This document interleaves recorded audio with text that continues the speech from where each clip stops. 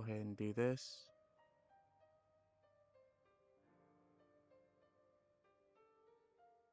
Yep, just do that.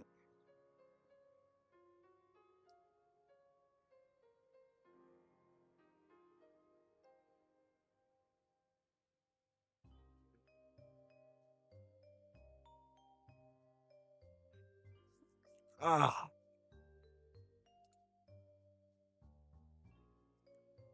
what's going on, y'all? Um, what's up, Megadon? What's going on, Kareem? Jackson, the game dude. I want to say that's Stardust. What's going on, Orville? How's everybody doing? So I wanted to do this for a long time. What's going on, Ray? How you feeling? Yeah, but I've been meaning to do this for a long, long time. Ever since I had made the topics, well, categories, the channels in the Discord, I've been meaning to touch bases on wrestling and maybe talk about it. So what we're gonna be doing today is gonna be a short stream. Well, and by short I mean like at least like 3 hours. Um, we're gonna be doing is touching bases on the two reaction requests that I did that was in that's been in Discord for months now. That's been about wrestling, and there's also a really big one that we're not gonna go. We're not watch the whole entire thing. We're gonna be stopping and starting, but we're gonna be touching bases on the things that made wrestling the way it is, and the what happened that made wrestling blew up back in the day. And how it became a juggernaut that we know it for today, and why people love wrestling. Because even though it's scripted, you know what I'm saying, there's a reason why it's scripted. There's a huge reason why, but we're gonna get into that. We're gonna get into that. We're gonna get into that. I'm gonna be clueless on what you're talking about because I'm not into wrestling. See that be the thing. I mean, how can some of y'all enjoy watching me and y'all don't even like the things I talk about? I don't understand that. I just I don't understand it. Even though y'all have explained it, well, we just like hearing you talk, but it's like y'all not even interested in in what I'm putting on the channel. So how is this helping? How's it helping? It's not helping me because I don't have much of a base on where to go on with some of you guys. Not to say it's all of you. It's not. I am happy that I've gotten some of y'all that like uh fucks with me and they watch my content regardless. But at the same time, like goddamn, I'm telling you, like it's crazy. Yo, D. Yeah, we talking about wrestling today. We talking about wrestling today. I've been putting it off and putting it off and putting it off, but I'm doing it today. I'm doing it today. All right, Orville. But with that being as it may, um, been love wrestling all my life. Nice. I will forever love wrestling. My man. See, I got some people in here that fucks with wrestling. What are your top 10 favorite wrestlers of all time? First is John Cena. That's across the board. John Cena, Randy Orton, Edge. John Cena, Randy Orton, Edge. The Rock, Stone Cold. Um, Triple H, Shawn Michaels.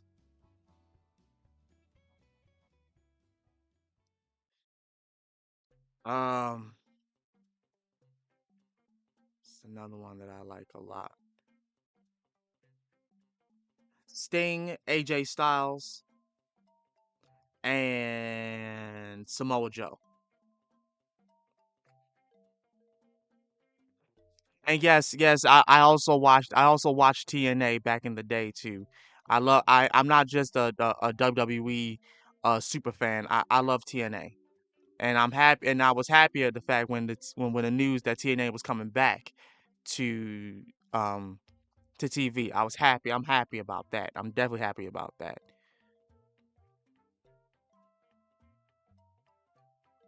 Oh yeah, I forgot the Undertaker. Oh my god, I forgot the See, I see that's the thing. I can't just make a top 10 because then I'm gonna after I finish the top 10, I got more to on my and there's another thing, Rey Mysterio. I love Rey Mysterio.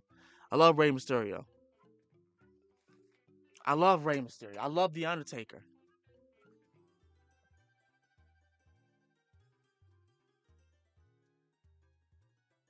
I can't not include AJ Styles or just Samoa Joe. I can't not include. I love those niggas. Shit, that and Booker T. And then at the time I enjoyed Mr. Kennedy or Mr. Anderson, if you will. I enjoyed him. I don't know what I don't know if he's still wrestling or not. I haven't heard much from him. Um, I know about Kenny Omega and who else? Oh God, I remember this man's name for the life of me. The dude that's currently AEW World Champion. I forget what his name is, but he's Cody Rhodes' best friend. I forget what his name is though. Oh, that's another thing. I love Cody Rhodes. I like Cody Rhodes. And, oh yeah, and Brock Lesnar. I don't particularly care for Roman that much, but I like the Usos. Well, one of them just Jey Uso. I like Jey Uso. Oh God, yeah, Eddie Guerrero, Chris Jericho, MJF. Yeah, that's his name. That's his name. MJF. Thank you, Kareem. Thank you, Kareem. Thank you. All right, let's not dive into this without talking about what was recommended. So, um, the thing that was recommended uh a time ago, it was RC99 had sent these in the Discord. Um and it was about OG wrestling moments. Now, I didn't watch these because he sent me moments 1 and 2 and 2 is right here. So what we're going to be doing, we're going to be looking at that today and like I said before, the history of the WWE. We're going to be looking at that. So without further ado, let's get on into this. Let's get on into this. Now, I didn't know about this. I did not know about this. This breaks my heart because I loved Don West when I was watching TNA. I enjoyed his voice, his commentary. Rest in peace to this man. Yeah, definitely rest in peace to this man.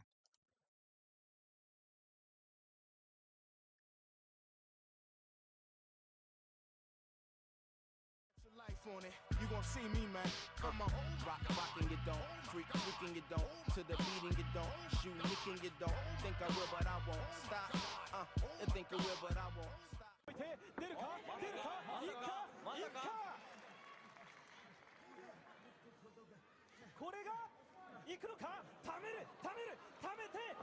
Oh my God. Hold up. Am I at? Wait a minute. Oh, it can only go to 70, 20. Whoa! That was New Japan Pro. That's TNA.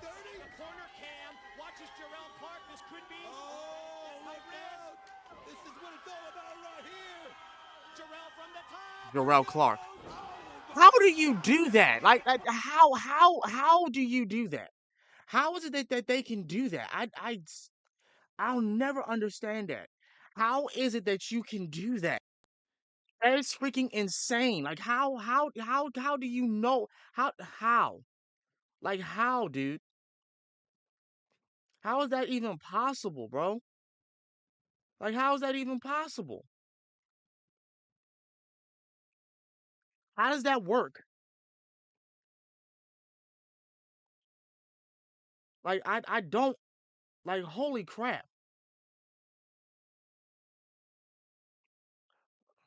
Who remembers the greatest wrestling games ever called No Mercy? You know what? We might just play that one of these days. We might just play No Mercy and SmackDown Here Comes the Pain. We might just play that on stream one of these days, bro. Like, no shot.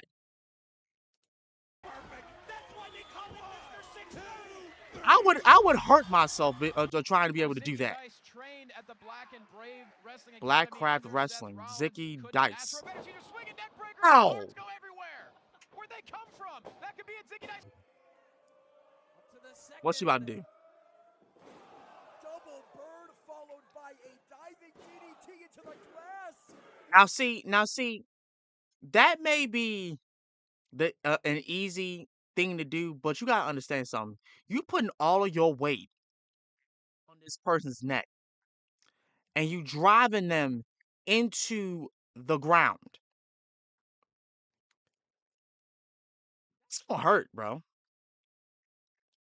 That's gonna legit hurt. And Makiito's done it! Earning the respect of Nick Gage. Good footwork and knowing where to land. Yeah. She won her first match with it. Whoa! Oh. Roundhouse kick didn't find it. Didn't find the Ouch. target. And if it had, Alice Inc would be in the final. Instead, another attempt at that Death Valley driver and gets it. Killer Kelly.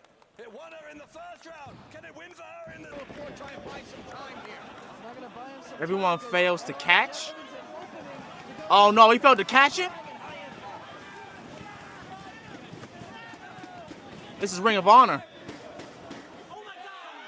Oh! Oh my God! Oh!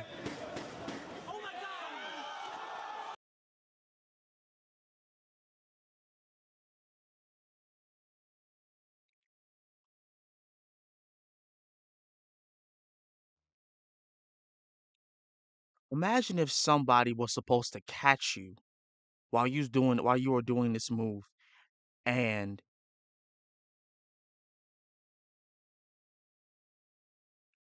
they don't catch you, and you hit the back of your head and your neck, bro. On concrete, no less. Cause that I don't see a mat. That looks like concrete. Like flat, cold concrete. I hope he's okay. AJ Styles for JB Normal. I remember JB Normal. What the fuck? What are they doing? Ah! Ah! See, I'm sorry. You know what's crazy? I was actually like dreaming of becoming a professional wrestler. After seeing this, there's no way, bro. There's no way, bro. I'm sorry, y'all can't. They can't keep making this argument. Oh, it sucks because it's fake. And then you see stuff like this, and then you hear about the hospital reports and the people that like go through this stuff. They not some of them, some of them haven't been able to walk again. Some of them have a heart. Like Shawn Michaels, y'all know about Shawn Michaels, right?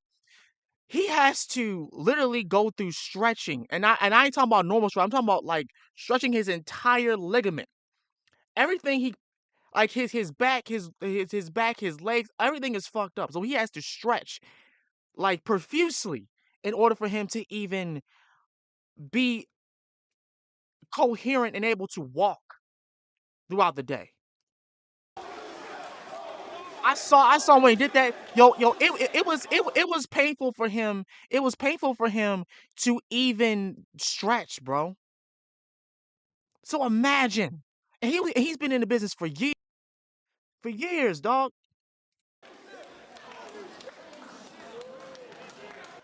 Yeah, Skinner's like leather. Tank versus Cruel. He stuck that to his chest and he's laughing. And now Cruel returning the favor as he sticks one right back to the chest of Tank. Tank not done though. And there's a second one. So I've seen people chop with their hands, but with gusset He plates? just flexed it out, GB. Did you see that? He just flexed his muscles and it I popped did. out. Wow. You know, we talked about this on the pre-show. You have somebody like Tank, who's the legend here in And Georgia. there's already blood coming. Of course. Those are razors. Yeah, What did you well, expect? I mean, obviously, but I mean, he flexed it out. I didn't know if it was in there long enough.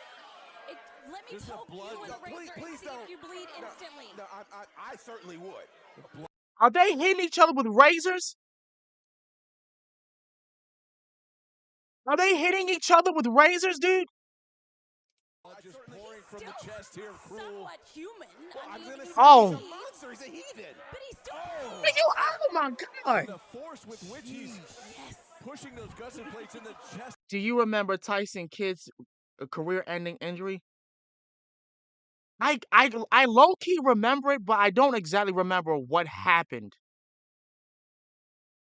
I low-key remember that he got fucked up, but I don't exactly remember what happened. The Attitude Era and the Ruthless Aggression Era was the best era of the beginning of wrestling. Yeah, I agree. Chest of Tank is unreal. Answer that question, Ice Cube. Yes, I am. Where the Why- back is fucking knocking. Why do they have these things? They have these things. You thinking Summer Bunny's gonna appreciate that on his back right now? No, no, no. Why do you have that? And that was loaded too.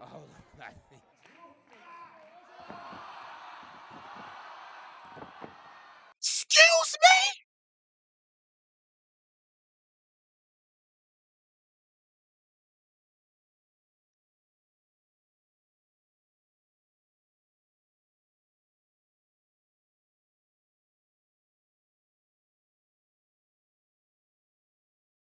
Excuse me?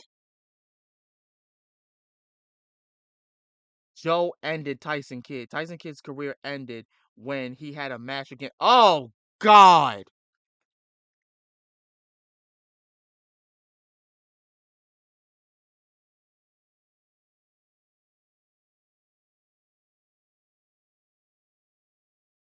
Did we pull it up? What happened? The thing that the match? Should we pull it up?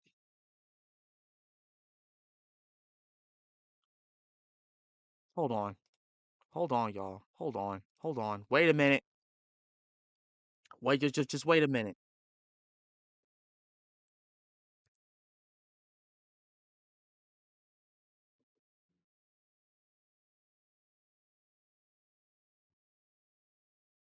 Tyson Kidd injury.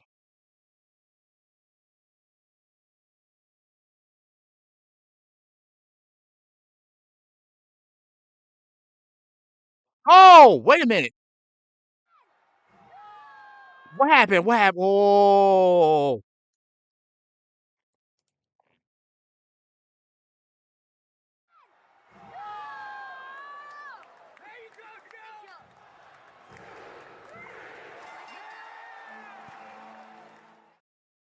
Oh my God.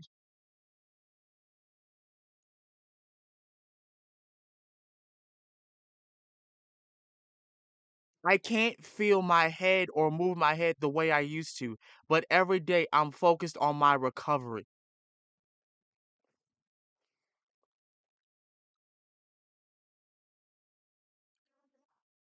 Imagine if some big fucker did this to you. Like they knocked you the fuck out. They put you somewhere. They picked you up upside down, right? Spun and then did. And then you can see that he held the back of his neck.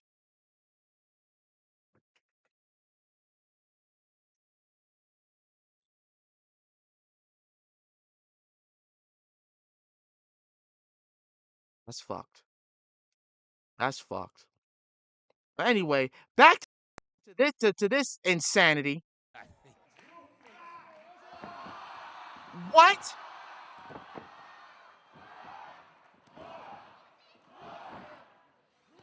Excuse me? Oh, it was a doll.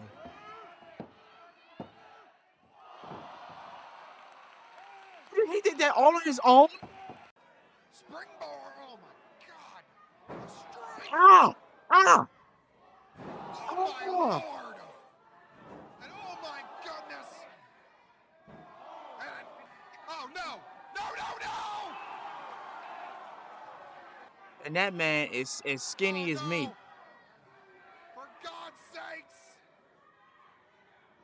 Oh my God. What are you doing? Insane. What are you doing?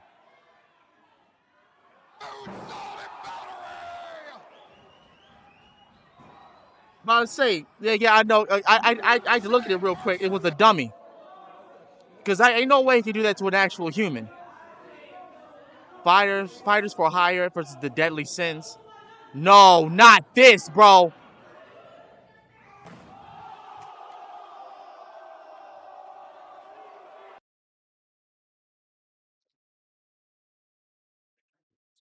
Dog, imagine.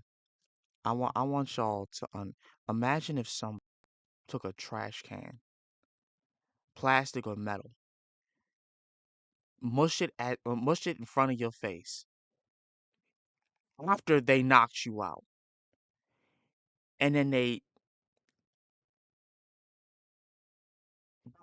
curb stomp the mess out of you with the trash can on you.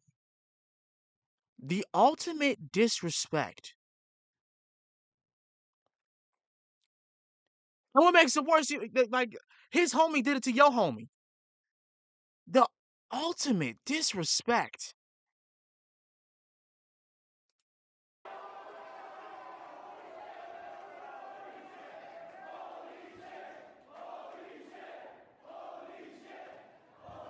Holy shit is right.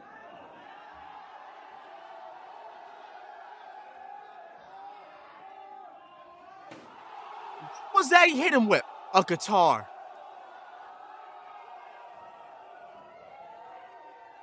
Wait, what y'all doing? Is Legos on the...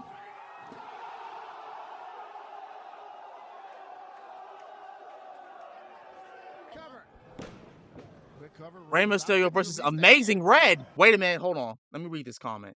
Don't forget when D'Lo Brown was powerbombing Droz and paralyzed him when it was not been shown on TV. It was untelevised. Jesus Christ.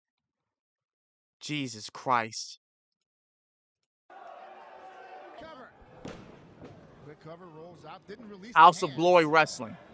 There we go. Here we go, baby. Lucha expertise. Lucha. Pasado now. Red rolls through. Going for the tilt-a-whirl.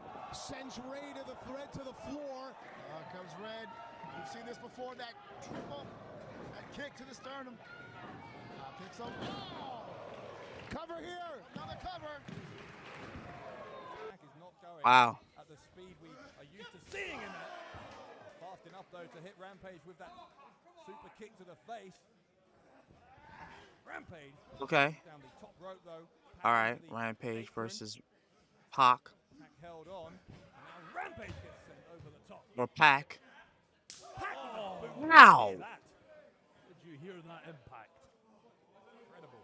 Pac though. What you about to do, sir? Top rope. Rampage underneath, there's a moonsault! What hang time? He almost hit the ceiling, for goodness sake! Well, Coyle was sent to the back. Oh, Coyle into super kick. And now, Pac will head up again. Coyle has been neutralized. Rampage, thrown on the canvas. Pac with the black arrow! Oh my God! You jump! You jump! Oh! He had... I'll be pissed as fuck. I nailed a move that had me flipping and dipping like that in midair. I landed perfectly. I go for the pin. You gonna pull the ref? Like, bitch. We should have a new world champion. Limitless Wrestling. Keith Lee versus Ace Romero. Dang, look at these big boys.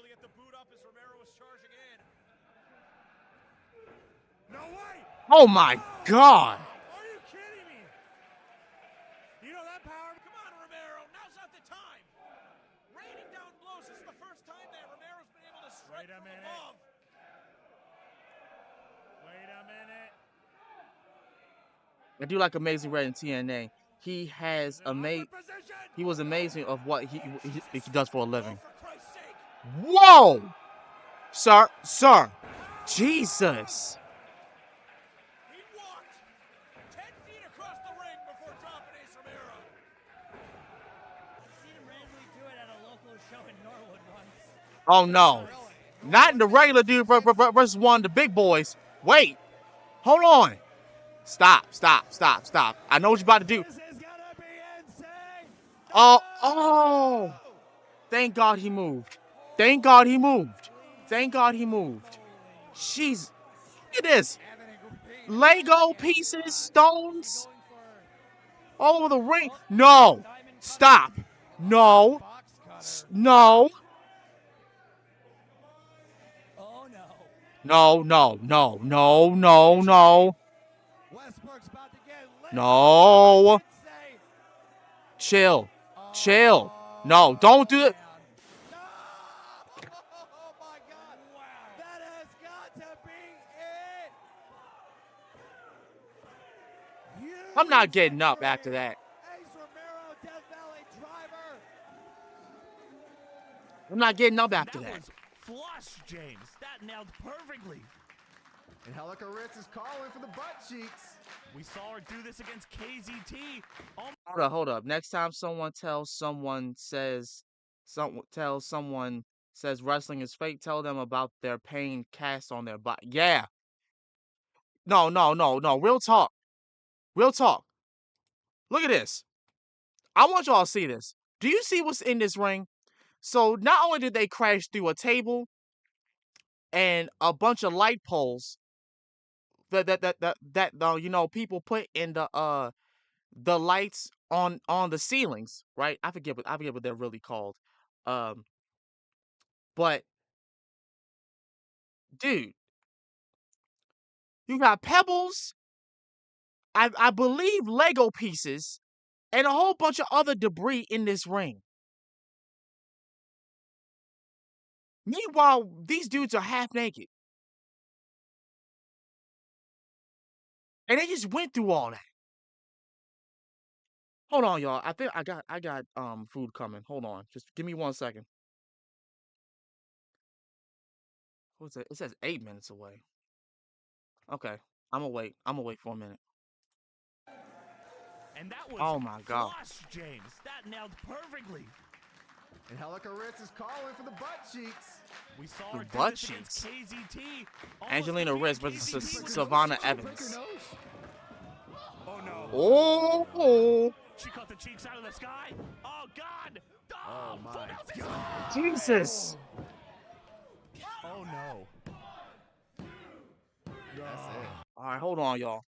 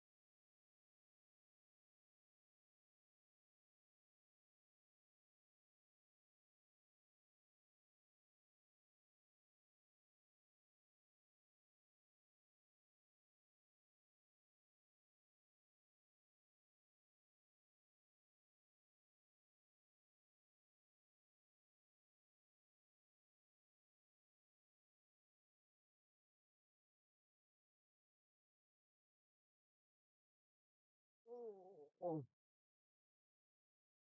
Oh.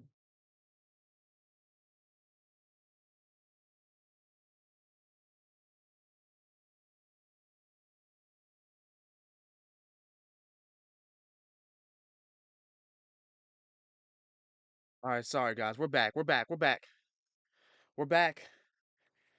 Woo!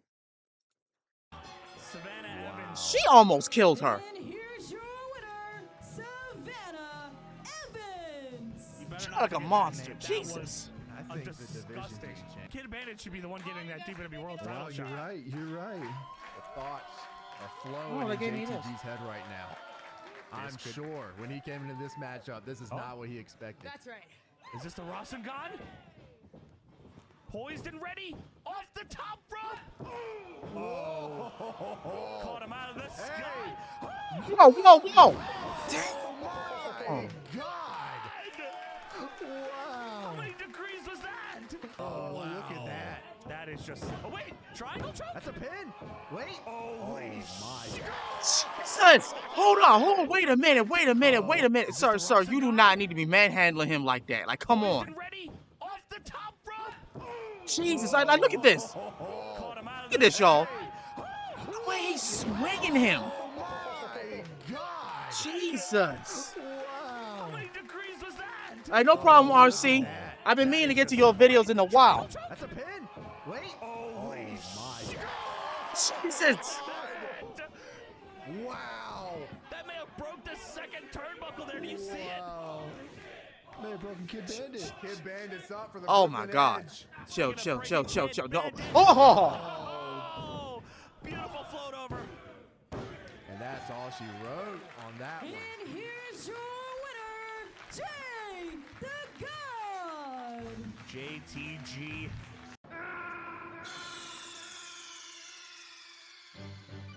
Jesus Lord.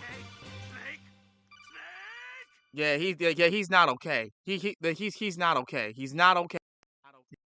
Okay. He's definitely not okay. All right, this is number 2. This is part 2 of the Wrestling Moments by RC Productions. It's okay, RC. It's all right. I'm glad you're here. Oh, Eddie Guerrero.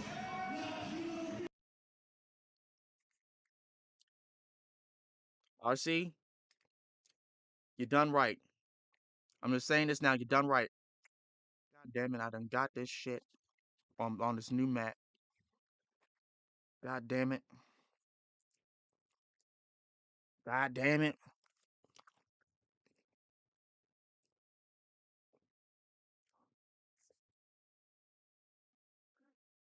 A moment of silence for this man.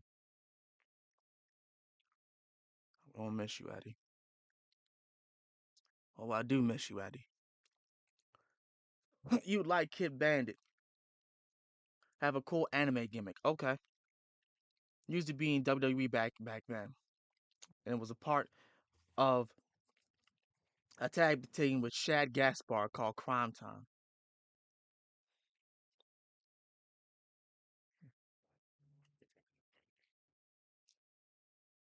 Wait a minute, hold on, wait a minute.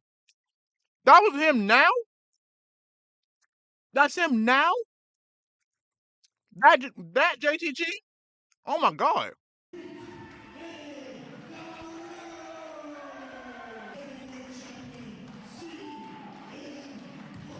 Oh wow.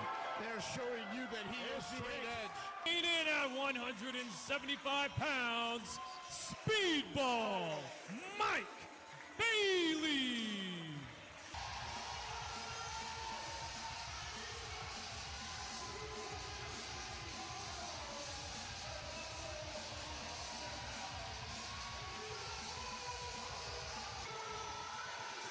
And there's Kid Bandit again. Oh Lord, and Deku scrubs.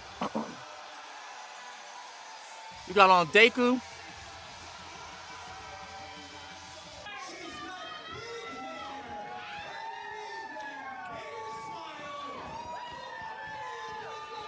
Heard about her. I heard about her.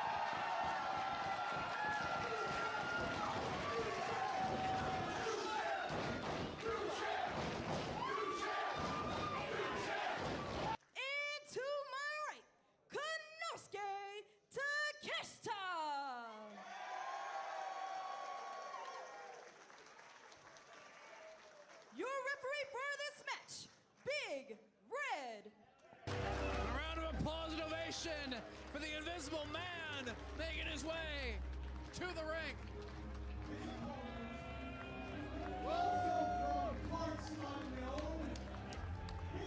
Slam me anytime. Hey, yo.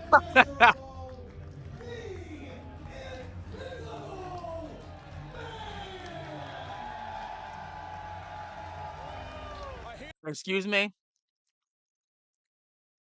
Excuse me? What do you mean the Invisible Man? What?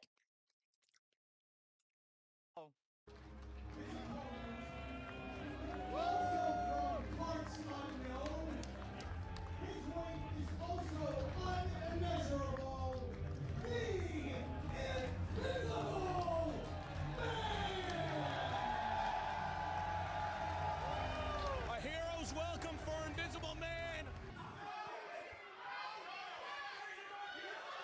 Oh, no.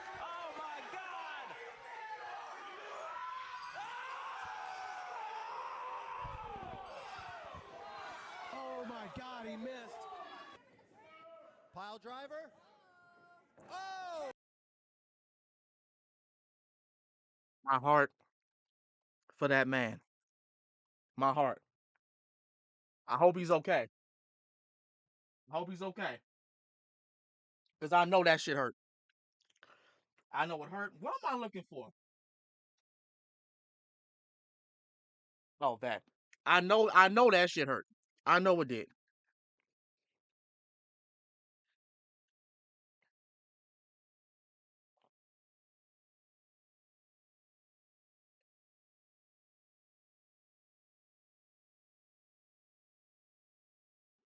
I know that hurt. No, it's fine. The quality, I don't mind the quality. The people who watching this dude, I don't give a fuck. Cause that shit, this shit. Oh. Oh my God, he missed. Pile driver. Oh! Picture perfect. Stacks it up with another one. Snap Power bomb. Yes. Good night, MJF. Good night, Stokely Hathaway. Good night, Dream Team. I don't care who it is tonight that wins.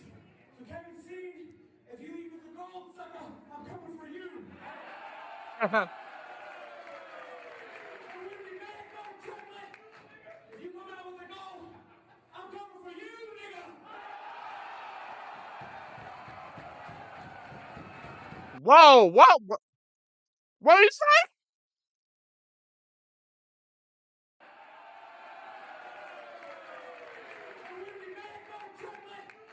If you come out with the gold, I'm coming for you, nigga.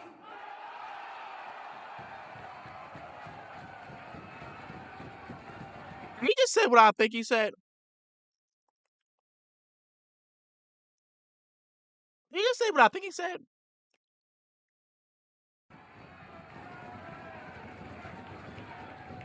He didn't say that. No, he didn't say that. Did he say that?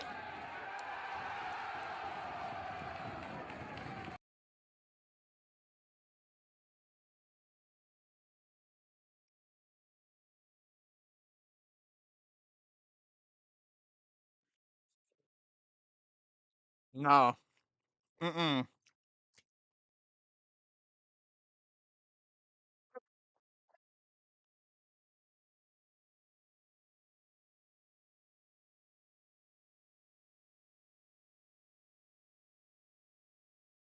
Bro.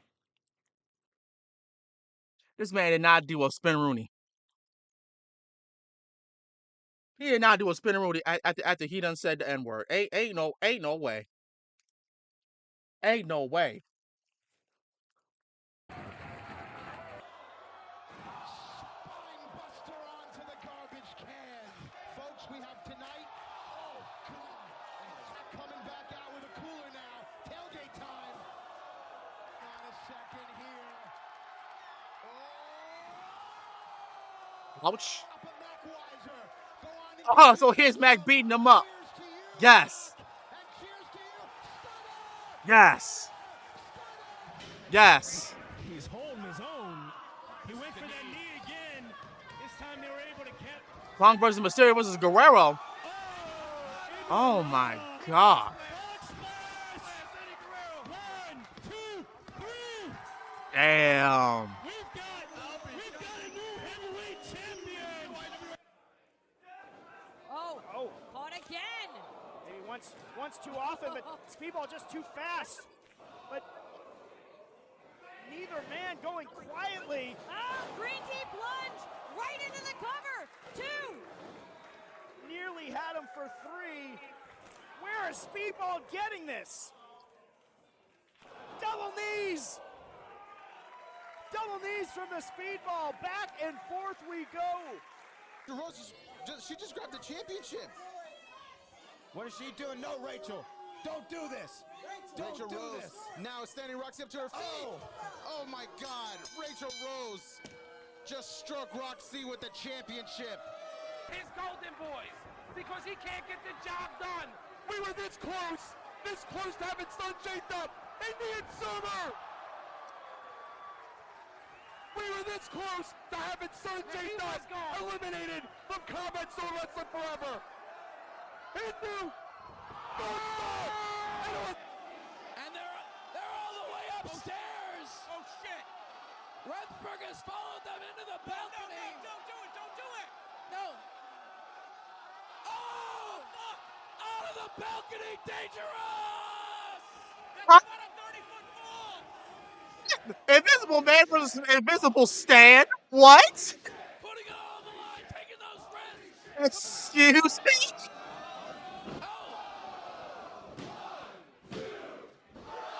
So close, but only 2. How do you make this? We saw a 30-foot How do you do that? Wasn't enough. What? Through the table. How? How, sir? How? 2 and 3. He got him. He's an All-American kicker. Yeah, I'll tell you, he. Well, you are an athlete. I'm sure you could just, whatever. Stand down. Burn him in the corner again. What? Whoa! Look at the agility. Oh! He just kicked him in the handballs, man. Handballs. Oh! Down! All right, Patty back. 1, 2, 3. Oh, shit! Oh, yeah! Wow. Get his ass out of the building! Wait a minute. Hold up. She wrestling men?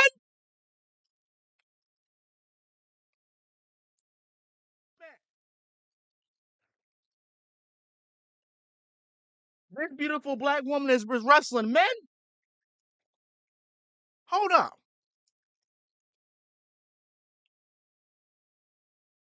Wait a minute.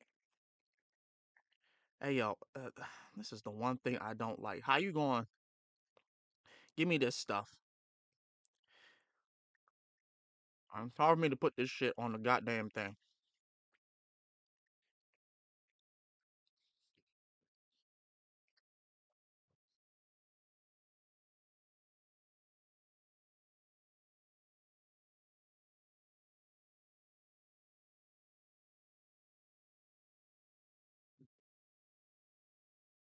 Yeah, you see Rey Mysterio without the mask.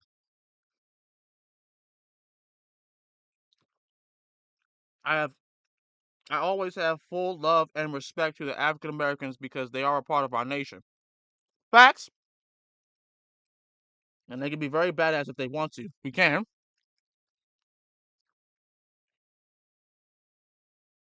Yeah, I figured, I figured that was Ring of Honor. I figured that was Ring of Honor, Mr. Kate. I figured it was. Before making his return to WWE. Okay. It makes sense. I've made a few more OG wrestling videos if you want to check them out in the future. Obviously not now. But there's okay. Thank you, RC. Shout out to RC, y'all. Shout out to RC. Willow Nightingale. No.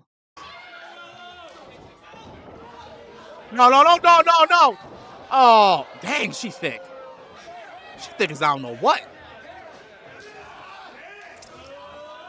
Whoa, look at that. Chill. What are you doing? Oh, he made a tap.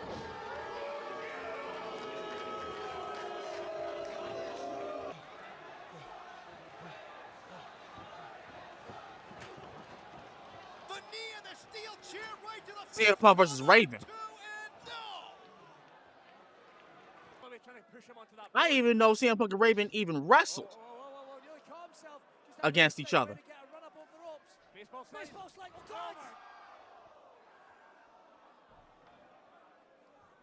Jack Jester and Drew Galloway. Drew McIntyre. Okay. Because I'm about to say he looks familiar.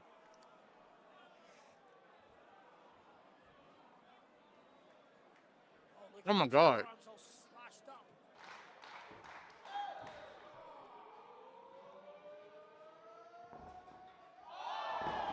Look at that. Damn. 619, sweeping the legs out for Charlie Morgan. Now look. That was absolutely beautiful. What did they say in that movie, Dodgeball?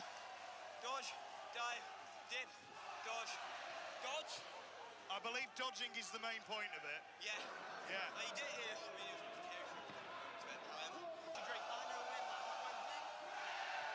yes. Whoa, whoa, whoa, whoa, whoa. You yes. get in your powerbomb. Powerbomb, powerbomb, powerbomb. Yes. Wow. Simon Miller. And then you can get up on. So there you go. I thought I could never. Hey man, hold on, yo, chill. Gringo Loco. Chill. The goalpost. Gringo Loco. If I die. GC fucking. Well, at least he hit it. Swanton through the door. At least he hit it. Off the goalpost. This could be our new six-way champion. That would be an absolute disgrace. Grim Reaper is definitely a high flyer. You know, there might be children here. Who just passed it to Buddy Matthews? And he didn't even pass it to the left.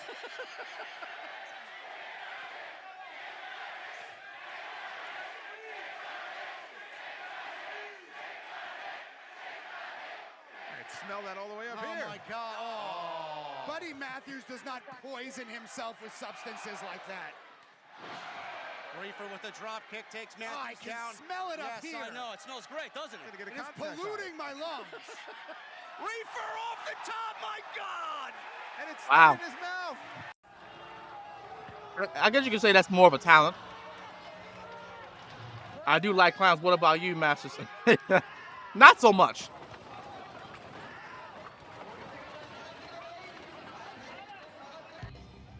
Wow. Ray versus Jason in a wrestling match? Ouch. Ouch.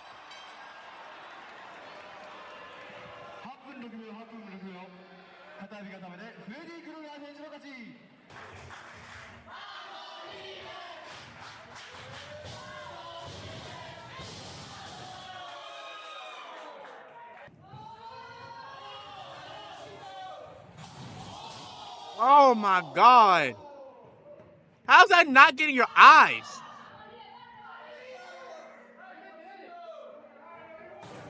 Ow. Ow. Bro, listen to this. God.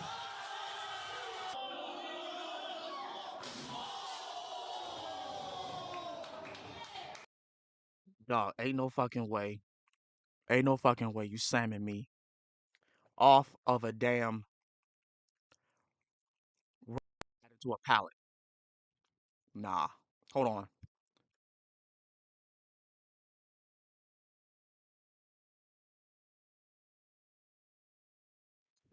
There's no fucking way y'all doing that. There's no way. There's actually no way. Nah. Nah, yo. Nah. You got me messed up.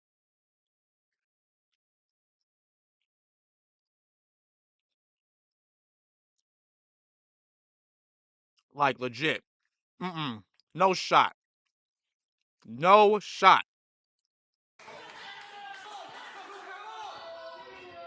Oh, he spit in his face.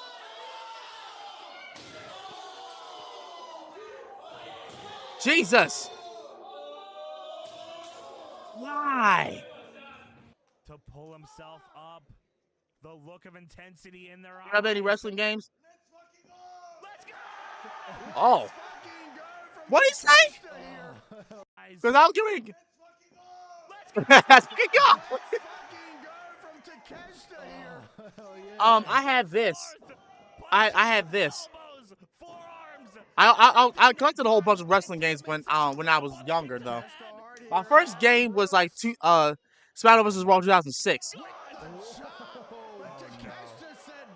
Oh. One of the best in the world. Double foot stomp attempt. Takeshita saw it coming. Oh my God! 1, 2. Oh, Takeshita wasting no time. Sends Brooks off the ropes. Jumping knee.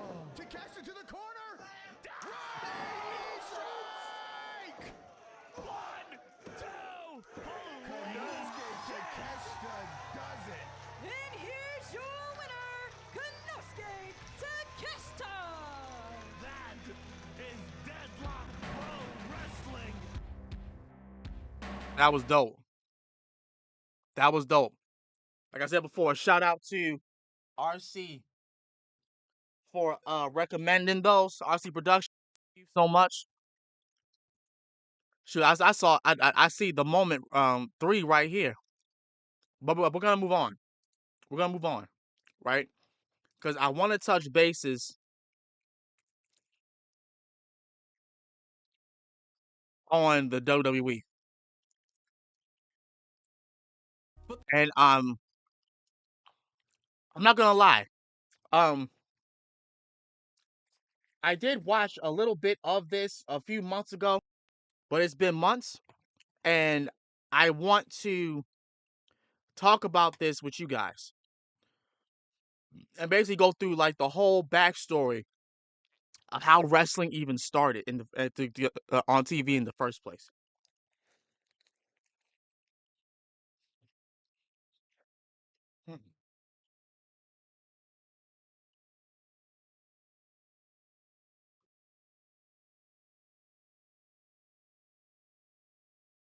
Hear me, y'all. I'm hungry as shit. I'm hungry as hell. I have not eaten anything today.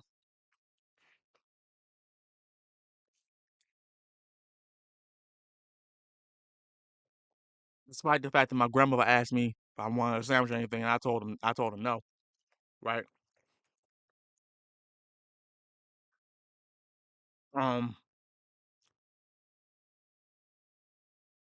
That being said, we're here. We're here. So I apologize. I could not go through with this live stream unless I ate something. But we're here. This is the complete history of the WWE by hold up. Cultaholic Wrestling? Cultaholic Wrestling? Alright.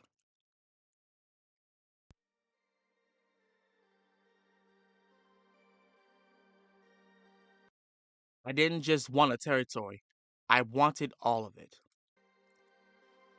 The time-tested sports entertainment spectacle that we absorb from different mediums every single week is the culmination of decades upon decades of growth, adaptation, and evolution. The very name McMahon is synonymous with over-the-top staged conflict between virtuous heroes and grotesque villains inside a 3-roped ring before enthusiastic crowds, and has been for several generations. Though what we know today as WWE has existed under slightly different identities through the years, with different shading and nuance depending on eras, tastes, and goals, it's always been the same host body, the same DNA traceable in every brush and step. To summarize the entirety of WWE's long and colourful history is impossible within a blurb or anecdote. Where does one begin to tell the full story of professional wrestling's most renowned and famous promotion, in all of its vivid splendour and gritty substance? That's why we here at Cultaholic have undertaken the monumental task of presenting more than 60 years of WWE history in this very special presentation, in which we will attempt to do justice the life story, so to speak, of the McMahon Empire. The family business that has entertained millions for well over half a century. That's insane. This is the complete history of WWE.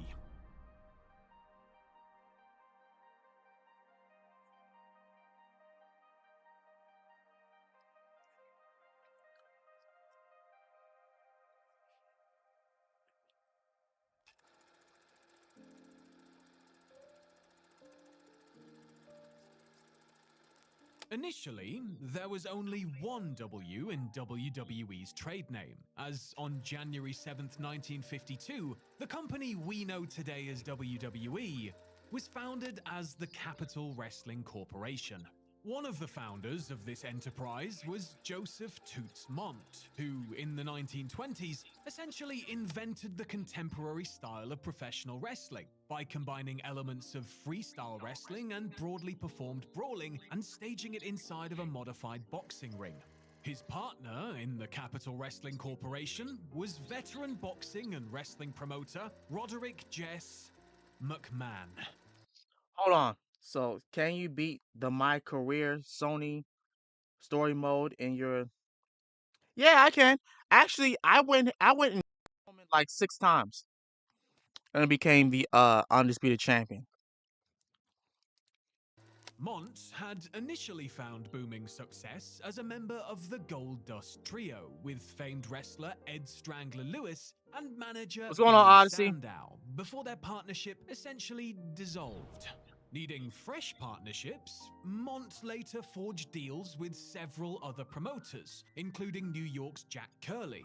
When Curley's health took a turn for the worse in the mid-1930s, Mondt took over professional wrestling in New York with the help of several bookers, one of whom was Jess McMahon. The Capital Wrestling Corporation officially formed in 1952, and 1 year later would be admitted into the National Wrestling Alliance.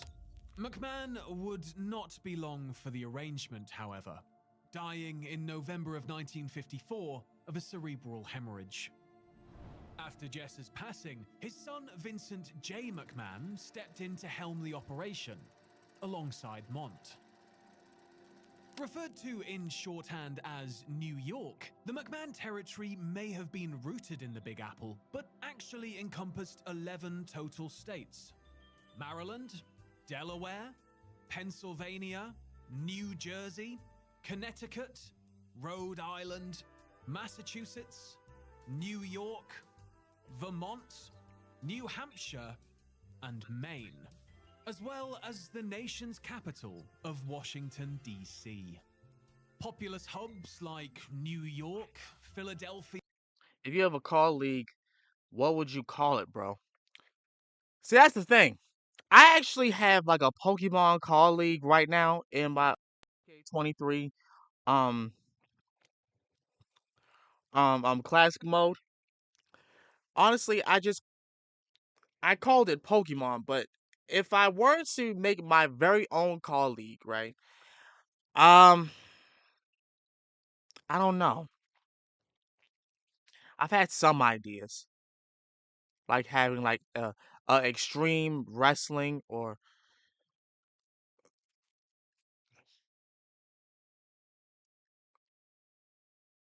total action wrestling or something like that. You know what I'm saying? Like, I don't know. Boston, Baltimore, and DC were vital strongholds for the territory, coveted for their vast population density. The high castle of this sprawling kingdom was New York's Madison Square Garden, where monthly events would be held.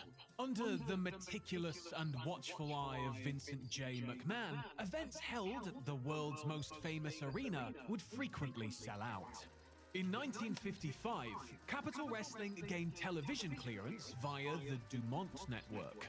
However, the once popular TV force in the 40s and 50s was struggling mightily by the time McMahon's cavalcade came on board. The following year, Dumont wheezed its final breaths and Capital Wrestling migrated over to WABD, Dumont's primary New York station, remaining a Saturday evening staple for years to follow. The program was filmed weekly in Washington, D.C., inside of a converted barn redubbed the Capitol Arena before its demolition in 1965. Yeah.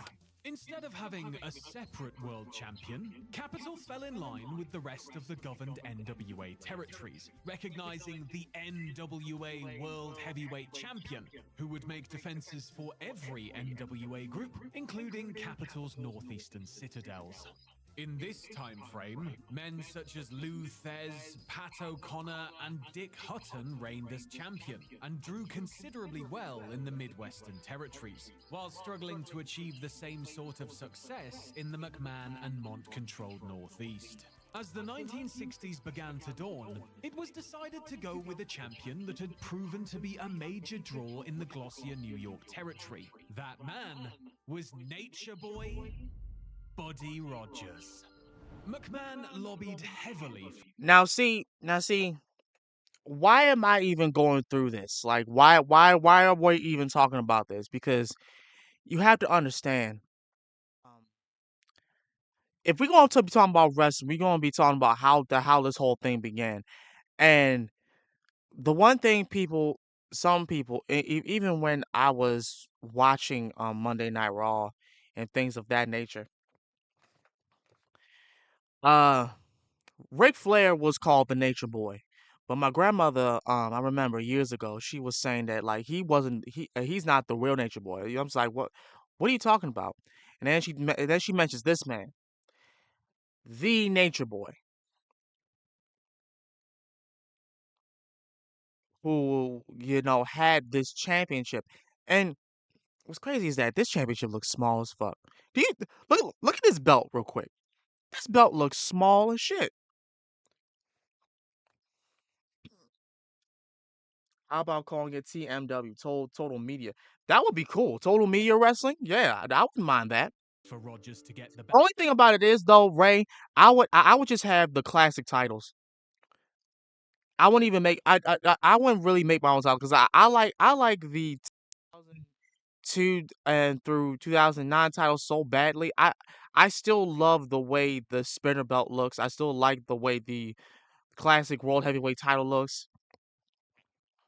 And the United States Championship, the Intercontinental Championship, and then the Tag Team Championships. Like I like that stuff.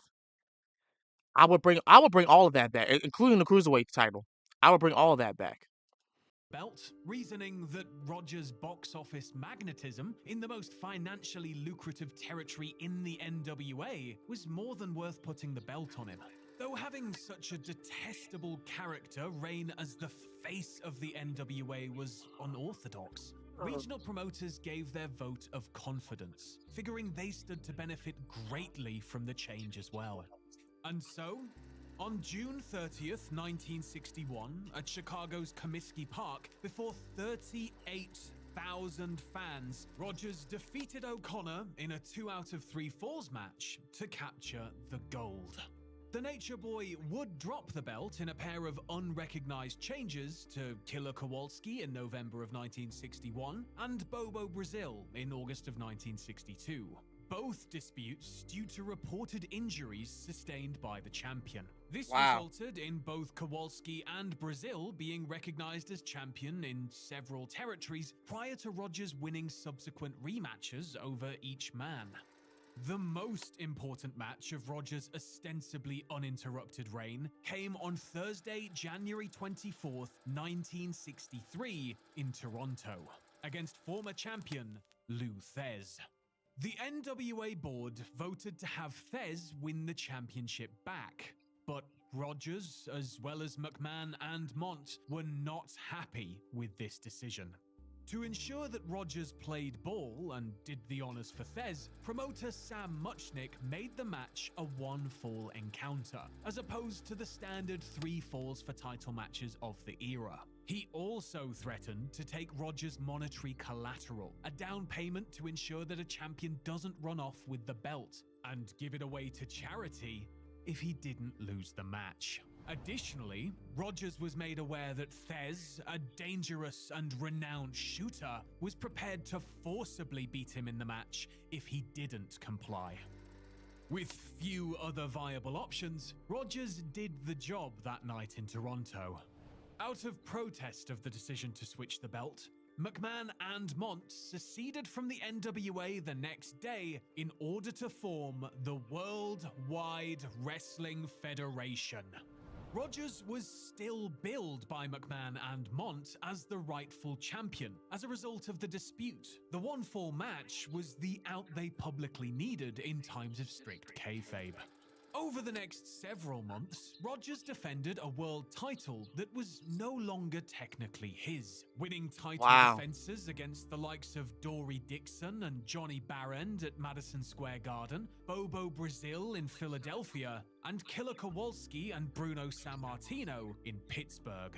On April 11th, 1963, by virtue of being insistently recognized by the WWF as world champion for the prior 3 months, Rogers was awarded the inaugural WWF World Championship before a match with Sammartino in Washington, D.C. In a moment that would be echoed years later for official purposes as well as wink and nod parody, it was declared that Rogers had won the championship in a fictitious tournament held in Rio de Janeiro. Though WWE currently recognizes the date of April 25th, 1963 as the official start of Rogers' reign, the belt ceremony actually occurred 2 weeks earlier. Rogers, meanwhile, was suffering from a myriad of health issues. The rigors of constant travel and punishing in-ring activity had worn the now 42-year-old champion down. Now see, remember what I said in the beginning of this. When I was younger, I was just talking about how much I wanted to be a professional wrestler, but like when you think about how many days on the road they got to be on, and then on top of that, they getting slammed on that mat, which is not a soft mat. I want to make this clear. That wrestling mat, that wrestling ring is not a soft. That is hard wood, people. That is hard wood. And especially back in them days, you can only imagine how hard that wood is. Because for those of you who know, the wood hasn't been the same since. Wood has not been the same since. Like if you don't have wood that's like sturdy and is not able to break easily, that's good wood. They had a different kind of structure when it came to wrestling rings. To rings, period. So there's no way that I could do this. There's no way. And he was only 42. By the way, if anyone has any questions on my videos or wrestling in general, I'm here. I pretty much all wrestling. I watch pretty much all wrestling. Awesome. Glad. Injuries such as a broken arm and fractured ankle had hampered Rogers, and Jesus. some sources even claimed that the Nature Boy had suffered a heart attack I believe the it. spring of 1963. I believe it. McMahon made the heavy decision to go with a new champion, knowing that an upstanding superhero of a title holder was the ideal antidote for years of the arrogant, underhanded Rogers ruling the roost. And so, on May 17th, 1963, Rogers was set to drop the belt inside Madison Square Garden to Bruno Sammartino. Sammartino charged the weary Rogers, immediately breaking down the usually resilient champion.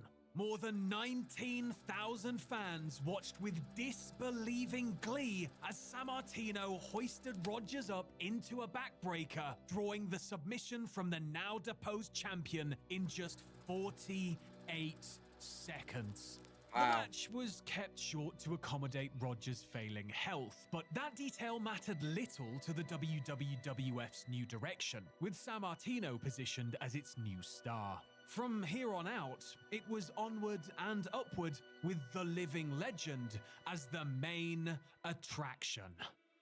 Rogers never would get a rematch with Sammartino. I believe it. Bowing out of a planned title match in October 1963 in Jersey City. Instead, Sammartino would defend the title against a man that would become a strong part of the WWF's inner circle. The 400-pound supposed Manchurian that went by the name Gorilla Monsoon. Born... Now, for those of you who don't know about that name, remember back in the 2000s, early 2000s WWE, they kept talking about these names, Bruno Sam, Gorilla Monsoon. These are the motherfuckers that they was talking about. It was them. Ray said, what fictional character would you bring into your TMW roster? All of them. Power Rangers, Ninja Turtles, Batman, Spider-Man, freaking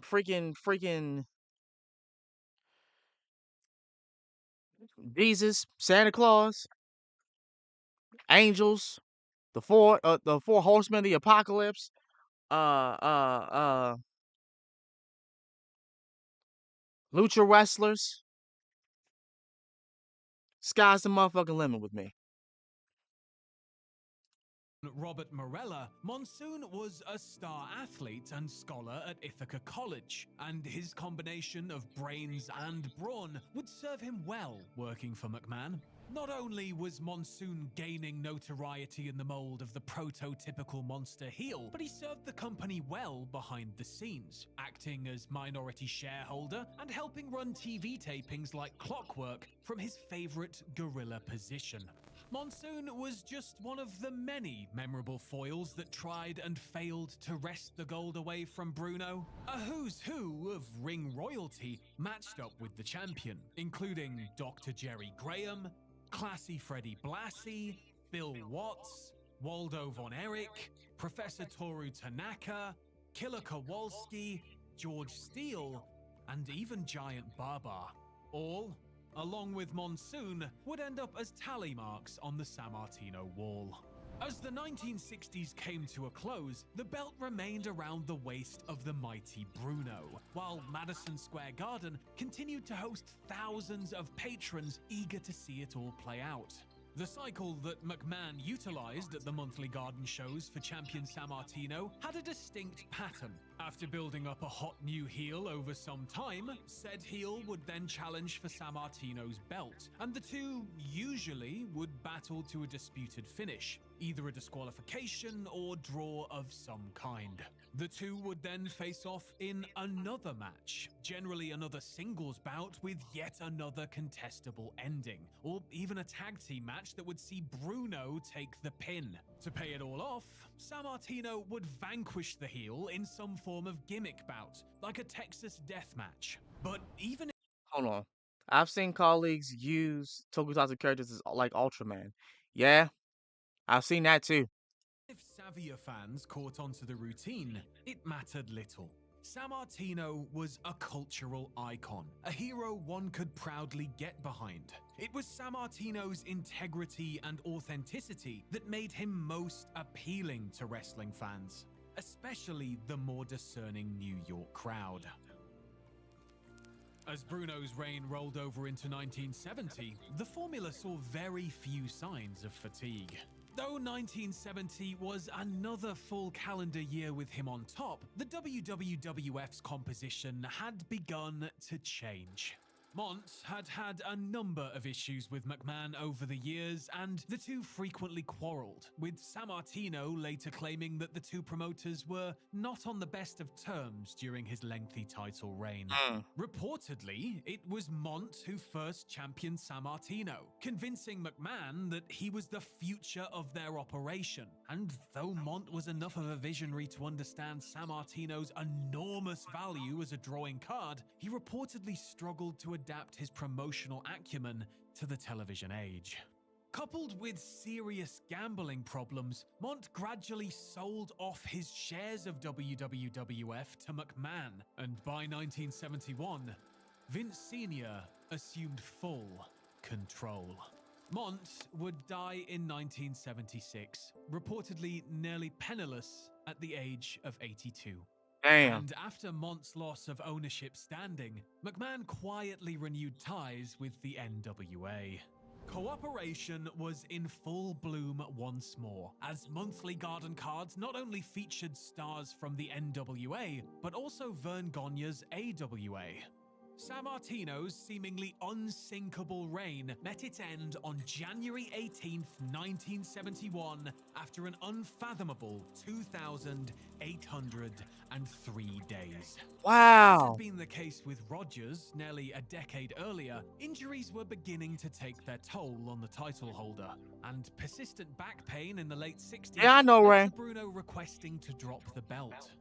He finally got his wish on that fateful night against Ivan Koloff. Nearly 22,000 fans at Madison Square Garden watched as Koloff ended Sammartino's one-man dynasty with a flying knee drop. The jarring silence following the 3 count, save for a few fans openly sobbing, led Sammartino to believe his hearing had been damaged. The brutish Koloff's unthinkable victory enhanced his value as a draw at the Garden, as not just anybody pinned Sammartino's shoulders to the canvas. While the notoriety of the Russian Bear would persist, his reign would not. Just 3 weeks later, Koloff transitioned the belt onto the wildly popular Pedro Morales. Whereas Koloff's win was met with uncomprehending silence, Morales' triumph caused the Garden to reverberate from the ecstatic cheers. Morales proved to be a fine flag bearer for the WWF during what would come to be a near 3-year reign as champion. During those 3 years between February 1971 and December 1973, Morales sold out Madison Square Garden 21 times in 30 title defenses. 21 Morales' times. Star power takes a backseat to Sammartino in historic accounts, but Morales was a mega draw unto himself, setting gate records for indoor wrestling shows in his heyday. In July 1971, Morales helped establish the very first 6-figure gate for an indoor wrestling show in American let me history, get my belt. when he and Gorilla Monsoon challenged international tag team champions Luke Graham and Tarzan Tyler, drawing a shade over $100,000. The most famous match of Morales' lengthy incumbency came on September 30th, 1972. 22,000 fans flocked to Shea Stadium to see Morales battle longtime friend and partner, Sammartino. It was a chilly, rainy Saturday night, and the weather-affected walk-up business, but the $140,000 gate was, at the time, the 4th largest in the history of wrestling in the United States. The two friends turned bitter rivals battled to a curfew draw. The clash between Morales and Sammartino forever etched into wrestling history. While Morales did marvelous business at the Garden, his appeal didn't spread so evenly across the rest of the Northeastern Territory, and by late 1972, Vince Sr. was trying to coax Sammartino back. Bruno initially spurned offers, but came back at something of a part-time deal. He would only have to work major arenas and received a sizable percentage of the gate. Sammartino regained the title in December of 1973, 9 days after Morales dropped the belt to transitional champion Stan the Man. Yeah, it's a custom belt. Hold on. Let me show y'all, because I haven't showed y'all yet. So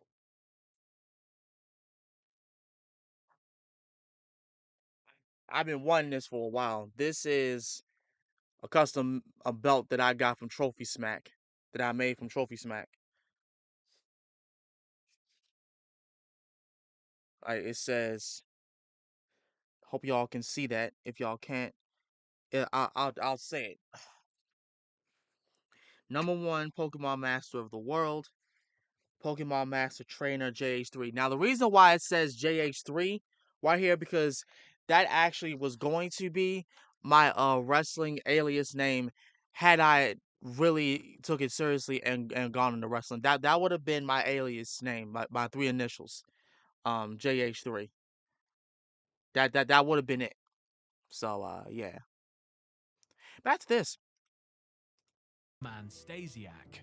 Sammartino proved to be just as strong a drawing card the second time around, as programs with villains like Spiros Arion, George Steele, Ernie Ladd, and a returning Ivan Koloff did big business not just at the Garden, but throughout the entire Northeastern Territory. Thank you, Jackson. I appreciate it. It wouldn't be an 8-year reign this time round, however, as in April of 19... Hold on. I do legitimately want to be a wrestler. Ever since I was 3, I knew I wanted to do it. I know I gotta make a lot of sacrifices, but that's the price I'm willing to pay.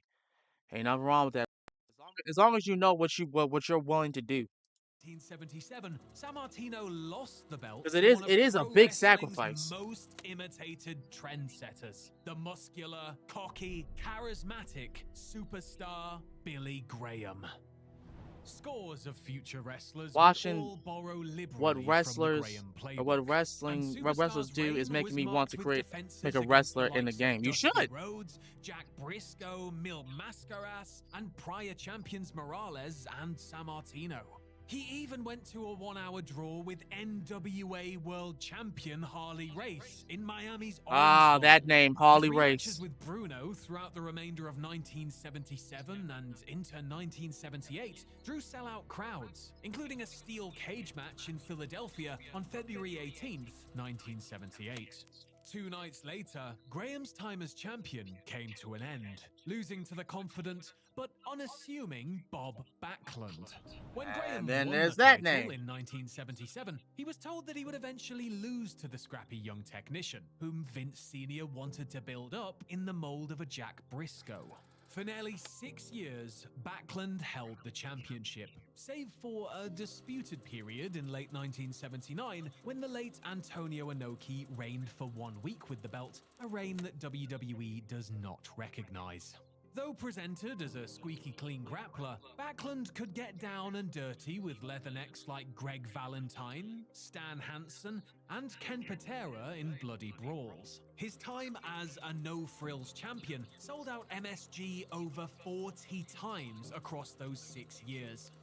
At the time Backlund upended Graham for the top belt, WWE was without a true men's secondary champion, having let Bobo Brazil's bestowed reign as WWF United States champion in the early 70s lapse into a... Look at that belt. Look at this belt. What kind of championship? Now, see, I'm not knocking. I can't knock the classic stuff. I can't knock it because I can't just knock it because, you know, but at the same time, WWF United States. there's not much gold on this, dude. There's not much gold on this.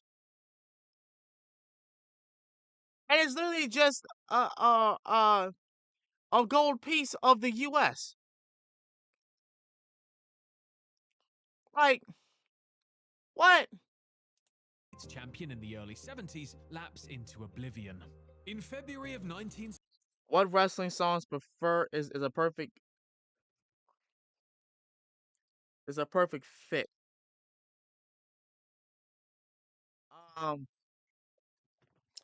Mine would have to be,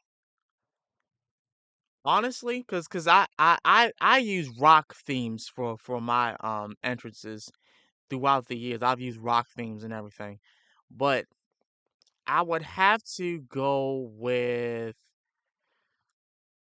what is it called? What is that song from Sonic Frontiers? I sing it all the time. I play that song all the damn time. Um, Dang it.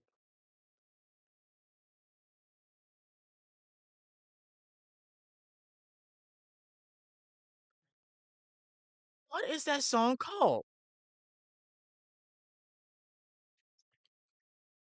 I forget what that song is called. Hold on. Give me 1 second. 1 second. My mind is drawing a blank, but I love that song.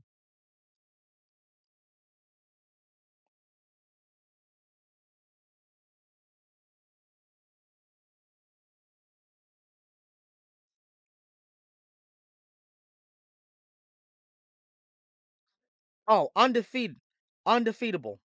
Yeah, that's what it was. Undefeatable. It's called Undefeatable. So from Sonic Frontiers, that game. I love that song. 1979, the WWF commissioned the North American title, awarding the belt to an incoming second-generation grappler, 25-year-old Ted DiBiase. He looks. DiBiase Oh, lost the Ted gold to DiBiase. Patterson that June. Gotta And say he soon looks after, a little the bit North like American title would be phased out Ted in DiBiase's favor kid. of a more recognizable accolade. It was reported that Patterson had won a tournament that September in Rio de Janeiro, winning the South American heavyweight title, which he then unified with his North American title to create the Intercontinental Championship. Of course, the tournament, as well as the South American heavyweight title, was completely bogus, though the legend of the IC title's inception lives on with knowing winks and smiles. Patterson. So basically what he just said was that the whole history behind the Intercontinental Championship was that dude had the North American title and another title, just put them together and created the Intercontinental Championship, and that's the reason why it's like low-key nobody wanted it, but everybody respected it. Like the Intercontinental Championship is one of those championships where like it's there, but ain't nobody worried about it. And unfortunately, that is the energy that people still have with that belt. That's the energy people still have with that belt. Even though a lot of people, except for John Cena, has held the Intercontinental Championship. Randy Orton held it. Ric Flair's held it. Triple H held it. Jeff Hardy held it. Chris Jericho held it.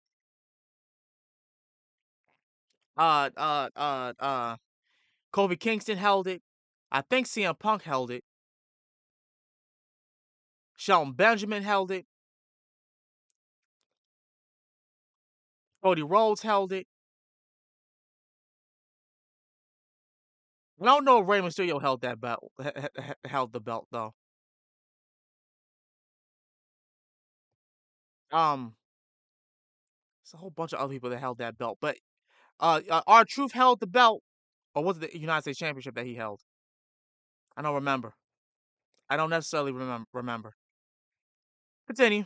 Would hold the belt for nearly 8 months. Oh, yes, before Santino losing it to Marella Ken held the belt. Patera in April of 1980, who then lost it to Pedro Morales that December. Morales, The Miz who held briefly it. held the tag team titles the previous John August, Morrison held it. became the WWE's first ever Triple Crown winner. And by the time the Intercontinental title came into existence, the WWF had one of its W's removed. In late March of 1979, the company rebranded itself as the World WWF Wrestling Federation. The change in name was to increase marketability, though not much had changed in the company's composition. It was still New York Now we're style here. wrestling, packing MSG to the gills while abiding by law. Also, yes, Rey Mysterio did hold the Intercontinental title, and Truth held the U.S. title, not the right. Okay. Thank you for clearing that up, RC. You know how long it's been since it's been so long. It's been so long. And you know the sad thing is I actually have DVDs of the people who held that belt, who held the Intercontinental Championship. I don't have a DVD of people who held the US title though. I don't have a DVD for that.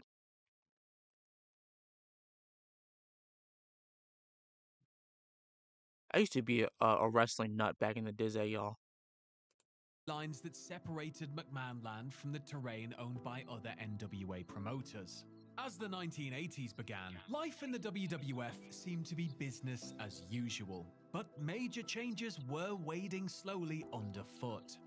Vince's 34-year-old son, Vincent Kennedy McMahon, at this time a peppy and reliable And there TV he announcer is. that had worked for his father in various capacities. There it is, ladies and gentlemen. This is the man who is still alive today.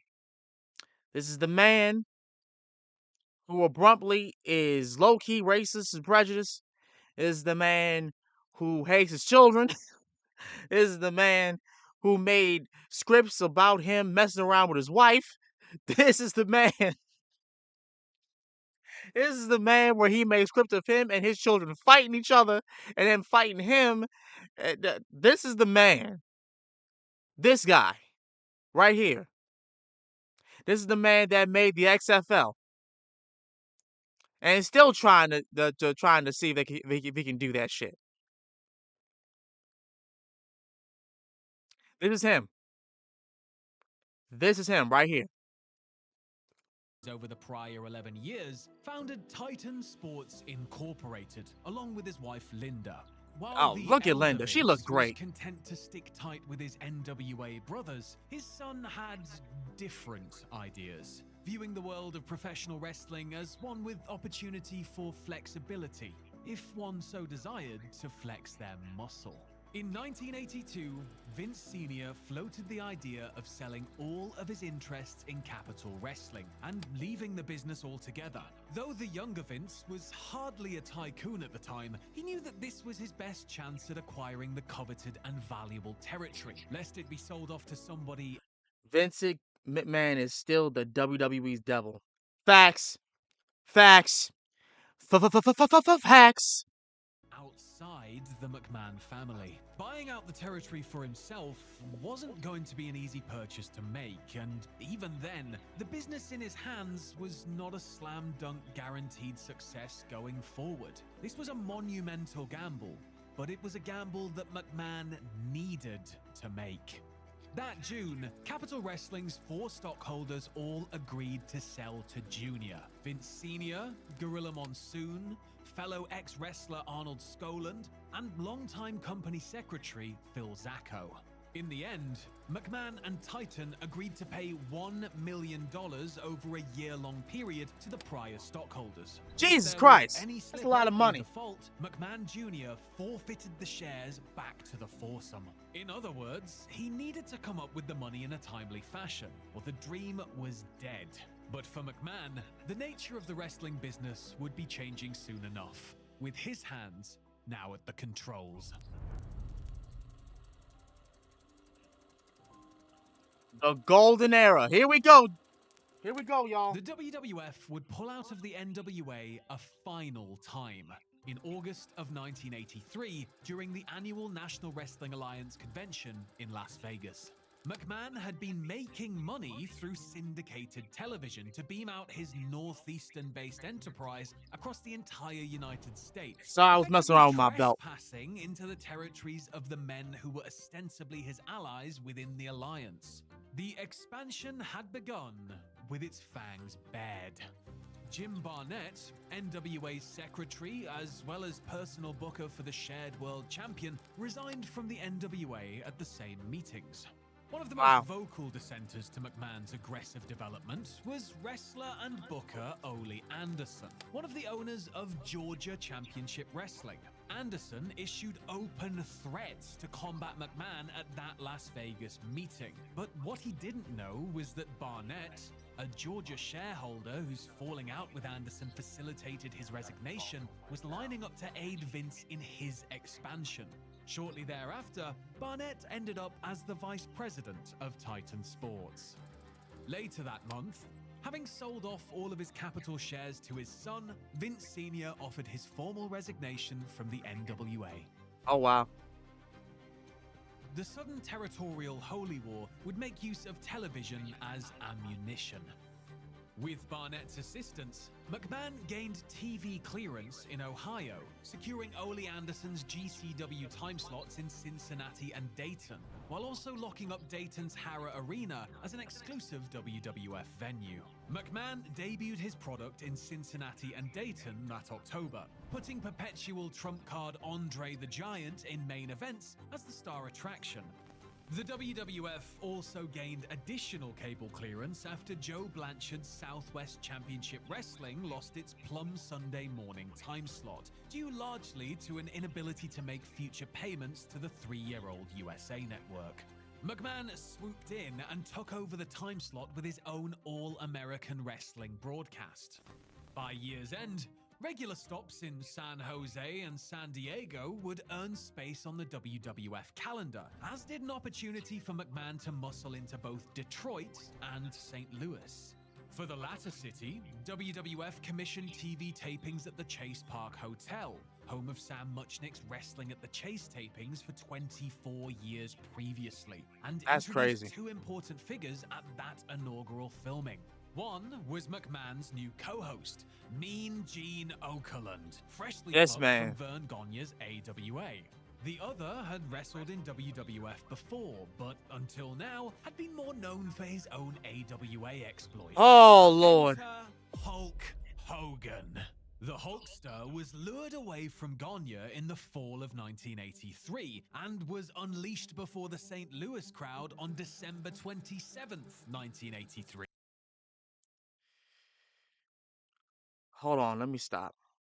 Stop. Hold on. Pause to a moment where this man. Now, what's up, y'all? This man. This man who was also apparently racist. This is the man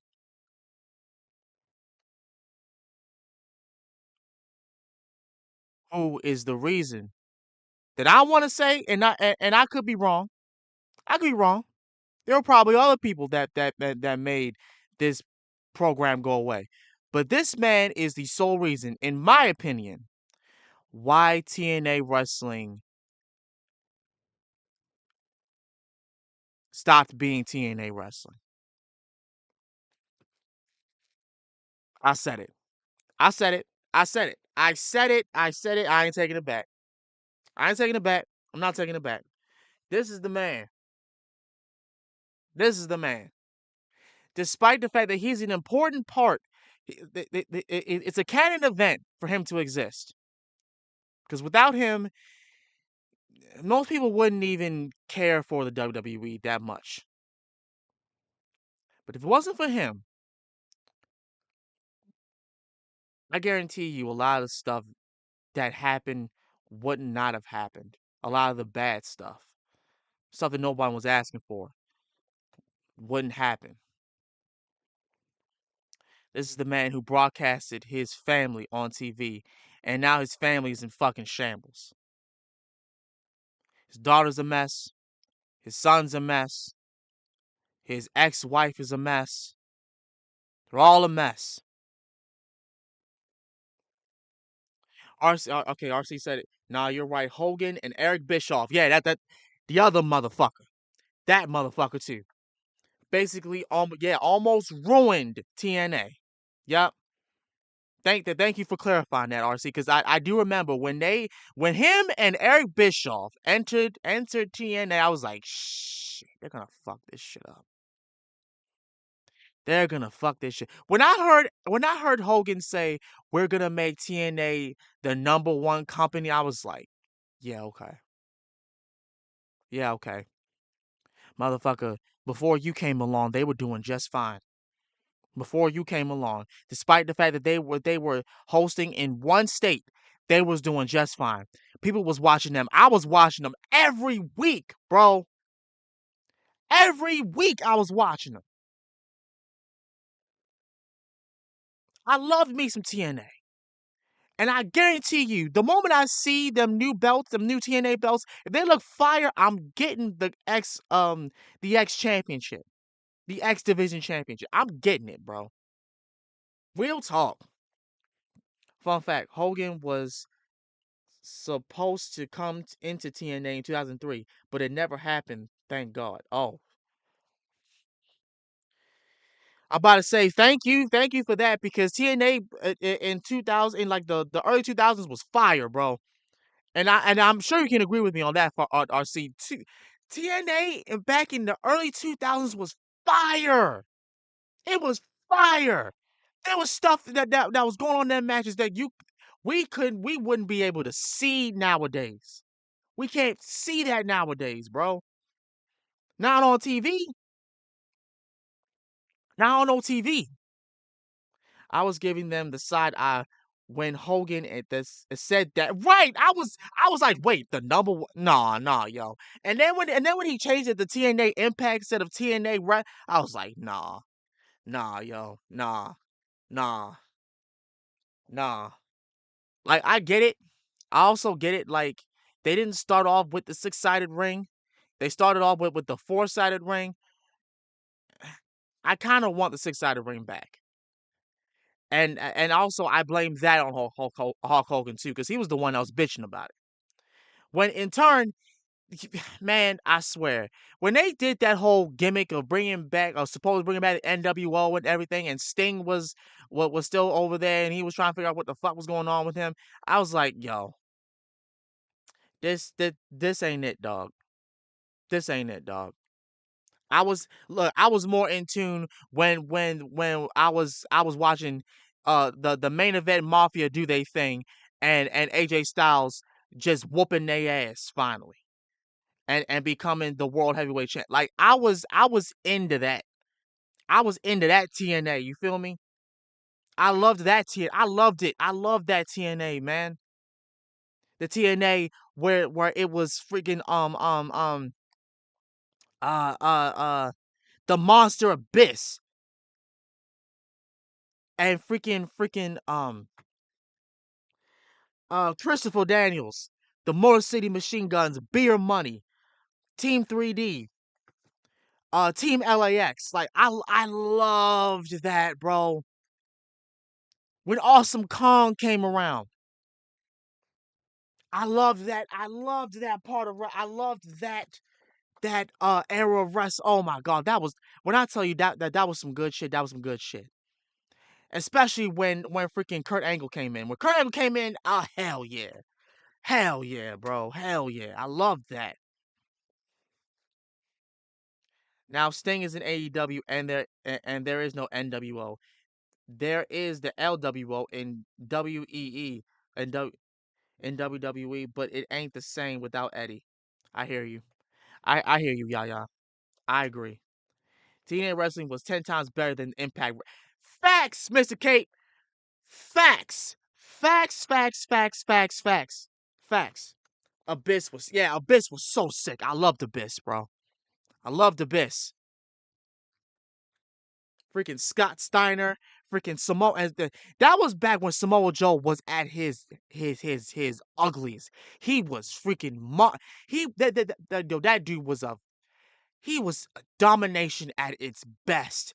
Especially the feud that he had with Kurt Angle. That shit was heated. That shit was heated. Who would win the match, Abyss or Kane? Abyss. You wanna know why I say Abyss?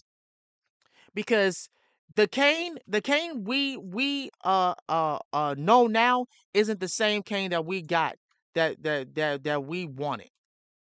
We still wanted the same Kane that was in WWF, but they scrapped that version of Kane. That version of Kane would probably do some damage against Abyss, but 2000 Abyss, yes. Thumbtacks Abyss, yes. Staples and chairs Abyss, yeah. Abyss would have destroyed the WWE's ECW. He would have destroyed them, bro. Abyss would have destroyed him. Would have took that ECW championship. Real talk.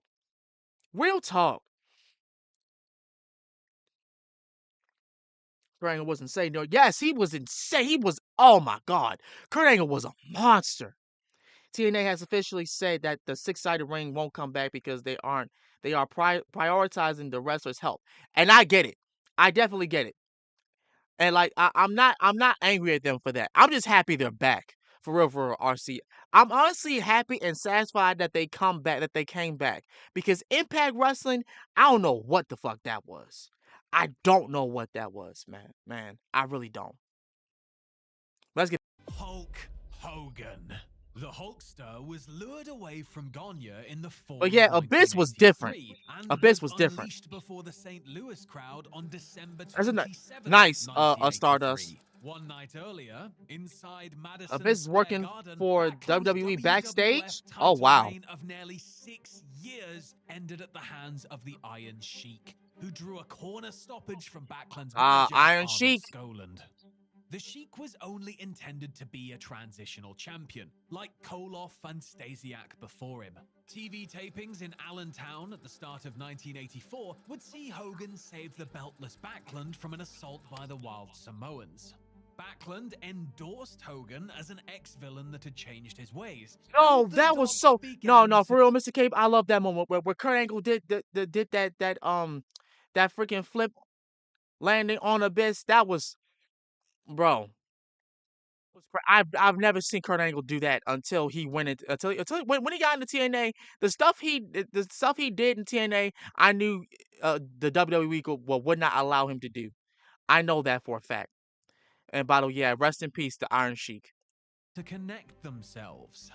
January 23rd, 1984 was a pivotal day in pro wrestling history. Hogan filled in for a supposedly injured Backlund. Yeah, he was wearing a mouthpiece. That was when he was at his deadliest. A total of 26,000 fans inside Madison Square Garden, 4,000 of whom filled the internal closed-circuit theater, watched as Hogan broke free from Sheik's camel clutch before beating the champion to the mat and crushing him with his trademark leg drop in under 6 minutes. Hulk Hogan was now the WWF World Heavyweight Champion, and as the New York crowd plunged into sheer ecstasy, a new era was dawning before their very eyes.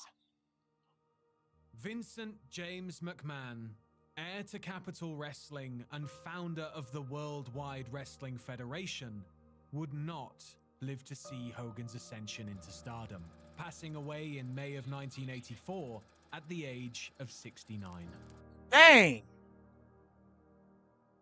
The passing of his father would not slow Vince's quest to monopolize the wrestling industry in the United States, as increased revenue from the syndication deals allowed McMahon to make strong overtures to Yo, no, real talk. Do y'all remember back when Vince did the promo about him like really being evil?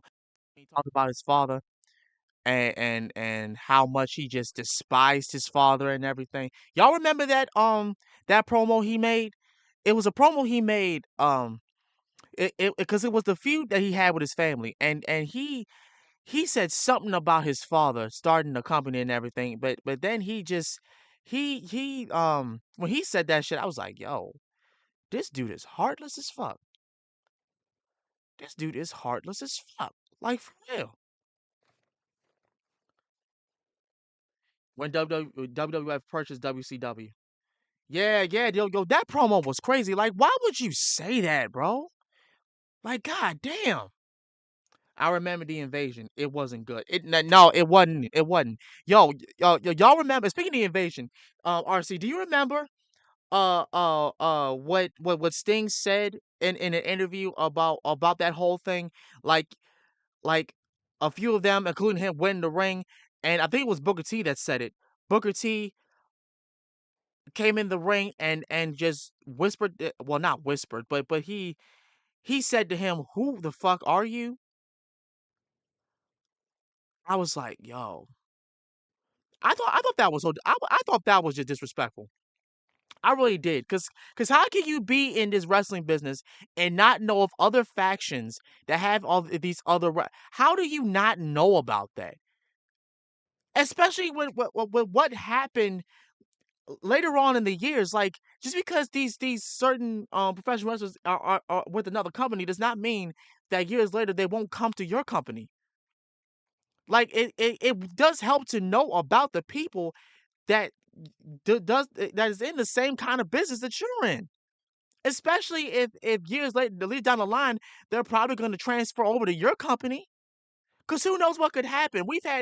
I'm just saying, we've had professional wrestlers who have literally like bounced from place to place. CM Punk, for example, bounced from place to place and back again. For whatever reason. For whatever rhyme or reason. We've had a lot of wrestlers do that. So I thought it was just really messed up when I think it was Booker T that said that to Sting. Like, why would you say that, dude? That was just so wrong, in my opinion. In my honest opinion. When Vince did that promo, all I could say was, well, goddamn. Right! All I remember is that Sting didn't want to be a part of the invasion and WWF at the time because of how Vince treated the WCW. Yeah, I remember that too. It was how Vince treated them. Like the moment like the WCW like stopped being what it was, Vince like basically treated him like shit. I remember during the invasion angle when WCW ECW was joining forces and was going up against WWF.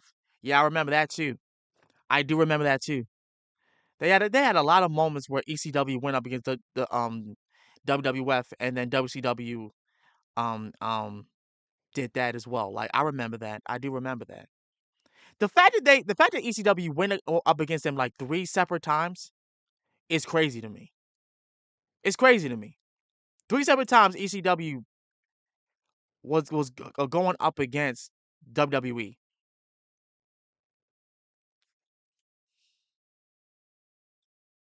When they brought in Lance Storm was WWF. Okay. Of other regions.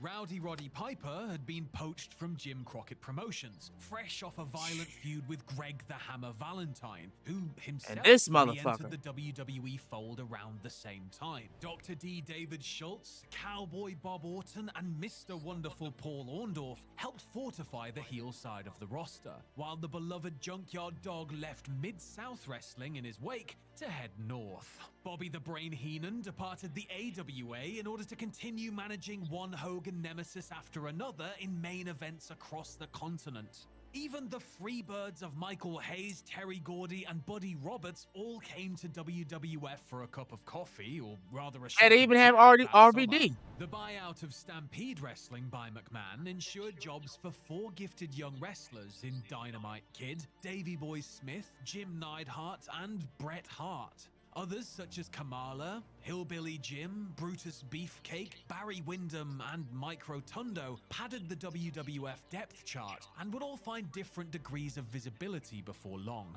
Pillaging talent wasn't Vince's only interest. He was keen to continue his McManifest destiny, sticking the block logo flag into the turf of the now enemy territories. In June of 1984, the WWF ran for the first time in Gonya-ruled Minneapolis, drawing 11,000 fans to the Met Center.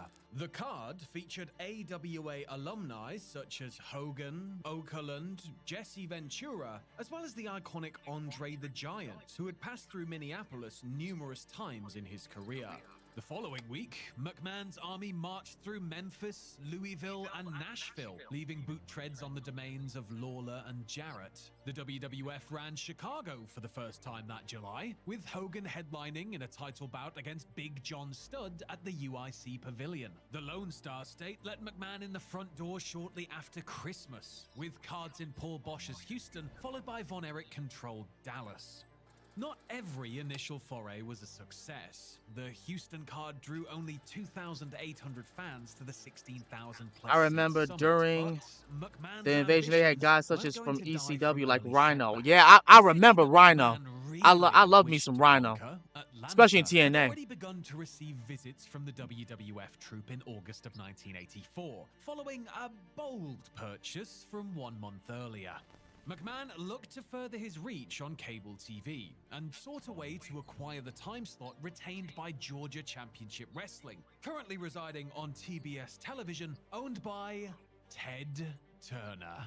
Taking advantage of existing animosity between Ole Anderson and his fellow co-owners Jack and Jerry Briscoe, as well as Jim Barnett, McMahon purchased the ownership shares of those three men to give himself the controlling stake, as well as the plum Saturday night time slot. July 14th, 1984 would come to be known in wrestling parlance as Black Saturday, when that evening's broadcast of World Championship Wrestling saw co-host Freddie Miller pass off the microphone to a genial Vince McMahon. Despite the promise to Turner to present an original product, including matches shot at TBS studios, the replacement program was filled with previously filmed matches and highlights. Hold on. The thing is, Vince McMahon, hold on. God damn it. No. The thing is, Vince McMahon is very spiteful. He'll book stuff and come up with characters because in his mind, he could and the consequences be damned. Right. That's been Vince's attitude this entire time. That's been his attitude the entire time, RC. All right, Yaya. Never forget when Rhino speared Y2J on the SmackDown set in 2001. Yeah, that was crazy. But the days when he was goring everybody was insane. Ratings began sinking rapidly as angry Jesus. fans wanted their brand of wrestling and not the broader, larger-than-life New York style that took its place. Turner was furious about the viewership decline and subsequently awarded time slots to Bill Watts' Mid-South Wrestling and a new Georgia startup founded by Anderson. Both shows beat McMahon's WWF in the ratings on TBS, and Vince, losing money on the whole deal, ended up selling the time slot for $1 million to Jim Crockett Jr.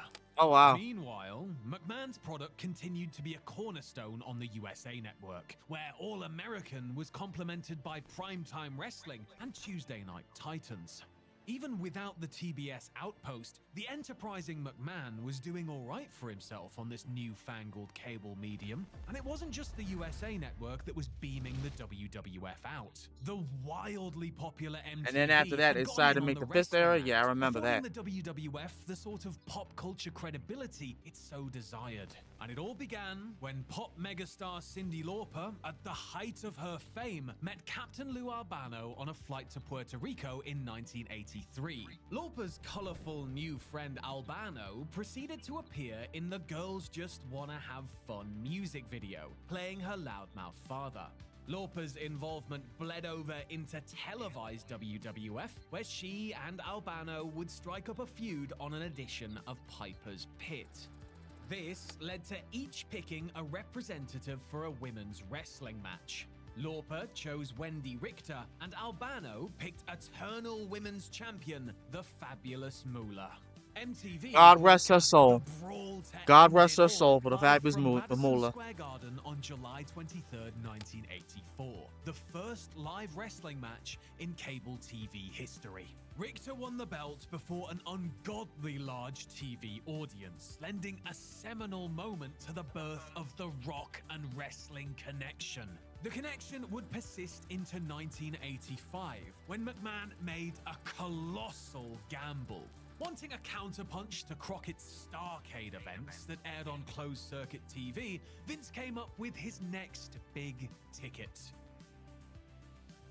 WrestleMania! Let's go. Oh yeah, and Mae Young. Yes. Shout out to those those titans of women. Rest in peace to both of them in the chat. Rest in peace to both of those women. Those women made women's wrestling great. I know we talk about Trish Stratus and Mickie James and Lita, you know what I'm saying? Victoria, hell, China. I know we talk about them a lot, but those two women, yeah. But this though, look, all I'm saying is this: if TNA makes something that's big, well, I mean, they did make something as big as they could, which is Bound for Glory, but it needs to be. You know what's crazy is though, I don't think they ever will do that because WrestleMania, when Vince did that, yo, he made sure that each WrestleMania was going to be bigger than the last. And he's tried that every single year. And I'll be damned if I can't. I won't be able to say that he didn't get successful off of this. WrestleManias have been booming ever since. I mean, granted, there have been some WrestleManias that didn't really, hit the spot. You know what I'm saying? But as far as me is concerned, but as far as the numbers, WrestleMania has been doing great. WrestleMania has been doing pretty great. Yeah, but also Moolah was a terrible person in real life, abusing her trainees, stealing money from them, along with other awful stuff. Damn, I didn't know about that. Mae Young is still cool though. Okay. Damn. Moolah did that shit? Abusing her trainees? Holy shit. What female wrestlers do you have the hots for? Trish Stratus. Shit, Candice Michelle. She married and so is Trish. Then you got Mickie James. She hot as fuck. But right now, the newest ones, Zelina Vega. If this woman ever comes back, what's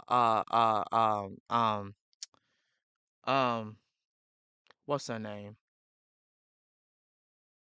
Nikita Lyons. The woman that just got to WWE. Freaking, she has a man though. Jade Cargill.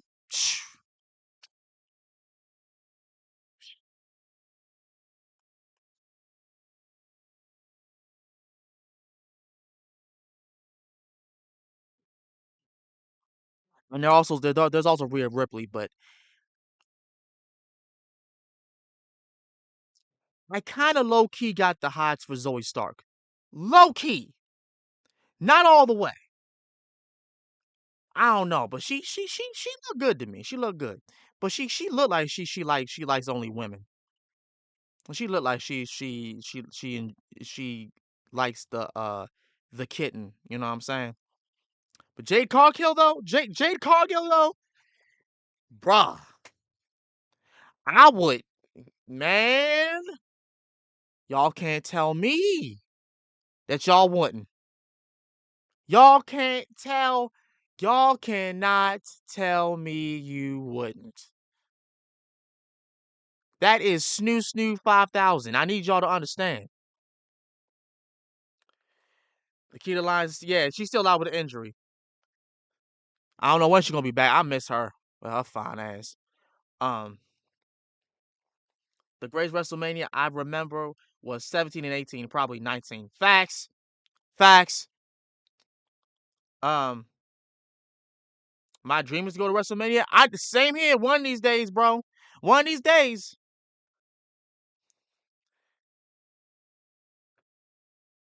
Jade Cargill, we will have mercy on her. Shit. All the mercy. All the mercy. Sources dispute whether or not the WWF actually lost. Yes, she damn sure is She-Hulk. She's the She-Hulk I want. Income. However, there was no disputing that WrestleMania was Vince taking a chance that could have grave consequences if it were to fail. The shared star power of Hogan and Lauper would be put to use on Sunday afternoon, March 31st, 1985, inside the Garden, as would supervillain Piper and pop culture sensation Mr. T, whose link-up with Hogan was a match made in heaven. The mainstream media was feasting on all things WWF in the run-up to the Maiden Mania. Hogan and Mr. T's promotional campaign included a disastrous appearance on Hot Properties, where host Richard Belzer's head ended up bleeding from a Hogan-led wrestling demonstration gone wrong. Oh, God! Ended on a more positive note, however, as the duo of Hogan and Mr. T hosted... They said, hey, my man with Zoe Stark. Same here. Also, Nikita Cross for me. Oh, Nikki Cross. Why I say Nikita? I got Nikita on the brain. Nikki Cross? Hold on. What? Hold on. Stop. Y'all don't woke something in me. Wait a minute. Who's Nikki Cross again? Nikki Ross. Oh, her. She's in NXT. She look like she could rip somebody's dick off. She damn sure look like it. My goodness. My goodness gracious. Got the crazy eyes, which is probably her gimmick, but yeah. Let's get back to this. Oh, Melina? Yes. Wait a minute. Hold on. See. Wait a minute. Wait a minute. Wait a minute. Wait a minute. Wait a minute. Wait a minute. Wait a minute. Wait a minute. Wait a minute. Wait a minute, y'all. Wait a minute, y'all. Y'all can't tell me. Y'all cannot tell me that you didn't want this woman. I damn sure wanted this woman. What's a good picture of her? What's a really, really good picture? What is a really good picture of her? Because y'all can't tell. Hold on. Y'all can't tell me y'all ain't want this woman. Look at this woman. Lord Jesus, look at her. Wait a minute. Wait a minute. Hold on. Hold on. Where the damn picture at? Look at her. Oh, yes. Who that woman? Now, granted,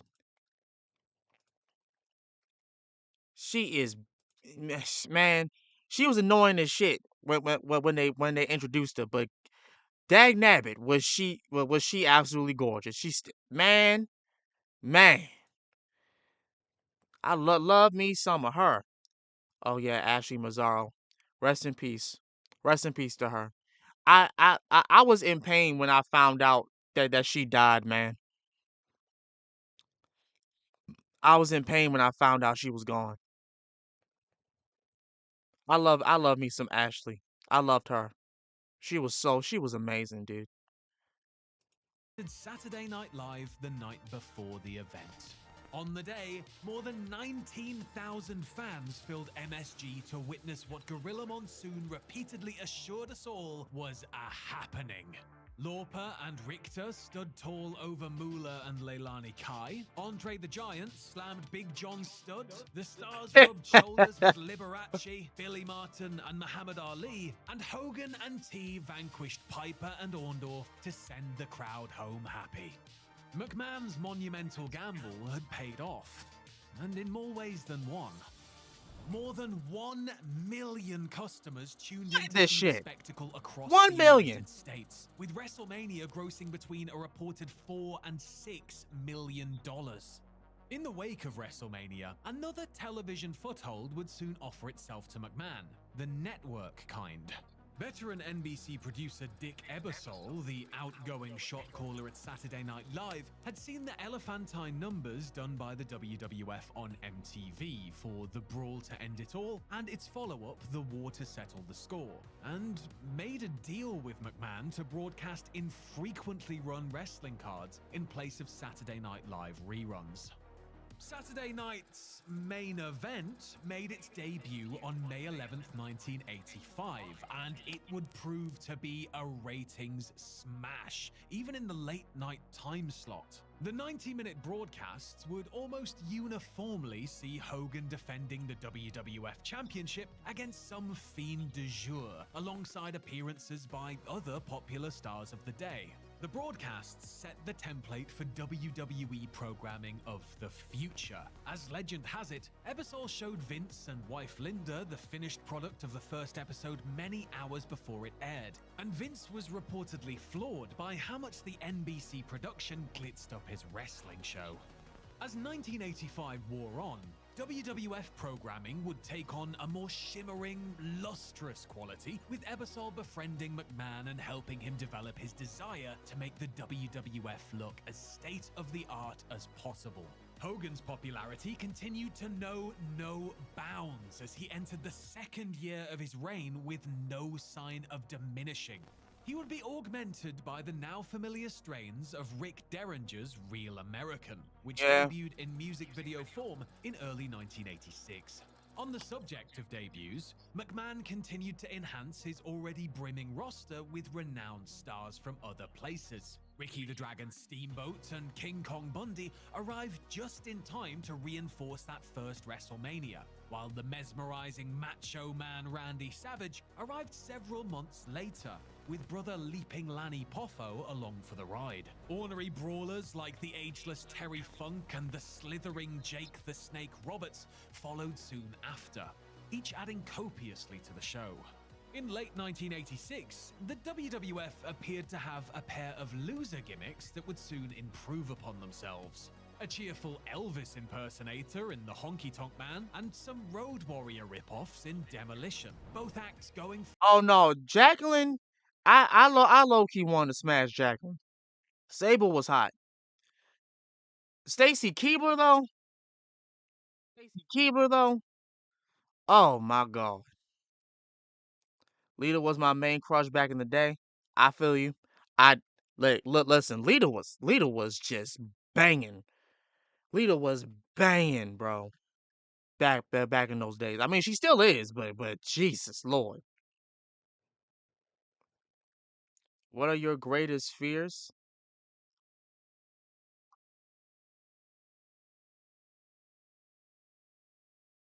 Being homeless. Losing everything. Losing this channel. Losing y'all. You know what I'm saying? Yo, Trish. Yes, she got them legs, bro. Oh my God.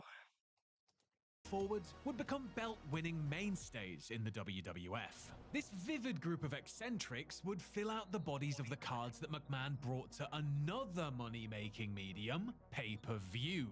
November 1985's Wrestling Classic, the first official pay-per-view, did a paltry home audience. But WrestleMania 2, the show that occupied 3 time zones, would lap it 5 times over, drawing 250,000 buys for Hogan's successful title defense over King Kong Bundy inside the newly minted blue bar steel cage. WrestleMania 3 needed to be even bigger, and McMahon had designs on filling the expansive Pontiac Silverdome to serve as a monument to the WWF's incomprehensible power. Hogan would play the protagonist in the final act. All he needed was the perfect nemesis.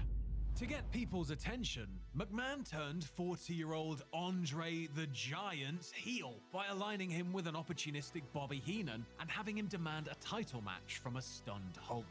Somewhere between 78,000 and 93,000 fans, depending on who you listen to, filled the Silverdome for a 12-match card that saw Rowdy Roddy Piper allegedly retire after conquering Adrian Adonis, while Ricky Steamboat outlasted Intercontinental Champion Randy Savage in one of the most influential and dramatic matches in company history.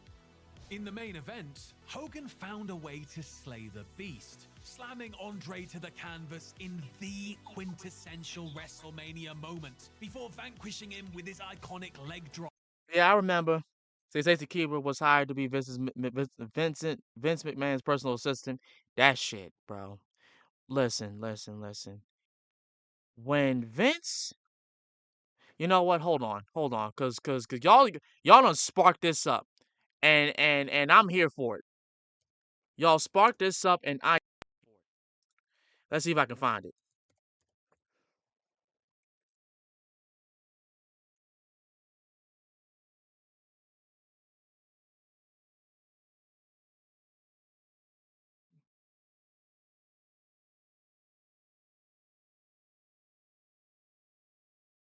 Where's it at?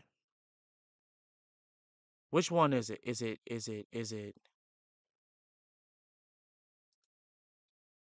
I remember which one it is. Which one is it where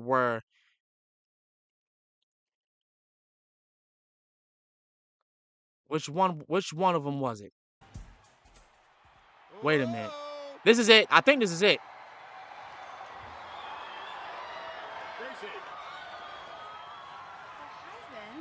Wow, can I help you with something?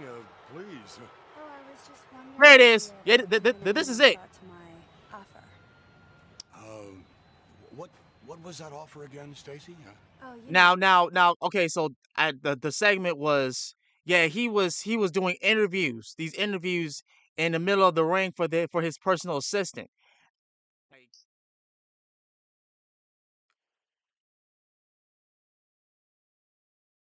Yeah, so we just want to skip right to where forcible entry. Yo, that sounds so fucked up. Forcible entry? I can't believe I just said that out loud. Forcible entry. A woman to do for me. I ain't gonna hold you. Listen. To the people who that maybe they're watching this. I need you to hear me loud and clear. When we say, what do you bring to the table? This is what we mean. This is what we mean. This is what we talk about. This is what we're talking. This is what we mean, bro. Oh my God. Yeah, his facial expressions are crazy. But you know what? I'm with it. I was in agreement with him when I saw her do this stuff, and she was doing this stuff live, bro, live. And then when she did the same thing to freaking Jerry the King Lawler to JR, yo, I was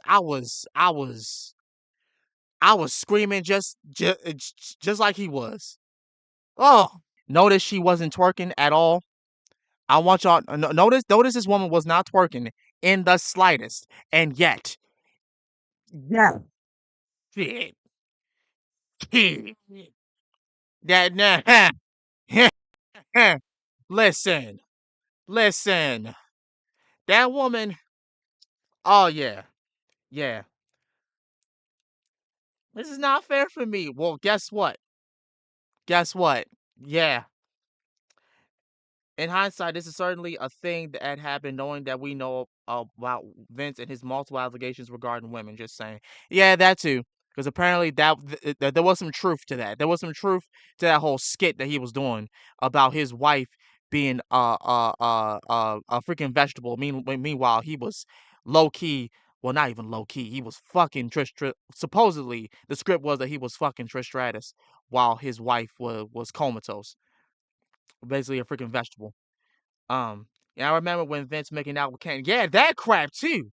Dude, her and him, they was going ham.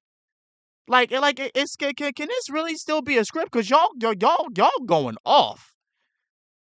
Like God, like yeah, Kane's Michelle is hot, and you just going in on her ass. Vince was making out with everyone on TV. Trish, Candice, Tori. Yeah, and Tori too. Tori as well. An estimated 400,000 American households tuned in expecting to witness a grand spectacle. And that's exactly what they got. And it wouldn't take long for the pay-per-view calendar to expand beyond just WrestleMania. Look at this state. Look at this place. Thanksgiving night 1987 saw the birth of Survivor Series. A thinly veiled and then Triple H came in who was attempting to launch and was like, "What are you two doing?" Yeah, I remember that. Special begat a cable TV airing of the Royal Rumble. Vince ain't give a shit. Entries that quickly became a perennial favorite, joining the pay-per-view calendar in 1988. SummerSlam completed the classic quartet, occupying space at the end of August 1988. WrestleMania, however, remained the company's prestige event, and another TV special would be used to turn up the heat for the fourth incarnation. Simply dubbed the main event, the Friday night airing went out live from Indianapolis, where a Hogan-Andre rematch for the title was promised. A staggering 33 million viewers switched on to the tune of a 15.2 Nielsen rating. Both American wrestling. Yeah, I remember that. No, Mr. Cape, I remember that when he was supposedly Shawn Michaels went up against Vince McMahon and he had God as his tag team partner. Like that was messed up. I thought that was messed up. I really did think that, cause the whole segment was, you're gonna have to make sure God is on your side when you face me or whatever, and Vince was just literally making an entrance, and he was mocking God. This guy was mocking God, yo. I was like, yo, like this is crazy. And then they beat the living shit out of Shawn after that. Like, what the fuck? And you know what? That after that, I was happy that Shawn beat the crap out of Vince at WrestleMania. I was happy because I know he was tired. End Hogan's 4-year reign through the use of a supposed imposter referee who rendered a 3 count. Yeah, he made God get his own entrance. After Andre tried handing the belt over to the $1 Million Man Ted DiBiase per a business arrangement, the title was vacated. WWF President Jack Tunney blocking the transfer and announcing a tournament for the championship at WrestleMania 4. The vacancy and ending of Hogan's reign cleared the way for. And then DX was formed after that. Yeah, and they were going up against the Spirit Squad. I fucking hate them. God, I hated them so much when they made those guys. After turning good late in the summer of 1987. Oh, and then this shit though. Randy Savage, shout out to him. Rest in peace to him. Rest in peace to him. Side with the heroes. A handshake with eventual Mega Power teammate Hogan was all the endorsement Savage needed as the Macho Man ascended into the top spot through the WrestleMania 4 tournament. The year of 1988 would see the WWF roster continue to morph as old guardians from the start of the national expansion began to be phased out. Paul Orndorff, Don Morocco, Ken Patera, the Junkyard Dog, King Kong Bundy, and Ricky Steamboat all exited. Yeah, he was Bonesaw from Spider-Man. Group started to get younger, slicker, and in some cases, cheerfully gaudier. The Rockers and Mr. Perfect left the AWA, bringing their cultured talents to New York. The Big Boss Man traded in his Big Bubba Rogers garb to head north, while the Powers of Pain departed Crockett's territory for those same greener pastures. More than ever, as far as wrestling went, the WWF was indisputably the place to be. Elsewhere, the castle walls caved in for the fading dominions. The wrestling territories that lacked the forward thinking necessary to survive in changing times diminished. Anyone who was anyone possessing even a modicum of spark was plucked from those groups through the lure of the Stamford Dollar. Houston's Paul Bosch linked up with McMahon in 1987. This was back when WWF was like in its prime. When they started like taking down every other wrestling organization. And Knoxville's Continental Championship Wrestling would pass into oblivion by the end of the decade. Gagne's AWA was still standing, albeit riddled with enough bullet holes to classify among the Walking Dead. You know what, Mr. Cape? It's been a long time, but yeah, I vaguely remember that Dolph Ziggler came from the Spirits. I vaguely remember that. Holy shit. Eternal bastions like Championship Wrestling from Florida and the St. Louis Wrestling Club each dwindled down to shells of their former selves and were absorbed by Jim Crockett Promotions. Ditto for Bill Watts' Mid-South UWF promotion, a once innovative and slick wrestling entity that was done in by Oklahoma's oil recession in 1986. But Crockett himself was on borrowed time, hemorrhaging money and facing relentless pressure from a hyper-aggressive McMahon. Staring down the possibility of bankruptcy in the fall of 1988, Crockett sold the farm to a man who had rumored buying interest for some time, Ted Turner. The eccentric media mogul had long held an affinity for pro wrestling, as he'd broadcast Georgia Championship Wrestling on his networks dating back to 1972. And, like McMahon, he had 3 things in abundance: entrepreneurial spirit, the ability to change with the times, and loads of money. The story goes that at the time of the sale, Turner called up McMahon, the same McMahon whose TBS occupancy had irked him a few years earlier, and told him he was now in the wrestling business. McMahon claims to have coolly responded, "That's nice, Ted. I'm in the entertainment business." Wow. Usual appeared to be Wow. over at the WWF, as the machine Way to low-key tell him, fuck off. Fuck off. I don't need you, bro. I don't need you, bro. You know, I realize I don't like I got my own thing going on right now.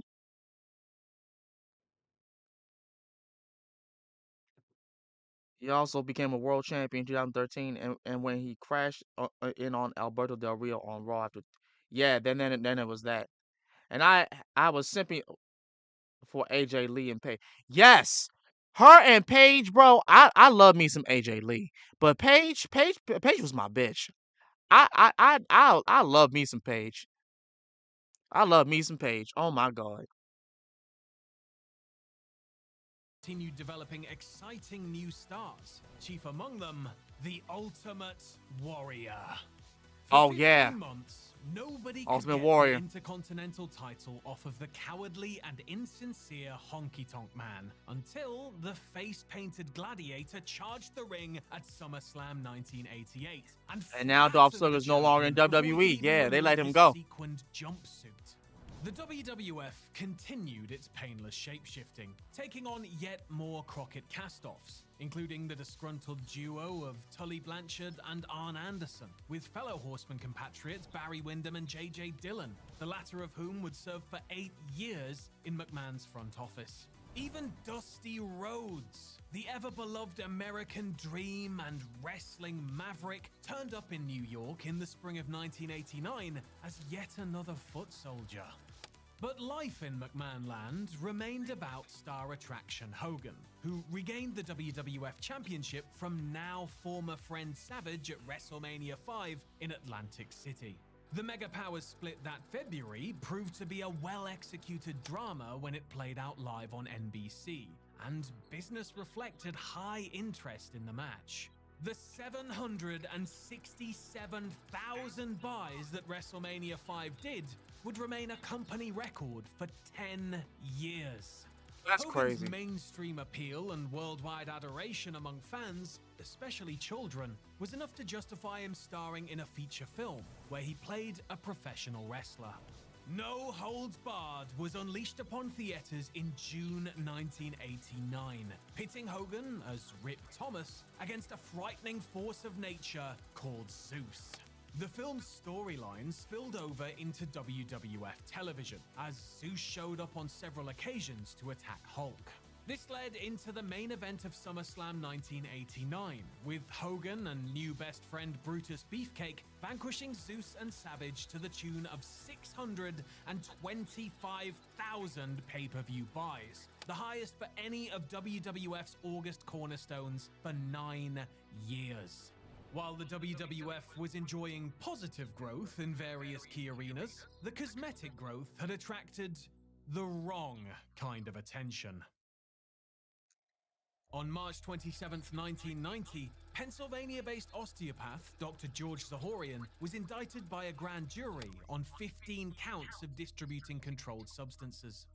Zahorian appeared at WWF events in Pennsylvania on behalf of the State Athletic Commission, serving as ringside physician dating back to the mid-70s. But the doctor was more than just a peripheral figure among the action. He was also selling performance enhancers such as anabolic steroids to the wrestlers. Oh, Lord. Focus turned to Zahorian when a weightlifter named William Dunn, working as a confidential informant for federal investigators, made a drug purchase from him. In a recorded conversation with Dunn, Zahorian confided with his customer that he was giving him better prices than the wrestlers. Not a recorded message. Oh no. Oh.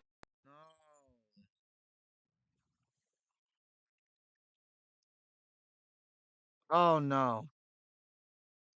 Rip Tommy Listener, aka Zeus. He also played Debo in the movie. Yeah, I miss Debo.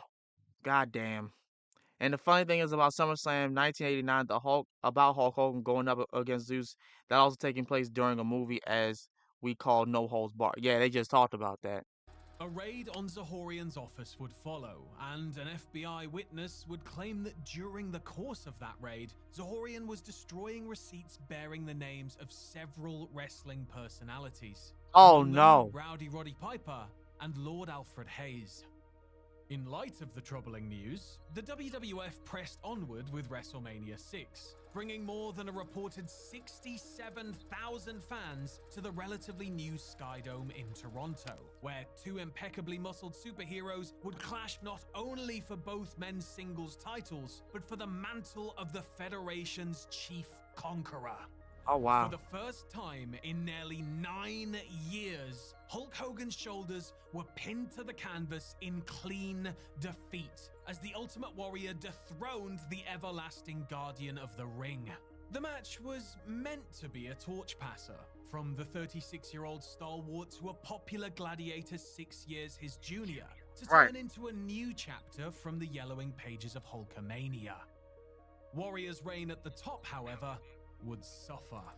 Paling mightily to Hogan and Savage's runs as champion, a lack of fresh heel opponents was blamed in part, as the likes of Rick Rude and Mr. Perfect were among those that Warrior had previously trounced.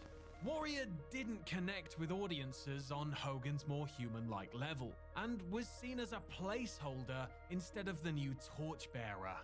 In fact, business fell off with Warrior as champion, and when Hogan returned from a kayfabe injury at SummerSlam 1990, it seemed like only a matter of time before Hulk reclaimed his throne.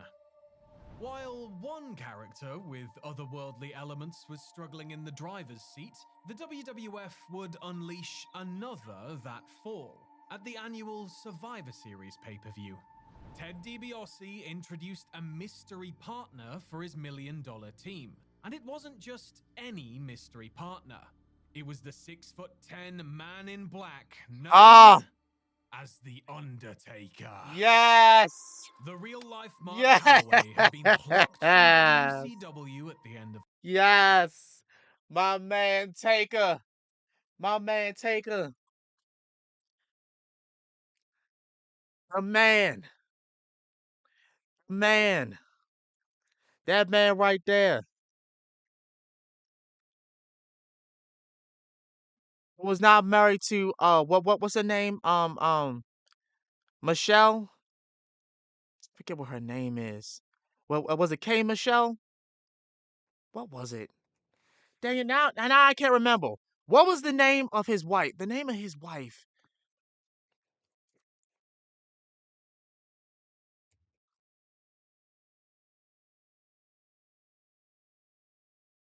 Michelle McCool. I said K Michelle. God damn it. Michelle McCool. There we go. Michelle McCool. That was her name. Michelle McCool. This man right here, dog. This man, golden. This man right here, golden. This the man that stands on business. This is what we say. This is what we mean when we say stand on business. This is the man that stands on business. The Undertaker, yes. Of the summer, and was made over as an undead mortician whose stalking stride and unblinking eyes took what could have been a laughably cartoonish role and made it deathly real. In that first TV appearance, The Undertaker... And then Hogan said Warrior would never be as big as him. Yeah, I remember he did. Overachieved. Yo, I love Undertaker's bike theme. Oh my god, Limp Bizkit. Yes. Instant sensation. Other escapees from the Titan lab were not. That very same night, a gigantic egg was hatched after weeks of breathless build-up, and its occupant was revealed to be Hector Guerrero in a turkey costume. The Gobbledygooker, as he was known, proved to be the antithesis of The Undertaker, as outlandish and embarrassing as The Undertaker was awesome and inspired. Such has been the duality of the largest pro wrestling entity on the planet. Why would you have? Time as a main event I'm sorry. Why would you have somebody dressed up as a fucking chicken to go up against The Undertaker? Why would you do that? Sooner rather than later, a different villain would get the nod headed into WrestleMania 7. Sergeant Slaughter. The 42-year-old had long traded on his supposed tenure as a drill instructor with the United States Marine Corps for his pro wrestling identity. But in the summer of 1990, it had taken on a new and unexpected twist. In the wake of an Iraqi invasion of Kuwait that August, Slaughter took on the role of Iraqi sympathizer, while expressing disgust at the United States for having gone soft. The WWF was walking a thread-thin line. Oh yeah, I remember that. People was pissed about that. Tensions in the region continued to rise. As Operation Desert Storm was beginning to kick off, Slaughter defeated Warrior at the 1991 Royal Rumble to capture the WWF Championship. Death threats were reportedly a norm for Slaughter in this period, while ultra-patriotic Hogan was positioned as his next challenger. That showdown came at... Hold on, what did you say? Taker, Tombstone, Hogan. And Hogan went to Vince saying Taker broke his neck, even though he never did. At that point, Taker knew how much of a politician Hogan was. Yeah, Hogan was a bitch. Hogan was a bitch. For real, for real. WrestleMania 7 in Los Angeles, an indoor show that was originally scheduled as he started the badass gimmick around like 2000. Coliseum. Possibly due in part to the bad press from WWF. Don't ask them. WWE just like to do some things weird. Yeah, I know. They're weird. Advanced ticket sales were poor. Nonetheless, Hogan dropped the leg on the dastardly traitor, and reign number 3 began amid the star-spangled fanfare. Hogan's name continued to make headlines, but not for positive reasons. In June 1991, in a Pennsylvania courthouse, Dr. George Sahorian was convicted on 12 total counts. 8 counts of distributing steroids and 4 counts of illegally distributing painkillers. Months later, Zahorian was sentenced to 3 years in prison after potentially facing a maximum of 44. 44 was among several witnesses called by the prosecution. Holy One shit. of the subpoenaed names was Hogan. Uh-oh. However, in a pre-trial ruling, it was decreed by Judge William Caldwell that Hogan, the indisputable face of WWF's public image, would not have to testify. But Hogan would speak on the matter, in what would amount to a rather harmful self-inflicted wound. The reigning WWF champion appeared on the Arsenio Hall show weeks after Zahorian's conviction to discuss his own alleged usage, as the doctor had said in his testimony that he'd sold steroids to Hogan. On his talk show appearance, Hogan downplayed the role of steroids in his career, saying he took them only 3 times for rehabilitative purposes. Not only was Hogan's credibility shattered by his dubious claims, but the WWF entered into a period of swift decline due to its star player coming off as utterly dishonest. Saturday night's main event was officially cancelled from the NBC schedule, although its decline had been in motion even before the steroid trial. SummerSlam 1991, taking place a month after the Hogan debacle, saw a 20% drop in buys from just a year earlier. Damn. The Ultimate Warrior was then fired immediately after SummerSlam after a contract-based falling out with McMahon. Savage, who had intended to stay retired after losing a career-ending match to Warrior at WrestleMania 7, was aggressively coaxed back to make up for Warrior's absence and Hogan's dimming wattage. Contra to all of these calamities was one of the WWF's most captivating acquisitions ever. Reigning WCW champion, Ric Flair. My man Rick. My man Rick. My man Rick. Hold on.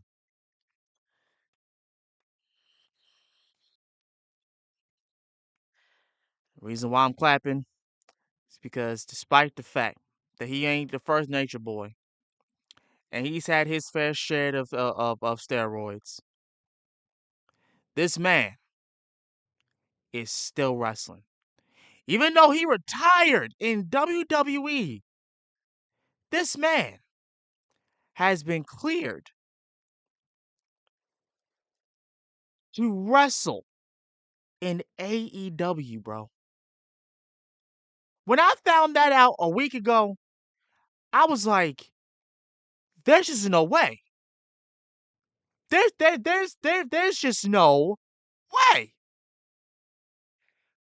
Dog, you've had a 16 title reign. Why are you still wrestling? Your daughter is wrestling now. Well, not. Well, I don't know if that's his daughter. Well, his is Charlotte Flair his daughter or his granddaughter? I can't remember off the bat. But sir, why are you still wrestling, bro? Why are you still wrestling? Your last match with HBK, Shawn Michaels, the Heartbreak Kid, was supposed to be your last match. It wasn't supposed to keep going on after. Fam, it wasn't supposed to keep going. Charlotte is his daughter. Okay. All right. I wasn't sure about that, RC, but thank you for clarifying that and reassuring me. I appreciate you. How are you still alive, for one? Number two, dog, you've done so much. You need to take time off, bro. And not to say that you didn't take time off before, but goddamn. When we say retire, it means retire, fam. Meaning don't wrestle no more, bro. Like, come on. Sheesh. For those of you who don't believe me, go look it up. Look up Ric Flair right now. He's scheduled to wrestle in AEW. I'm not making that up. I wish I was. I'm not making that up. Most captivating acquisitions ever. Reigning WCW champion, Ric Flair. The Nature Boy is very much the physical embodiment. This man has a pacemaker in his heart and he still wants to wrestle. That's what I'm saying. Right. Of Crockett Turner Wrestling. And at the time, he had an ongoing dispute with widely despised WCW president Jim Herd. Flair contested Herd's attempts to repackage and phase him down the card. In the end, Flair was fired 2 weeks before the Great American Bash pay-per-view, and just so happened to be in possession of the physical belt. When Bobby Heenan, as Flair's on-screen representative, brought the big gold belt onto WWF programming, it looked like a license to print money. WCW champion Flair versus WWF champion Hogan. Some way, somehow. After controversial title switches between Hogan and Undertaker that autumn, the title was once again vacated, leading to Flair winning the WWF Championship in the 1992 Royal Rumble match. A championship bout pitting Flair against Hogan seemed for certain like the main event for WrestleMania 8 in Indianapolis, but plans changed due to Hogan's fragmented public image. It was decided that Hulk would take a sabbatical following WrestleMania, while Flair was instead moved into a deeply personal feud with Randy Savage. At the time, some of the WWF's more muscular stars were being let go, including The Warlord, Hercules, Superfly Jimmy Snuka, among others.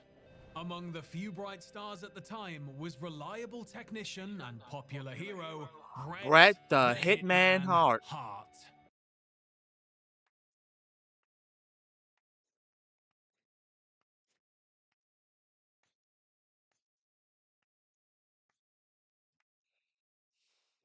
Reason why I'm clapping is because, one, I was a big fan of Bret the Hitman Hart when I was a child.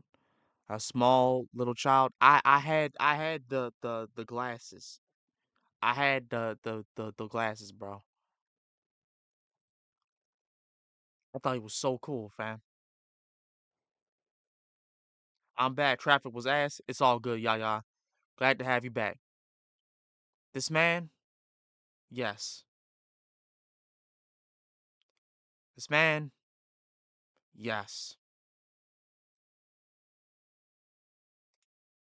Brett would drop the Intercontinental title to brother-in-law Davey Boy Smith before 80,000 fans in London's Wembley Stadium at SummerSlam 1992, in what's considered one of the greatest matches in WWE history. Yeah, because there was some. Well, the storyline was that was his brother-in-law, but it's a little bit of a heated debacle between them because it's your sister's wife. I mean, your sister's wife, your sister's husband going up against you for the title, and your sister's looking at you like, please don't hurt my husband. I remember that match. She was caught in crossroads because it's her brother and her husband fighting.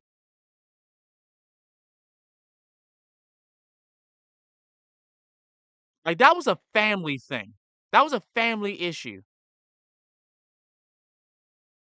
It really was. Like I said, it was scripted, so it probably, well, wasn't all that serious, but still. Hart became the answer to WWF's sudden need for a new face of the company, one that was both dependable and scandal-free. Hart suddenly defeated Flair for the WWF Championship at a taping in his native Canada. The WWF, more than ever, looked like a different company, and the man leading the way as Titleist was cast from outside the usual mold. Wait a minute, hold on, pause. The real-life story goes that during that match, British Bulldog was legitimately high, and Brett had to walk him through the entire match. Really? Really?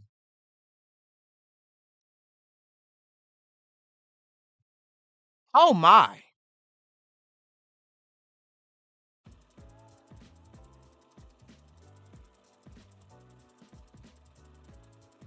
The mold Chapter in 2, the general generation, developed new generation. cracks as the WWF looked to reinvent itself in 1993 and beyond.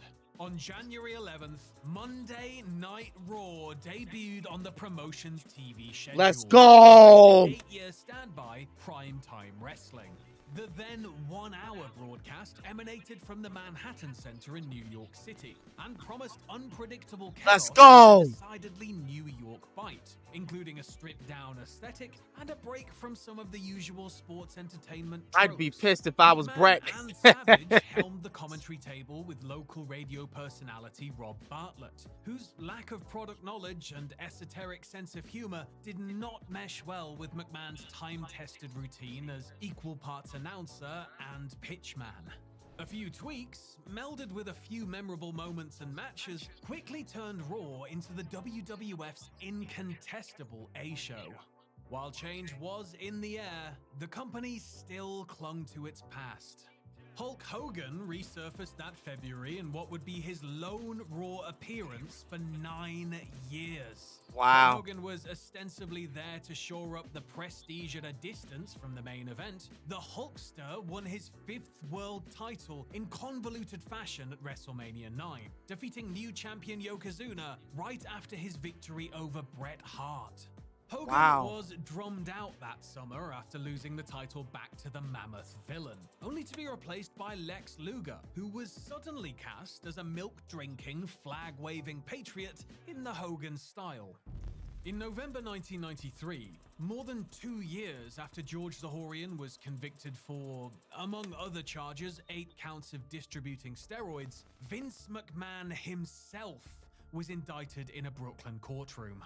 McMahon was charged with Oh, yeah. conspiracy to distribute anabolic steroids, to defraud the United States Food and Drug Administration, and illegal possession of anabolic steroids with intent to distribute. Oh In my total, God. McMahon potentially faced 8 years in prison, $500,000 in personal fines, and $1 million in fines levied at Titan Sports. Well, I know he was McMahon mad. pled not guilty at the arraignment and was released on a $250,000 bond. He would provide commentary on the following evening's Survivor Series with no evidence of distress in his demeanor or tone. In a statement released through his lawyers, McMahon declared that the prosecution was now trying to make me responsible for what the doctor did. I did no Damn. such thing. The press also quoted McMahon as saying through a statement, "To turn my personal use into a crime, they claim I shared some of those steroids with a friend and that somehow made me a dealer." As the trial date moved closer, McMahon maintained a regular presence on WWF broadcasts, whose crowds had dwindled with Wrestling Challenge and Superstars tapings being held in glaringly smaller venues. The Monday Night Raw sessions. Yes, the steroid scandal. Story goes that if Vince was found guilty, Jerry Jarrett, who was one of his friends and wrestling booker himself, would run the WWF. So you telling me that if this man got found guilty for doing that shit, you mean to tell me we wouldn't have nothing to do with Vincent Kennedy McMahon after that for 8 years?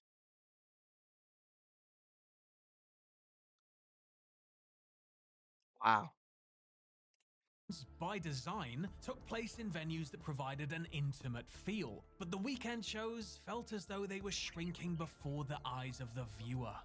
The ravages of scandal, as well as a diminished roster, had the WWF headed in the wrong direction. As the 10th WrestleMania approached, there appeared to be more uncertainty about the operation in 1994 than there was during McMahon's big gamble 9 years earlier. Critically, WrestleMania 10 proved to be a smashing success on the weight of 2 brilliant matches. Bret Hart losing a feverishly competitive match to Brother Owen in the latter's breakout performance, and Razor Ramon and Shawn Michaels raising the bar in an awing ladder match for the Intercontinental. I remember both of those matches. Both of those matches people will still talk about those 2 matches till the day we die. HBK versus Razor Ramon was and then brother against brother. Rest in peace to that man, his Bret Hart's brother, fighting. And that's another thing. How Chad do you gotta be to accept the loss to not only your blood brother, but supposedly your brother-in-law? Your brother-in-law and your blood brother. You lost to them both. Respectfully. You gotta be a man's man to undergo that, bro. I'm just saying. Title. Both bouts served to demonstrate that even in trying times, production could still exceed expectations. At night's end, a wounded Bret Hart regained the WWF Championship from Yokozuna, while a full-throated McMahon proudly barked that Hart was at the forefront of the company's blast-off into the next decade. At times, the WWF chairman undoubtedly had to wonder how much of that suggested decade he would even be around for. For 17 days, witnesses were called and many questions were asked. The likes of Dr. Zahorian, Rick Rude, Kevin Nails Wackholtz, Pat Patterson, The Ultimate Warrior, Big John Studd, and Hulk Hogan all testified, as did various doctors and office personnel, including Emily Feinberg, at one time McMahon's executive assistant. Two of the charges against McMahon, relating to possession with intent to distribute, were dropped days before the jury deliberations began. Wow. Said deliberations felt like an eternity, with the jurors returning several times to hear certain parts of testimonies read again. At times, it seemed as though a guilty verdict could have reared its head, based on the agonizing passage of time the jury spent weighing everything carefully. On Friday, July 22nd, 1994, the jury returned with a verdict of not guilty for both McMahon and Titan Sports. Witnesses say those present exploded in a cheerful uproar. McMahon gave an interview to Fox 5 New York that evening and admitted, "I had everything riding on this case. I'd be less than candid to say I wasn't nervous. I was definitely nervous." In the fallout of the trial for the victorious Federation... Well, why would you be nervous? Why would you be nervous, sir? Listen, I'm sorry, but if you know you didn't do it, you shouldn't be nervous. If you know you had nothing to do with this, then there's no reason for you to be nervous. You should be confident that you're not guilty of this. There were still pieces to pick up. By no means was the company stronger than ever, as legal costs added up to around a reported $3 million, and the biggest star in the business, Hulk Hogan, had recently turned up in rival WCW, winning their world title from Ric Flair. Macho Man Randy Savage, disgruntled with his less active role on WWF programming, brokered a deal to follow Hogan to Atlanta that November. And McMahon, he was seeking a new hero. One comparable to the heavyweight machine that the Hulkster portrayed for him. He turned to 35-year-old Kevin Nash, who for the previous years had plied his trade in New York as the most wanted Diesel. Standing a shade under 7 feet tall with a solid frame on top of thin legs, Diesel's arrival was heralded by the menacing sounds of a tractor-trailer's blaring horn. After Hart dropped the WWF gold to now middle-aged Bob Backlund at that year's Survivor Series, Backlund couriered the title onto Diesel's waist 3 nights later at Madison Square Garden, eating a jackknife powerbomb and being pinned in a mere 8 seconds. Damn. Unfortunately for Nash, he was left to preside over one of the weakest WWF rosters. Hold on. There's always a chance of getting wrongfully convicted, so I can see why he was nervous. I mean, yeah, you know what, you have a point, Yaya. One could remember. The erosion of the territories eradicated the seasoning process that made for stronger performers, leaving less fertile grounds for WWE to pluck prime talents from. While some gifted wrestlers did enter the fold, like Al Snow, Chris Candido, and Quebecer Pierre, they were given gimmicks that didn't seem to promise much upward mobility, be they glorified Power Rangers, arrogant gym rats, or literal pirates. Pay-per-views stumbled under the weight of so many dismal, disinteresting characters, most notably the critically panned 1995 King of the Ring in Philadelphia. The tournament was won by the 550-pound Mabel, following a night of dull, uneventful action. At times, had it not been for Bret Hart and Shawn Michaels routinely putting on show-stealing performances, a number of those cards would have been total losses. WrestleMania 11 in Hartford, headlined by NFL legend Lawrence Taylor taking on Bam Bam Bigelow, did the lowest Mania buy rate since 1986. Damn. And by 1995, millions upon millions of American homes were wired with Turner Network Television, the home of the brand new WCW program, Monday Nitro.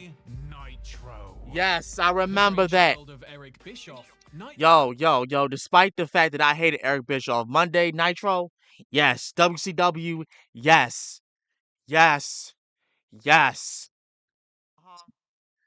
I remember that. And I remember it wasn't on it didn't come on during the night. This came on during the afternoon, during like I want to say like 12 o'clock. I remember that. It was like 12 o'clock. It was around the time because I remember summer. It was one of the summers where my mom had that on almost every Monday. It was every Monday. It was either that or Monday Night Raw, the classic Monday Night Raw. It was either one or the two. That was back when TNT and shit like that was popping. Well, y'all remember that back? It was during those times when freaking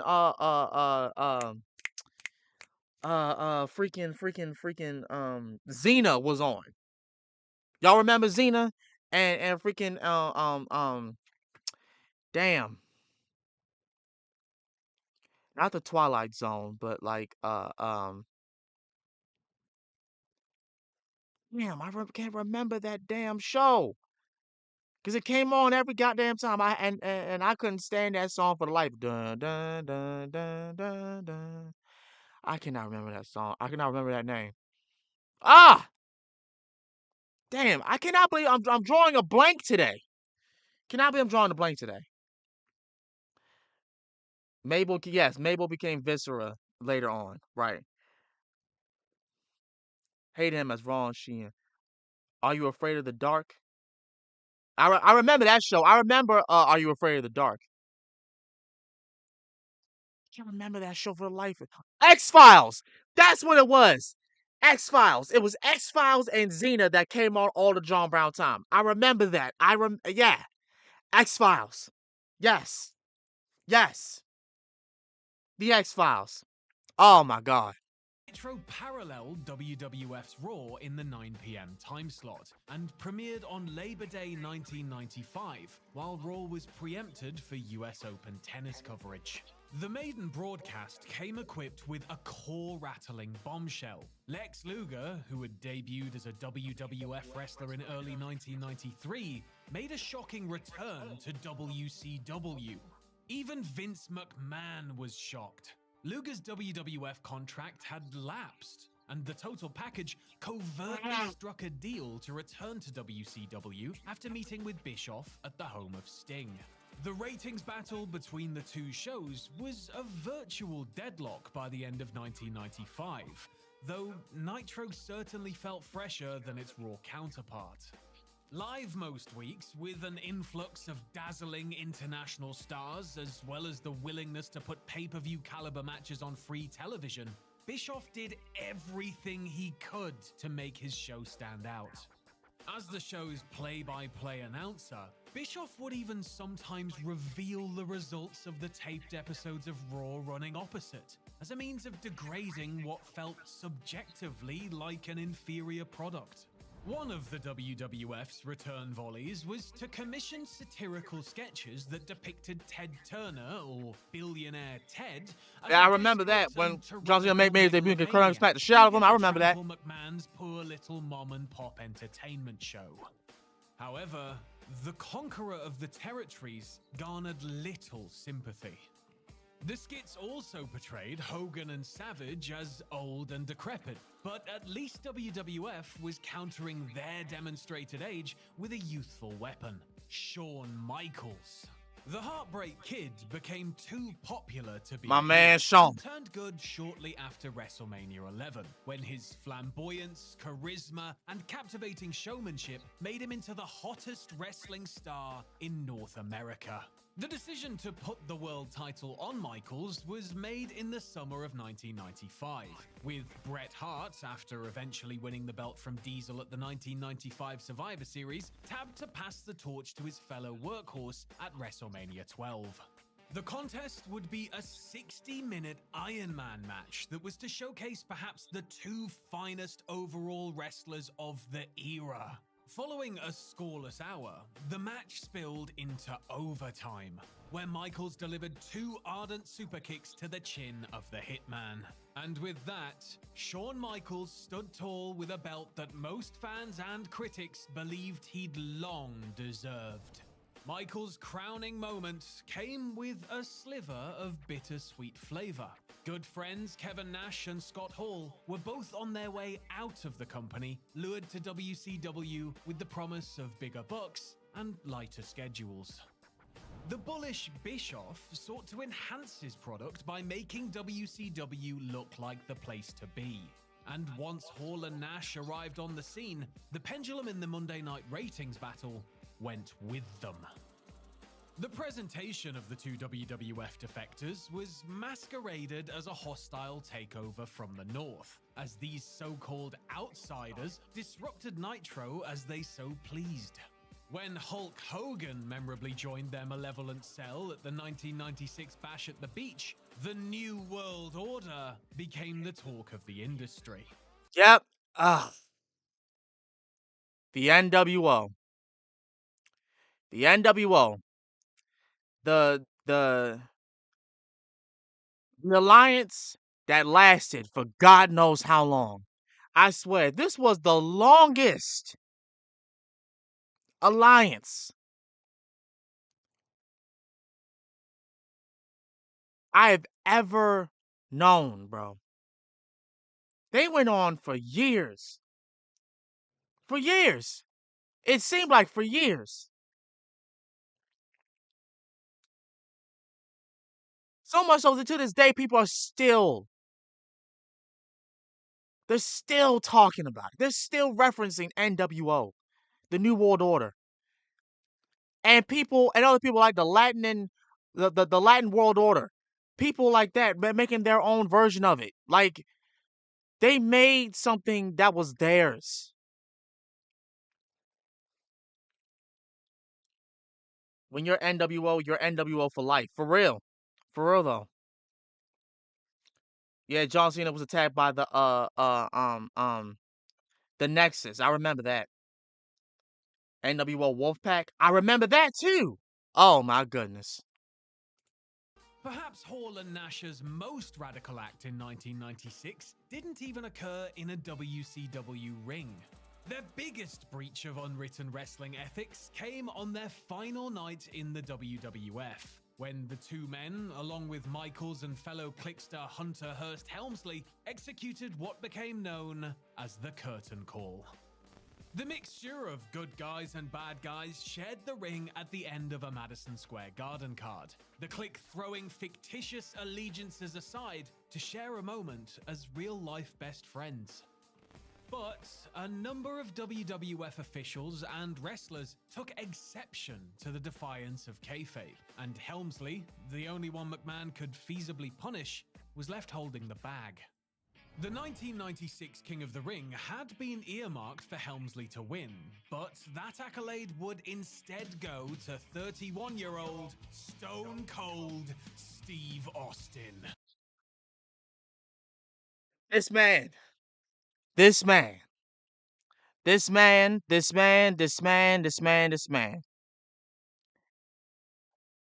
I don't give a damn, I stand on my own business, was a person. If I don't care if my wife divorced me and she said I was the worst ever, was a person, bro. If all of that, if all the things that I just said was fam, it's Stone Cold. Austin 316. Yes. If you see, look, if you see your clock and it says, if you see your beeper, your clock, your phone, and it says 316, you know your ass belongs Stone Cold. Yup. NWO were so good that the WWF and WWE tried copying that after making a couple of changes with DX. Yeah, I remember that. Because Stone Cold says so. That's right. The former WCW mainstay was now presenting himself as a friendless alpha male who would stomp anybody's guts out to get to where he needed to be. See, listen. This is what I believe. Him and The Rock were the examples of what a lot of guys try to make themselves to be as alpha males. This is what those two guys, in my opinion, they are what everybody else wants to be when they say alpha male. When they say alpha male, they want to look like Stone Cold Steve Austin and The Rock in their heyday. Like, real talk. Real talk. Austin's aggressive nihilism began to resonate with the WWF fanbase, especially upon winning the tournament over battered veteran What's going on, Jeff Marcus? Roberts. As the snake was helped away by officials, Austin spewed venomous rhetoric at the coronation stage, subverting scripture when he bellowed, "Talk about your Psalms, talk about John 3:16, Austin 3:16 says I just whipped your ass." Facts. Okay, so Ray say if you have to choose either NWO faction to join up, which one would you choose? The classic black and white, Wolfpack and white, black and white. Bro, think about the people that was with the classic. Kevin Nash, Razor Ramon. At one point it was Sting, Scott Steiner. So a whole bunch of other people that joined. Paul White, which is known as Big Show. Freaking, it was a whole bunch of people that joined the NWO, fam. Who else? Who else was it? There's a whole bunch of people that joined the NWO.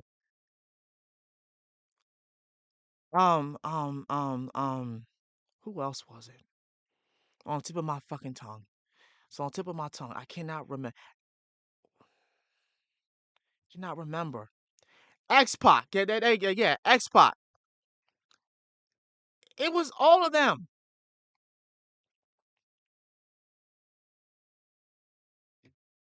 Correction, a fake Sting joined Black and White.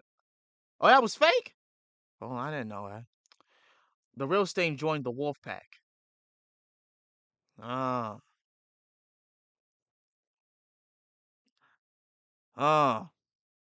But yeah, it was a whole bunch of people that joined NWO, fam. Booker T and Shawn Michaels. Yeah, I remember that. Were a part of the NWO. Yeah, I remember. I now remember. It was a whole lot of people that joined the NWO, fam. Like a lot of people was just joining. That little nugget of improv would go a long way, especially as more fans flocked to the freshness of Austin at his most unapologetic. An alarming segment in which Austin tried to break into former friend Brian Pillman's house while Pillman steadied a handgun toward the door almost got Raw thrown off the air, but undeniably got people talking. Stone Cold was the WWF's hottest commodity, and a bitter feud with Bret Hart, fresh off a long sabbatical, would only put Austin through the roof. It was at WrestleMania 13 that the two arch-rivals battled in a brutal submission match that has long been hailed as one of the greatest matches in the company's annals. Austin lost the match, but came out ahead as a genuine star when, with blood caking his scrunched-up face in an iconic visual, he refused to submit to Hart's sharpshooter. The WWF's most combustible weapon in the wrestling war was one that could stand victorious, even in defeat.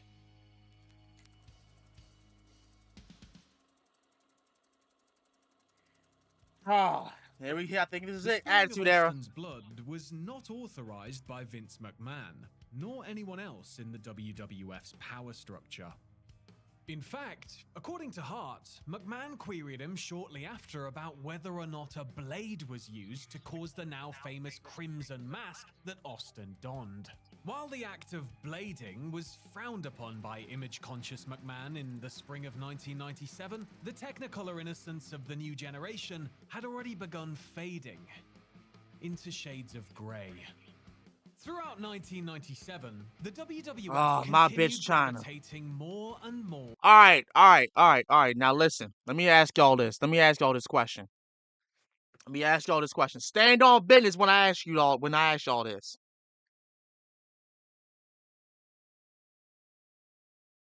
If you had a choice on which muscular women you want to snooze to from, Who would it be? China? Back in the day, China? When she was messing with Eddie Guerrero, China? Or Jade Cargill?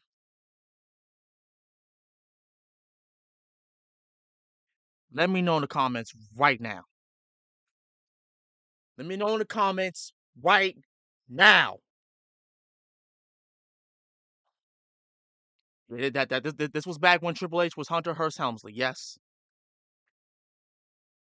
Let me know in these comments right now, bro.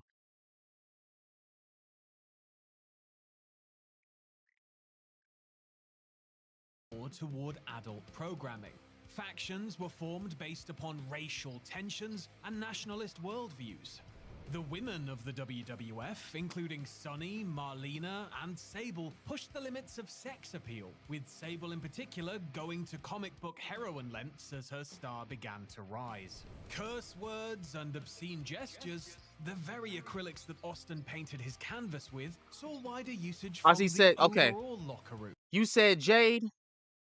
Mr. K said China. Although I loved when China was with Eddie Guerrero. That was her bet. I agree. RC, I agree. She was, oh my God. When I say she was, yo, you remember when she was in that light blue? And well, I forget what her name. I forget who took her dress off, and she was in that light blue, and in the middle of that ring, and Eddie was just I wished I was Eddie in that moment. I wished I was Eddie, bro. I would have proposed to her right then and there, dog. I ain't even gonna lie. Like, girl, come with me forever, please. Please, just come with me. Fuck all this other bullshit. I love you. You, bro, you.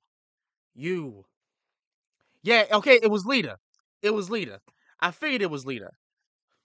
Yeah, Backlash 2000. Oh my lord, yo. Oh my god. I could not. I was like, yo.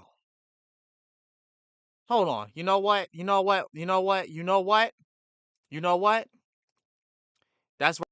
I don't care. I don't care. I don't care.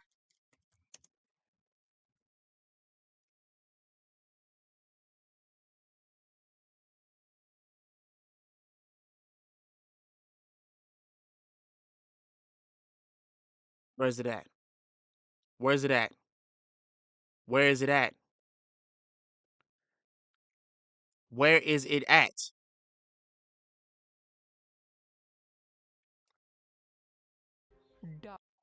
Where is it at?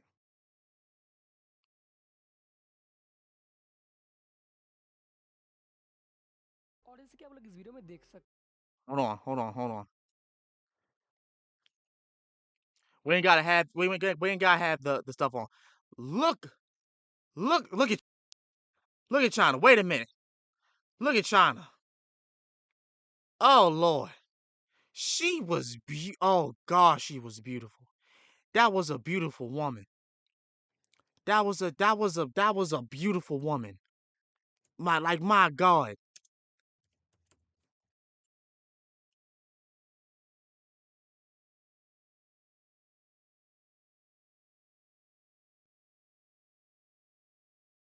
I think this was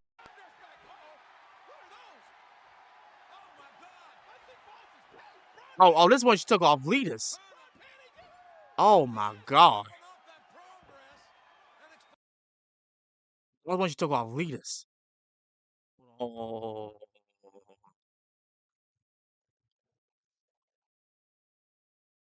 Which one was it? How is it that I cannot find this? How is it that I cannot find this? I can't find this.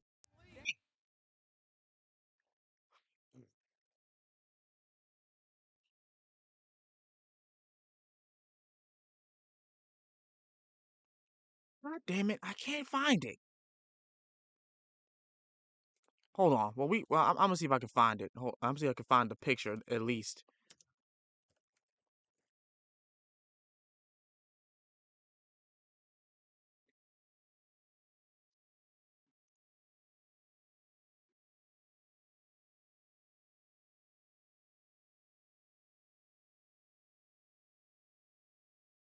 It was some. It was. It was.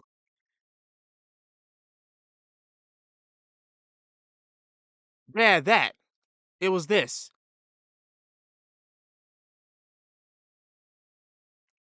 God damn it! What the fuck? I ain't asked for that.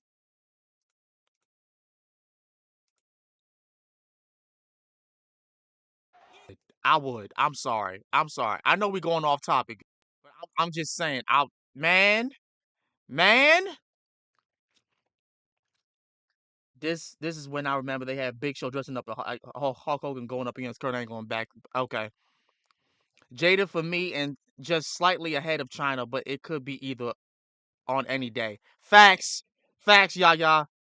It's a good thing that I still have the uh Backlash 2000 on VHS. Fun fact: this show also had Trish Stratus get put through a table, and this was when China did didn't overdo it on the plastic surgery. Unlike yeah. Though Austin's unapologetic immorality still stood out above the angry din. As the summer of 1997 came We to see a that, close, and however, then people wonder why hold up, infatuation with muscle mommies. Yeah, because dog. Listen, they staying on business, y'all. We had women like China. We had women like Xena. We had some sexy women that were buff. We had some sexy women that were buff, bro. We had Jacqueline. Jacqueline was hot. Like, come on. Yeah. That year's Trying to sit here and say that these women weren't attractive. Yes, they were. After striking The Undertaker with an errant chair shot. In the fallout, the man who had risen to WWE's apex a year earlier as a playfully confident go-getter took on a more aggressively in-your-face attitude. Consolidating Ivory, yeah, by flanking himself with real-life best friend Hunter that Phoenix. Helmsley. The two, along yes. with China and bodyguard Rick Rude, became D-Generation X, a punk-influenced group of rabble-rousers that stuck their thumbs squarely in the eye of authority. Yeah, I remember D-Generation X. Ideal for fanning the flames of tension, of which there was plenty between Michaels and Hart.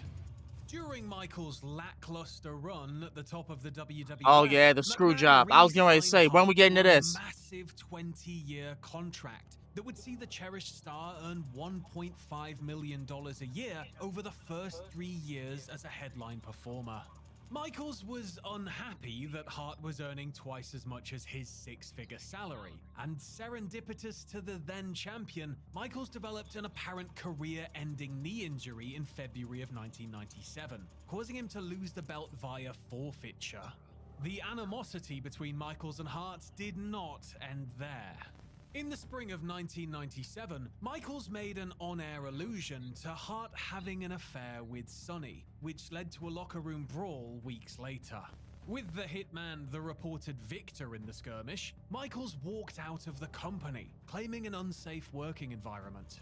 Both men were positioned as villains come the 1997 Survivor Series in Montreal, as WWF champion Hart, leader of the anti-American Hart Foundation, battled DX General Michaels for the title.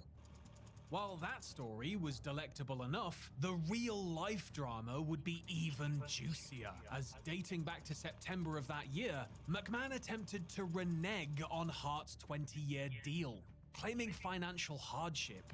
McMahon initially offered the lucrative contract in order to retain the star's services when Bischoff came calling, but when Vince's loyalty wavered, he urged Brett to contact WCW. Though Hart wanted to stay in his WWF home, he reluctantly hammered out a deal with Bischoff, which became official the week before Survivor Series. Wow. The Hitman, the current WWF champion, was Atlanta bound, sending the wrestling news cycle into overdrive upon word leaking out. The only remaining tie-up was Hart refusing to lose the belt in his home country to a man he felt was selfish and petulant in Michaels. Believing he needed to get the belt off of Hart by Survivor Series end, lest Bischoff go on Nitro the following night and declare that he'd signed away the reigning champion of his competitor, the chairman conspired with others to forcibly defeat Hart at the event. The Montreal Screwjob, as it would become known, was born inadvertently from Hart's willingness to trust Michaels. In the pre-match, Hart suggested a spot in which Michaels wraps him in his own sharpshooter finisher, only for Hart to counter it. Instead, Michaels cinched the hold up, and under the orders of a presiding McMahon at ringside, referee Earl Hebner quickly called for the bell to signal an apparent submission. In the ugly post-match scene, Hart spat at McMahon on camera, but saved his best blow for behind dressing room doors, when in front of assembled wrestlers and staffers, the outgoing title holder struck McMahon with an angry uppercut. Clouds of uncertainty hung over the WWF, as one of the most respected and tenured locker room leaders had been faithlessly drummed out by the boss. 1 month earlier, 35-year-old Brian Pillman was found dead in a hotel room on the day of In Your House 18, a show on which he was supposed to wrestle. Steve Austin was still mending from a near-catastrophic spinal injury sustained at that year's SummerSlam, though was able to at least work short matches after months spent recuperating. New WWF champion Michaels was already an unpopular and divisive figure in the locker room, except now his peers had yet another reason to distrust him. WCW Monday Nitro was continuing to lap Raw in the ratings, having gone unbeaten for nearly a year and a half. How much does it suck that Eric Bischoff at that time was doing better than you? Why? Because you were so afraid that your former employer was going to have a belt that you could easily vacate after he left. See, I don't understand that this image problem that WWE has. Anytime a person leaves the company or all of that, they can't walk out of there champion when they go to another brand. They can't walk out of there champion. Why? You're so worried about your image, you damage your image more than you're trying to protect it. Like, I can't be the only one that's thinking this.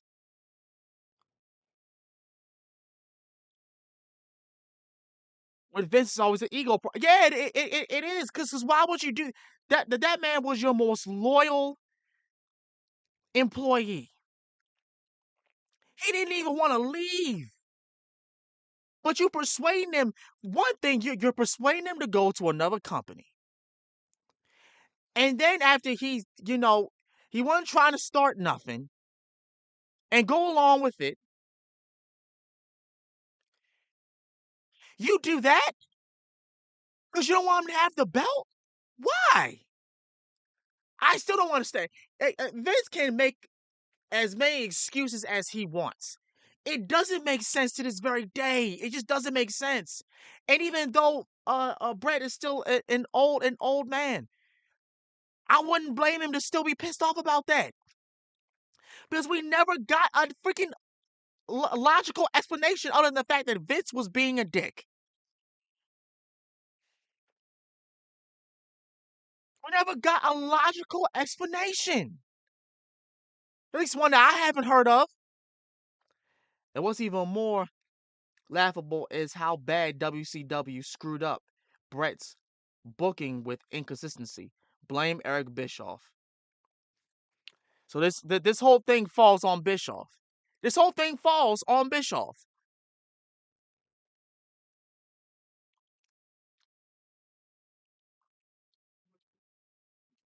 That's why don't nobody want Bischoff back in wrestling no more. I don't want to see Bischoff ever again. Because every time that dude comes back,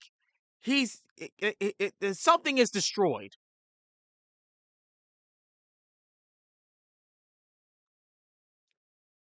Needing to generate excitement, McMahon began 1998 with an attention-grabbing acquisition.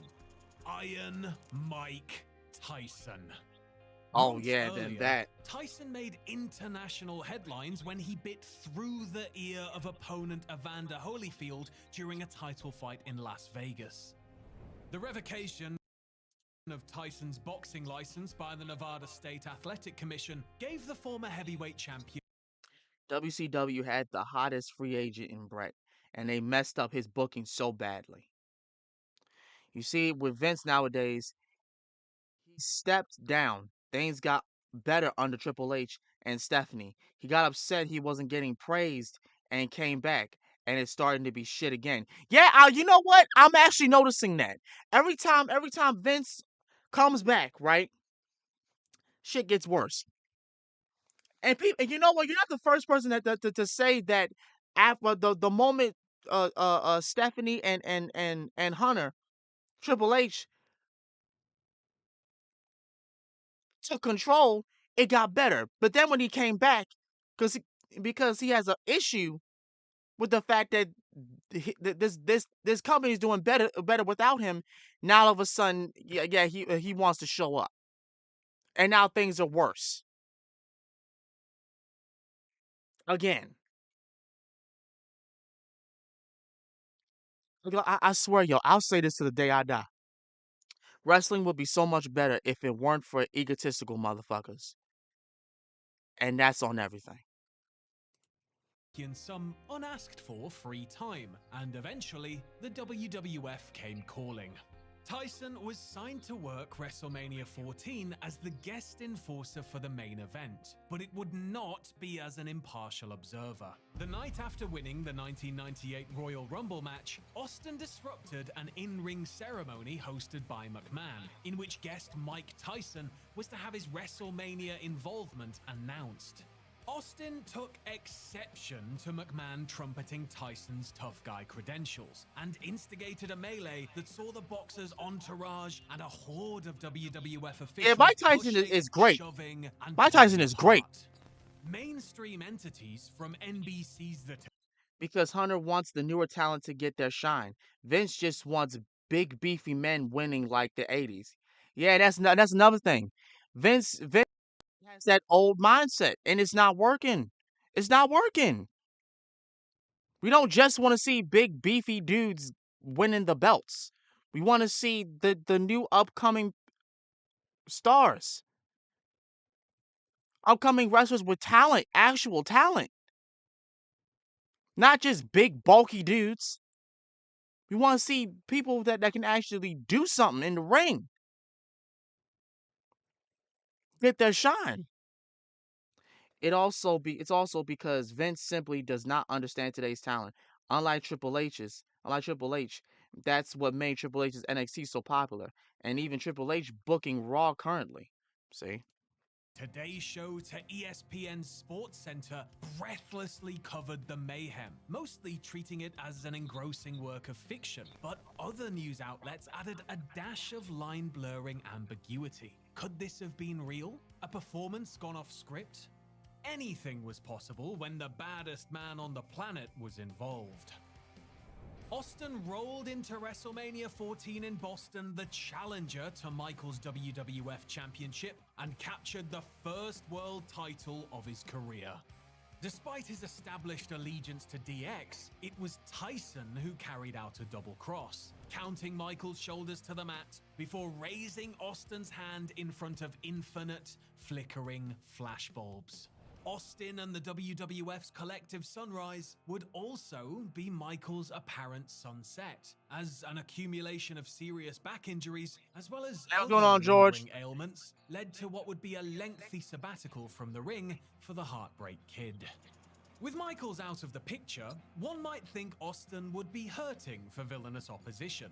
Instead, Stone Cold ended up locking horns with the rival with which he would become the most synonymous.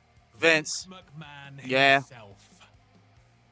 McMahon gave in to the increased disdain that the WWF crowds had shown towards him since Montreal and proceeded to roll with it, becoming the pompadoured Lex Luthor to Austin's blue-collared Superman. April 13th, 1998. If you want a championship change, you bring Brock Lesnar. Bring back Brock Lesnar and have him wreck shop. Yeah. Was the date that Austin, tired of McMahon's plain-spoken dislike towards him, challenged his boss to a title match that night on Raw. Though wrestler versus executive tropes have become the norm in the 2 decades since, this was breaking ground in 1998, and when McMahon accepted Austin's challenge, word quickly spread. Raw's ratings had been rising ever since Tyson angrily shoved Austin that January, but this was where the dam burst.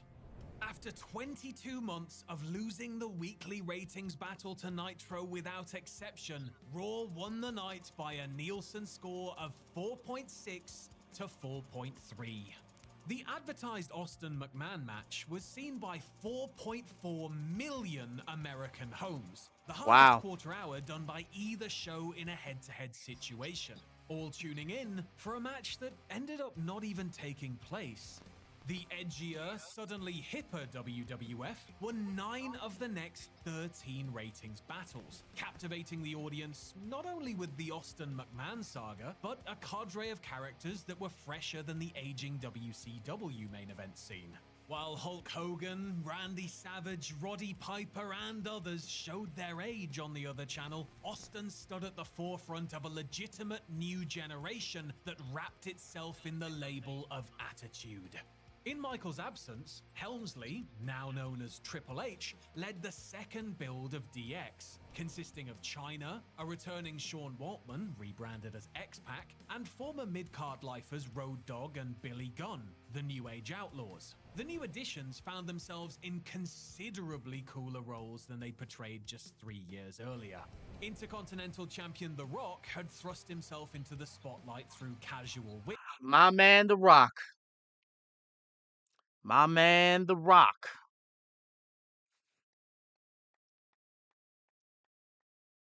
The people's champion. Wit, radiant charisma, and a leading man's aura. Glenn Jacobs cast aside the dental scraper and Novocaine in order to play The Undertaker's charbroiled brother Kane, a role that he would own for more than 20 years.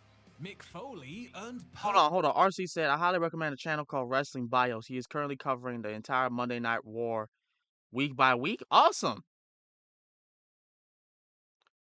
Hey, y'all, I'm getting tired of Roman retaining too. I am. Permanent main event residents, portraying whichever distinct as she should, RC, as she should. Be it the fearsome Cactus Jack, the masochistic Mankind, or the dorky and proud Dude Love. Sable complemented her sensual charms with a sudden mean streak, standing up to men and women with a fiery spirit. Select independent stars would receive additional training through WWF camps, and the first wave of promising graduates included always eager adult film star Val Venus and the muted Avenger known as Edge. Yes, Edge! Filled out the top of WWF cards throughout 1998 and into 1999. My man, Edge! Continued to grow in what was being heralded as a new golden age for professional wrestling. Now, where's Jeff Hardy at? Designs were of questionable taste. Attempted castrations, embalming, yo, that was crazy. Sacrifices, y'all remember that skit where they, I think it was Val Venus that allegedly had gotten his thing because he got caught messing with I forget what was his name. His name's woman. They was having sex in the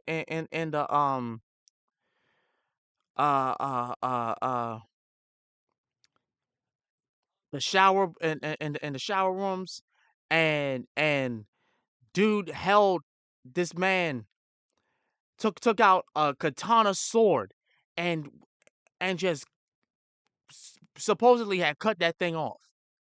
Like, that was crazy. And then on top of that, you put Stephanie McMahon on a cross.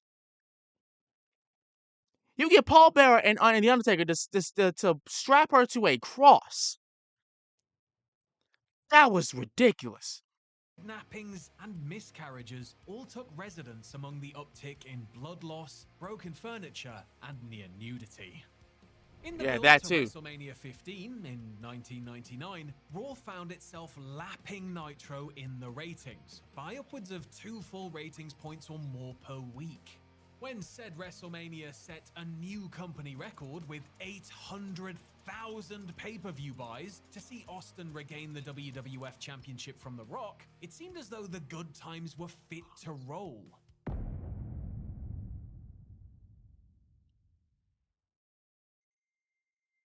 Tragedy would strike 2 months later at the Over the Edge pay-per-view in Kansas City, Missouri. Early on in the event, 34-year-old Owen Hart, doing a comedic turn as alter ego the Blue Blazer, fell 78 feet to his death while making his entrance. Due to A moment of silence for Owen Hart. You know, I keep forgetting what happened. But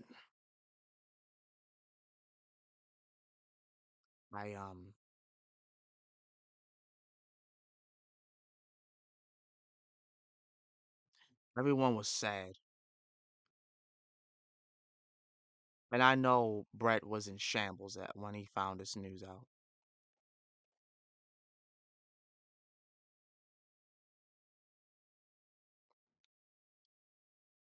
Rest in peace to Owen Hart. Owen Hart.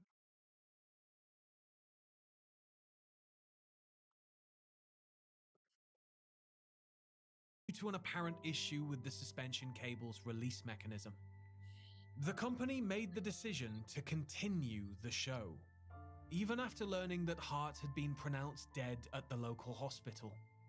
In the years since, the company has been criticized for choosing to go onward with the event, while others have conceded that under the horrifying circumstances, perhaps it may have been hard to think rationally. The following night's episode of Raw was a 2-hour tribute to Owen's memory, with comments from his peers, as well as matches run without any adherence to ongoing stories. Owen's wife Martha and children Athena and Oj continue to uphold his legacy outside of WWE, establishing the Owen Hart Foundation in his memory.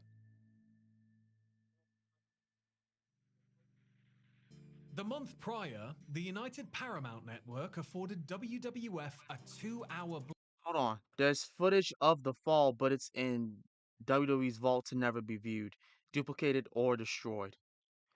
Yeah, I look. Even if there was footage, there's no way I'm looking that up. I'm not. No, we are not looking that up, dog. We are not looking that up. Like, and I ain't gonna lie. When you say it out loud, it sounds so bad when you say when they say that, like, the show still continued after someone had been pronounced dead. Because no one, if it were me, if I was in charge of that show and somebody, it was a tragedy, right?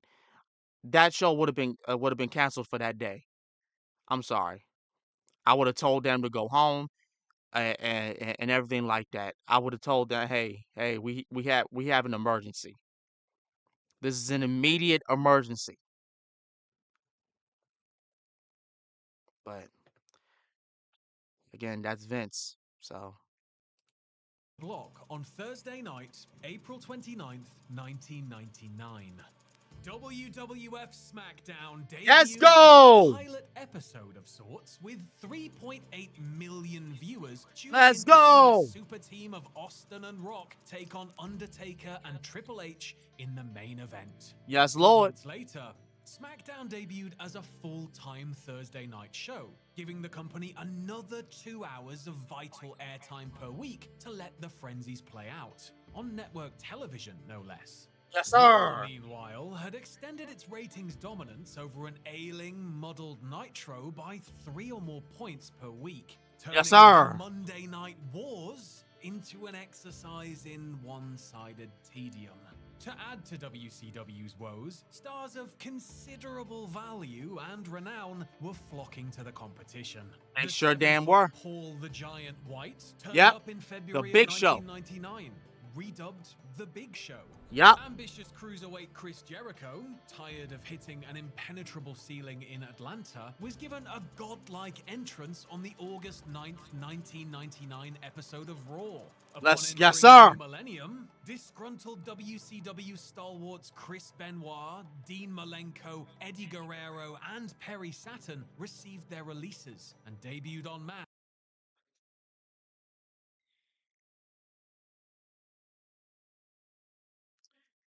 Now we're going to be hitting the touchy subject. Real touchy subjects. One was a man who was overcoming his demons with drugs and alcohol and died as a good man. Even to this day, people still talk about Latino Heat. And then you got the other, who apparently was so with God, who seemed like he stood on business, but unfortunately succumbed to his demons and took it out on his family.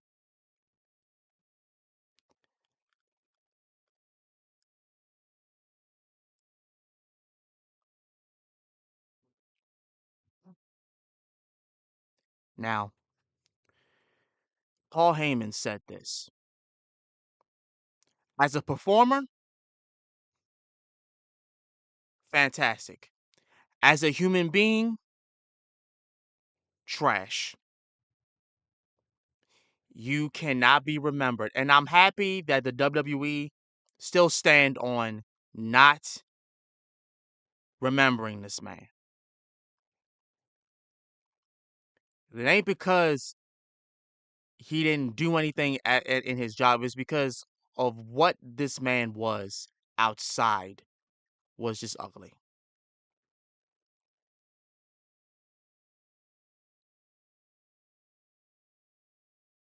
So, yeah, that's how I feel about the Rabid Wolverine.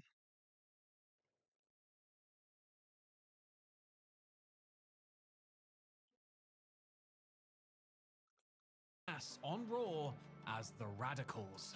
Added to ECW imports Taz and the Dudley Boys, Some Dynamite 3D. duos like Edge and Christian. the Hardy Boys and Too Cool, Let's go, the Hardy wildly Boys. popular Rikishi, Rikishi. and Olympic gold medal wrestler turned blue chip sensation Kurt Angle. The WWF roster appeared deeper than it had been Yes. in years.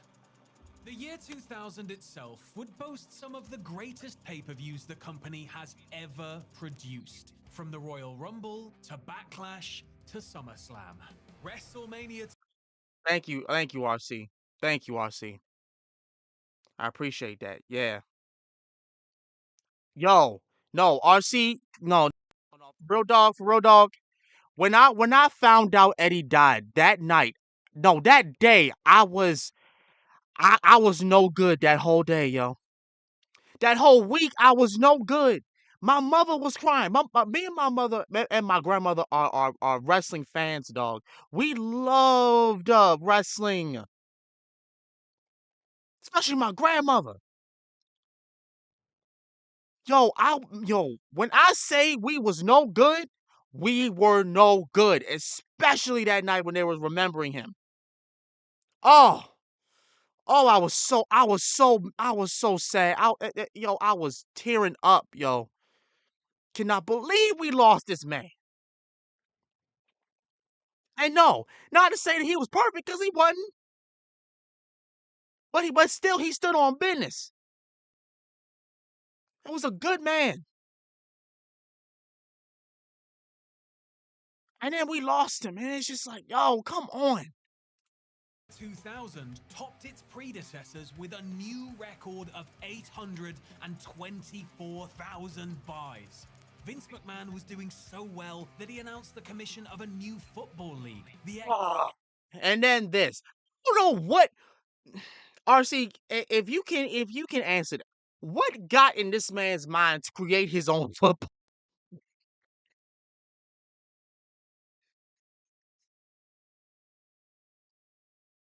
Like, I don't understand what was gonna be different with this. It's still football, so like what exactly were you gonna be doing? Introducing like storylines with the with football? Is that what we're gonna be doing?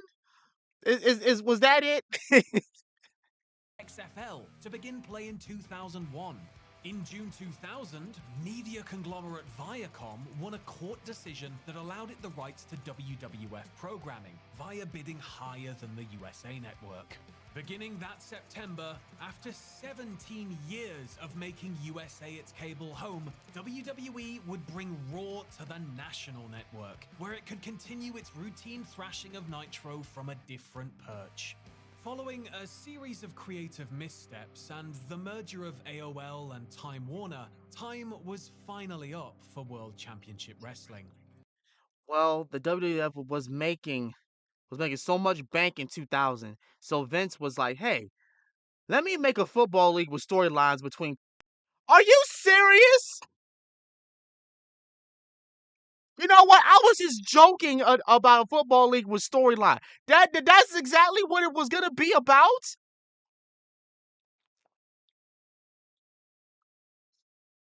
And the XFL is currently owned by The Rock, surprisingly.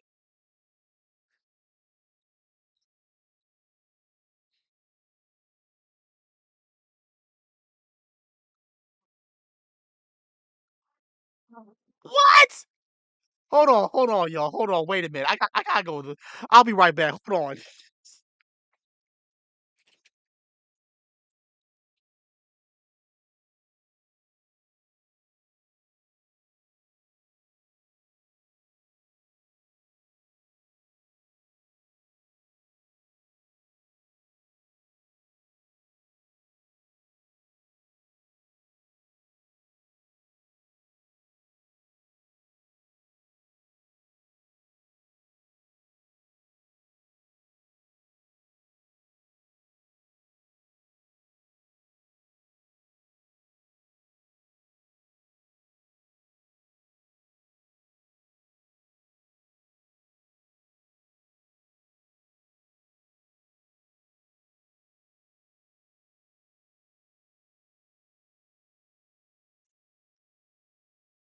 Oh my God.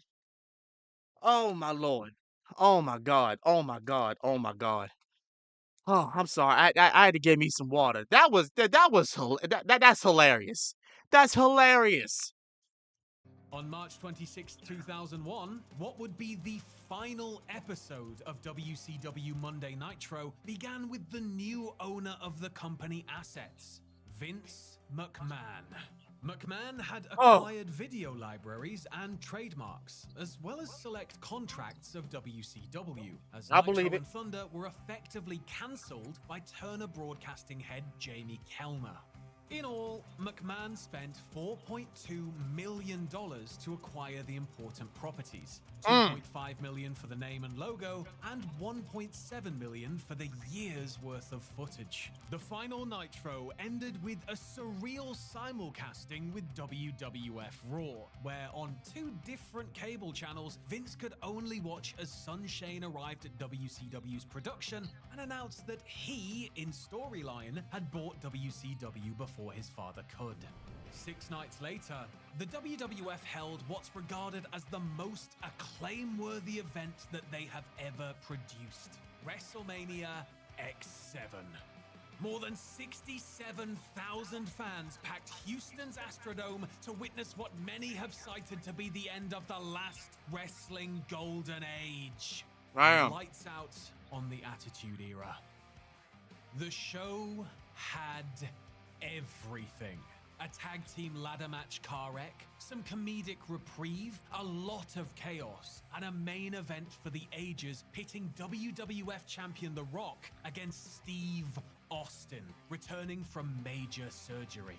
In the final stage, Austin shockingly accepted help from three-year rival McMahon in order to defeat The Rock.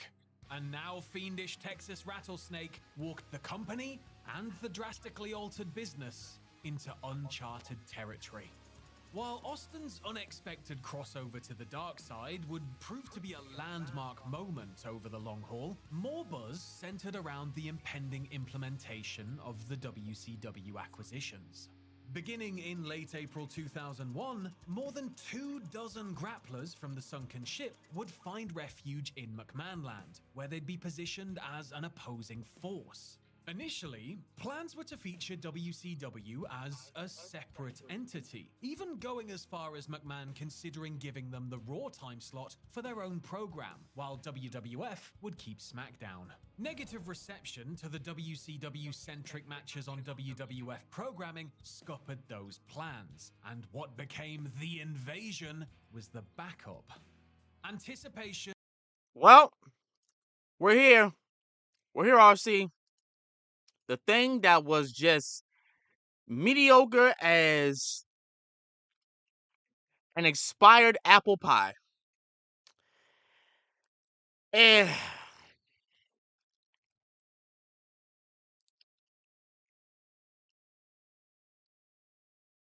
You know, it's crazy. I couldn't really tell whether or not that was Shane's face compared to his father's. Because Vince is on the right, Shane's on the left. That's how much Shane looks like his father. The Invasion was the backup. Anticipation was high for the WWF-WCW turf war, but yeah, facts. WrestleMania 17 was quelled. Yes. Outside of Booker T and Diamond Dallas Page, WCW lacked any major established stars, thanks to the Goldbergs and... Hold on. If there's two good things that came out of Invasion, Austin as a bad guy was hilarious, and RVD was booked very strongly. Yeah, RVD was good. Stings of the world still subsisting on their massive contracts with Time Warner. Various WWF stars, including Steve Austin, Shane McMahon, and others, crossed over to the WCW side to boost their star power, watering the whole thing down. WWF stars rarely looked weak, while aside from Booker T and ECW import Rob Van Dam, the legitimate intruders were treated as afterthoughts. At Survivor Series 2001, the entire war came to an abrupt end when WWF stood tall. The failure of The Invasion has been regarded as one of pro wrestling's ultimate missed opportunities. For real! The Invasion did, however, provide a number of surreal moments during the course of its run, simply because there were WCW-related matters happening on WWF broadcasts.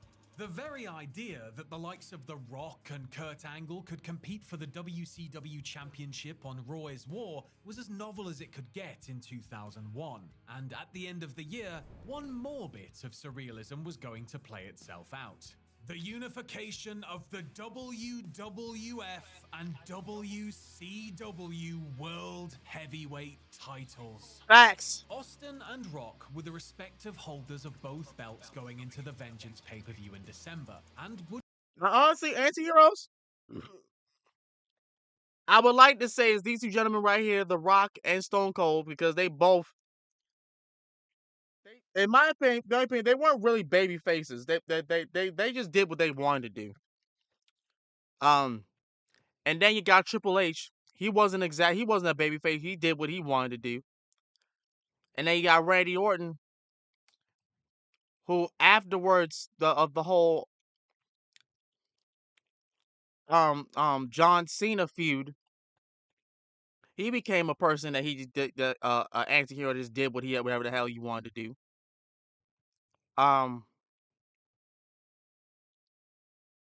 Who else? You had Goldberg, that wasn't much of a baby face. So I think I want to say it's that bunch.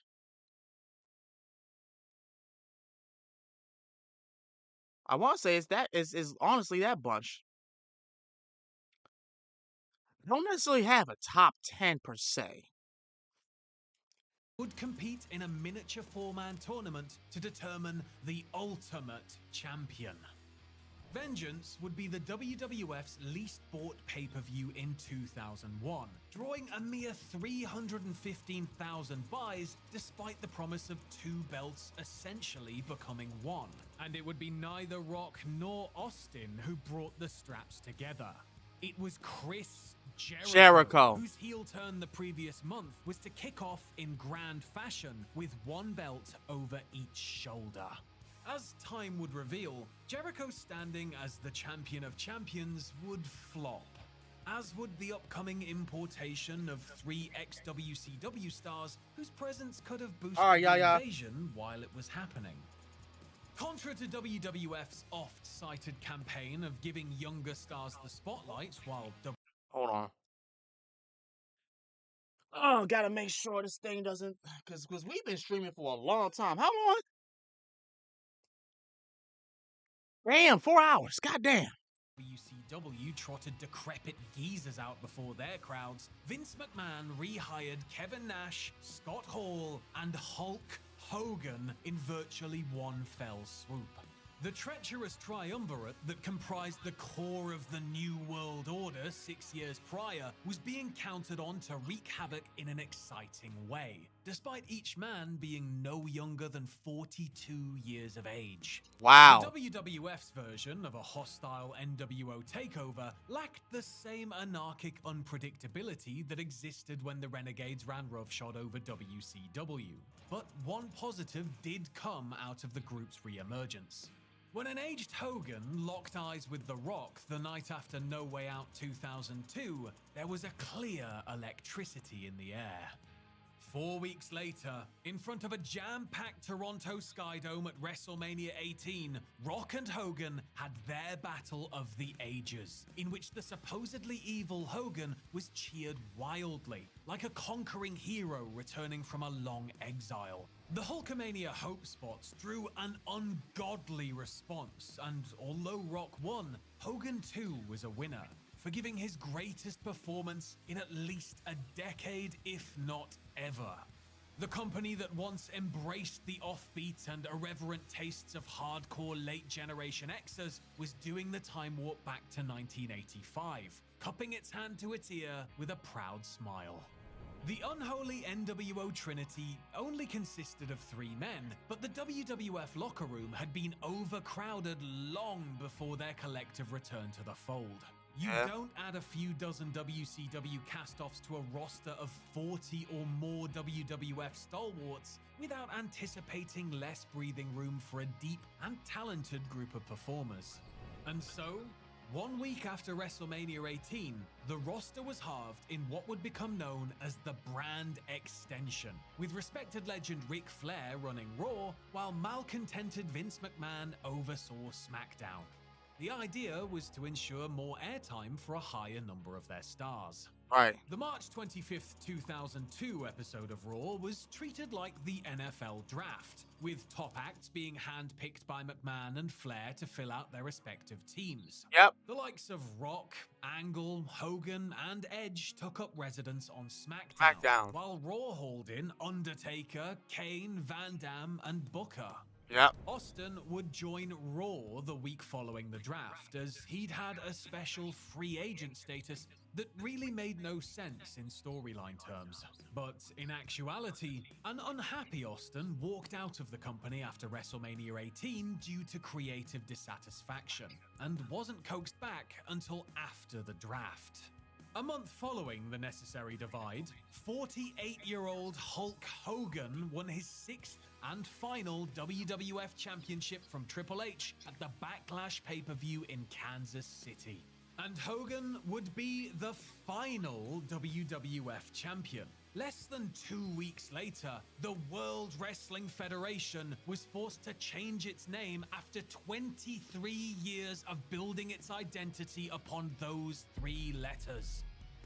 The World Wildlife Fund took issue with the shared initials, and an agreement was made in Man, listen. It's crazy to me how a nonprofit organization got mad because motherfuckers had the name WWF. Because a wrestling business had the name W. You know how many businesses have the same name? And it's not the same kind of business? You are a nonprofit organization for panda bears, bitch. What are you so upset about? Why are you taking legal action against a wrestling company? I just don't understand. I don't get. Y'all's focus should have been y'all focus was not on the pandas. Y'all don't care about the pandas. Y'all care about money. Dumbass motherfuckers. You care so much about a name. How are the pandas doing? Are they okay? They supposedly about to be extinct. So obviously y'all not standing on business. Obviously. They eventually settled and WWE can use the WWF name, but only in old footage and not in any new stuff. I mean, yeah. Because they made too much of a fucking ruckus.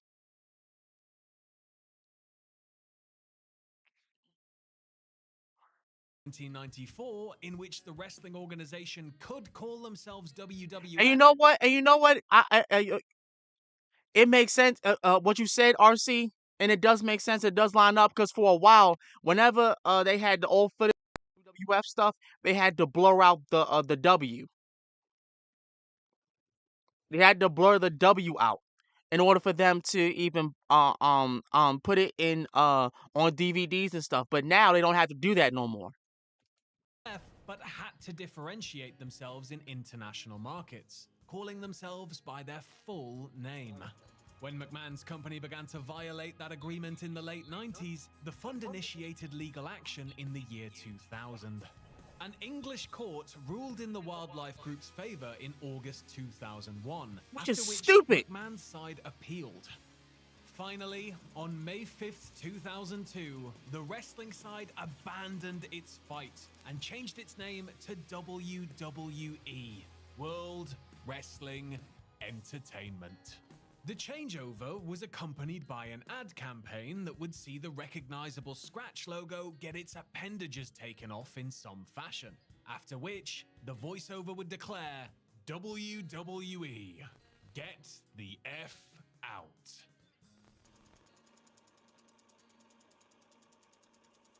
And here we are, the ruthless aggression. I'm happy we got to this part. For fans, the name change was a hard adjustment to get used to, as was the distracting sight of 1,000,001 blurred logos on archival footage.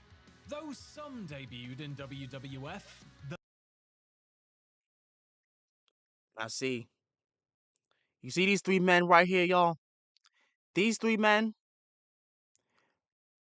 made me love wrestling as a little child, as a child, even more. These three men made me absolutely love wrestling. Batista. Well, Dave Batista, Randy Orton, and John motherfucking Cena. For as much as y'all want to complain about these three men, I respect. Now, granted, I don't respect Dave Batista cheating on his wife. I don't respect Randy Orton just breaking shit just because he feel like he could, which is funny as hell. The fact that Cody Rhodes said that shit was crazy. And I admire John for being in WWE as long as he did. So much so to the point where like he can't even do it no more. His body can't take it no more. These three men, yeah. Yeah. I mean, Brock Lesnar, if you count Brock Lesnar too, then yeah. Those 4 men, hell yeah. Hell yeah. The letter F may well have been an ancient artifact for the fresh crop of wrestlers out of developmental group Ohio Valley Wrestling. The first of these factory-formulated green And you brought it, you summoned them. RCU summoned them. RCU summoned them. Yes. Freak of nature known as Brock Lesnar. Drawing immediate comparisons to fellow irresistible force Bill Goldberg, Lesnar steamrolled opponents while showing very few apparent weaknesses. To the surprise of nobody, Lesnar was fast-tracked to the WWE Championship 5 months after his debut, as he splattered The Rock at SummerSlam 2002. And following in Lesnar's deepened footsteps was Randy Orton. Randy Orton, the legend killer. 21-year-old talent with the look of a high school jock and the agility of a basketball standout. Also coming off the assembly line was a beast similar to Lesnar, albeit without Dave the Batista. cultured range of athletics. Dave Batista made his WWE debut as a muted enforcer for Devon Dudley, but would eventually break off as a sinister monster of his own accord. Bringing up the rear was an infectiously energetic combination of John sculpted Cena muscle and unparalleled charisma named John Cena. As of 2022, these there we go. have racked up a combined There it is. There it is. There it is. There we go. There we go. Hold on. I'm printing this screen to make this the thumbnail if I can. Yes. Yes. Oh yeah. Oh yeah. Yeah. total of 46 world titles. Along with the promising new wave, Jesus is like an actual monstrous demon from the pits of hell. Facts. to hone his nostalgia act to an exceptional response. OVW Batista had a demon gimmick, and then he was on SmackDown. He was a deacon. Yeah, I remember that. The revitalized Heartbreak Kid took Triple H to the limit at SummerSlam 2002.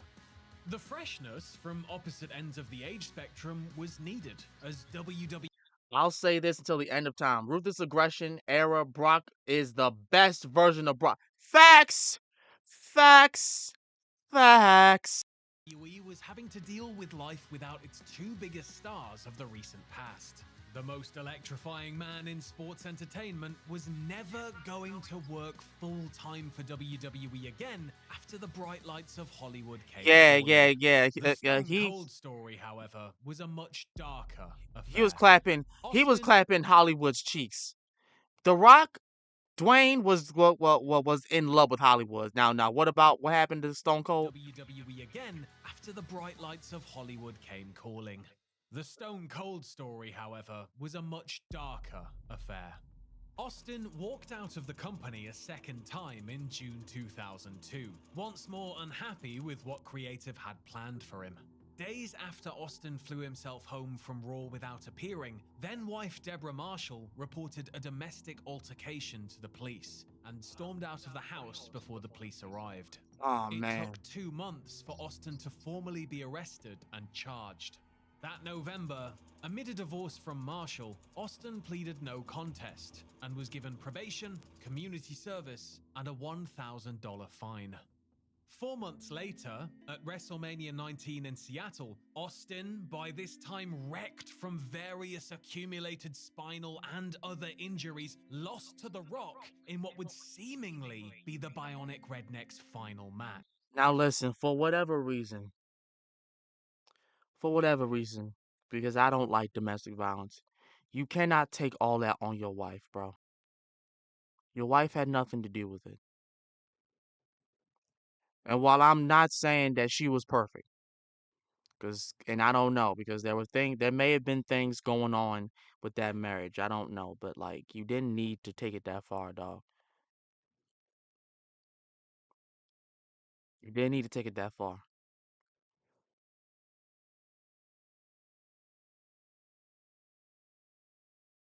And now we see Stone Cold, and he's by himself.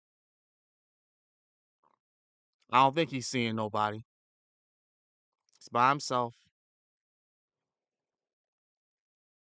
I feel sorry for the man. I really do. I can understand his frustration. I can, but like, you gotta push through, despite the fact that your body is kicking your ass. Like, damn, bro.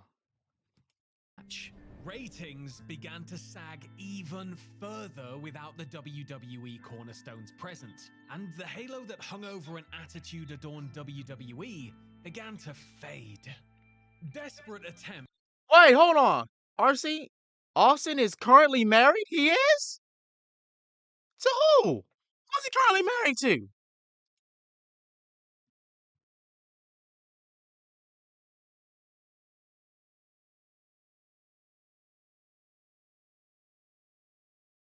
Who's he currently married to? Who's Kristen Austin?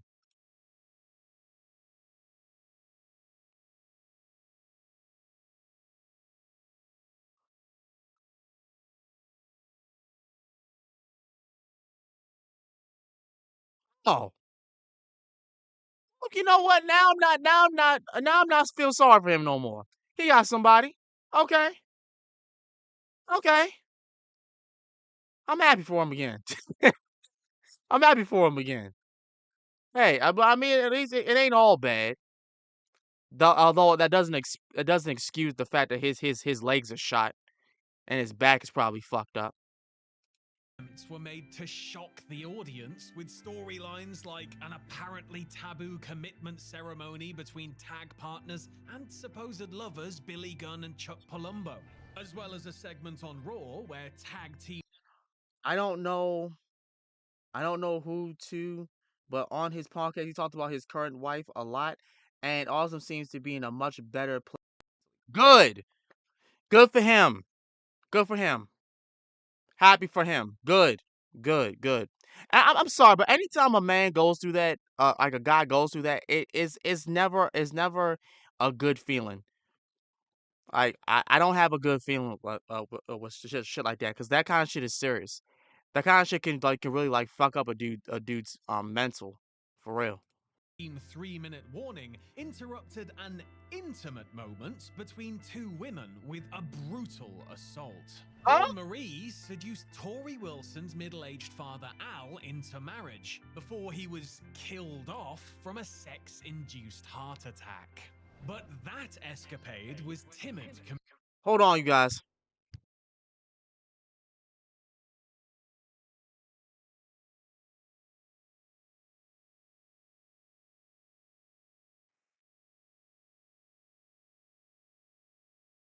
I'll be right back, y'all. Oh, goddamn. So having a dog is just is strenuous on the mind, I tell you. I'll be right back. Just give me 1 second.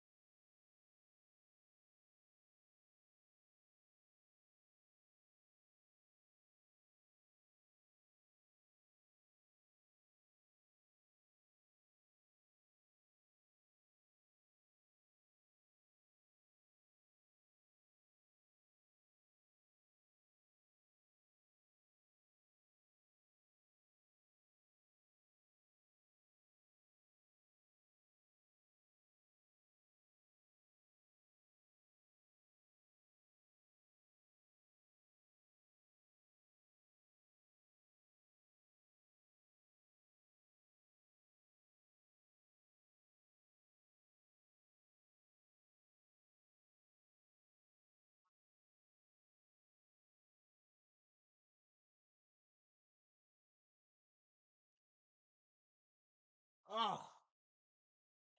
Huh?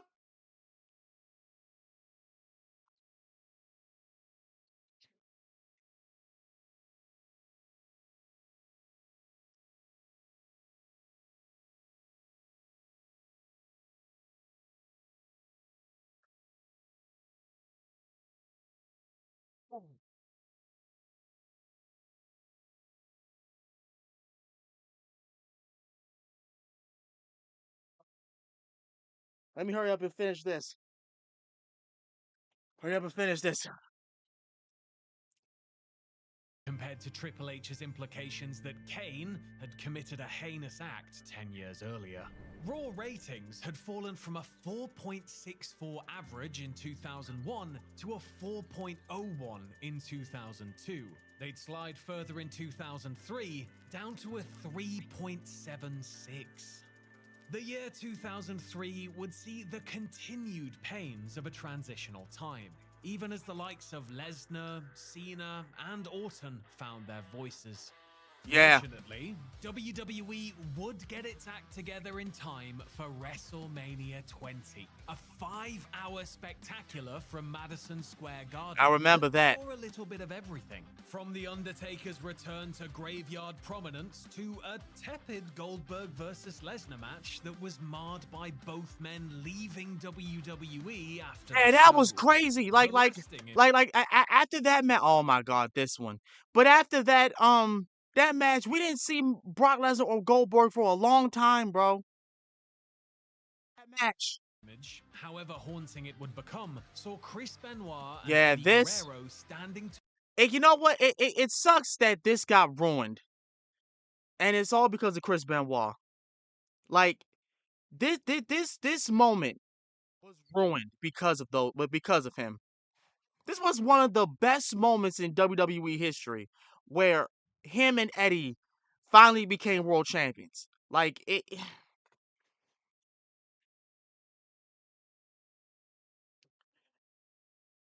Tall as the champions of their respective brands. The long underappreciated wrestlers embracing as confetti rained over their teary eyes.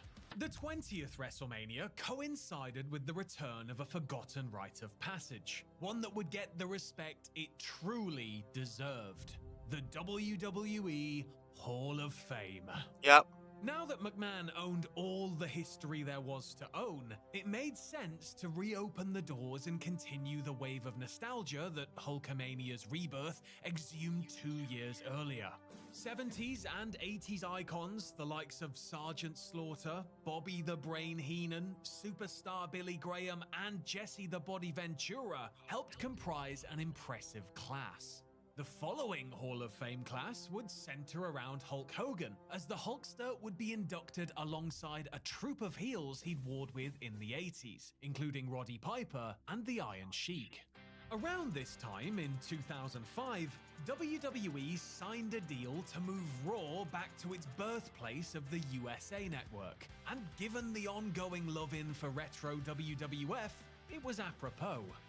But while the classics were earning appreciation, the new school was taking over. Villains Triple H and John Bradshaw Layfield were given sustained runs as world champions, just so they could be toppled at WrestleMania 21 in Los Angeles by the Stars of Tomorrow, Batista and John Cena, respectively. McMahon's WWE had found a way to hit on all three fronts, catering to fans of the past, satisfying those keen on the present, and building a healthy future. In all three ways, WWE could captivate masterfully. The company rollicked along through 2005, rifling off well-received events that included SmackDown's Judgment Day, Raw's Vengeance, and the ECW reunion show, One Night Stand. Yeah, I remember that one. We were just talking about that. SummerSlam in history. 52-year-old Hulk Hogan battled 40-year-old Oh my God, Shawn this Michaels match in though. a match that became more known for Michaels' exaggerated pratfalls than as a clash of cherished elders. But not all was pristine in WWE's world.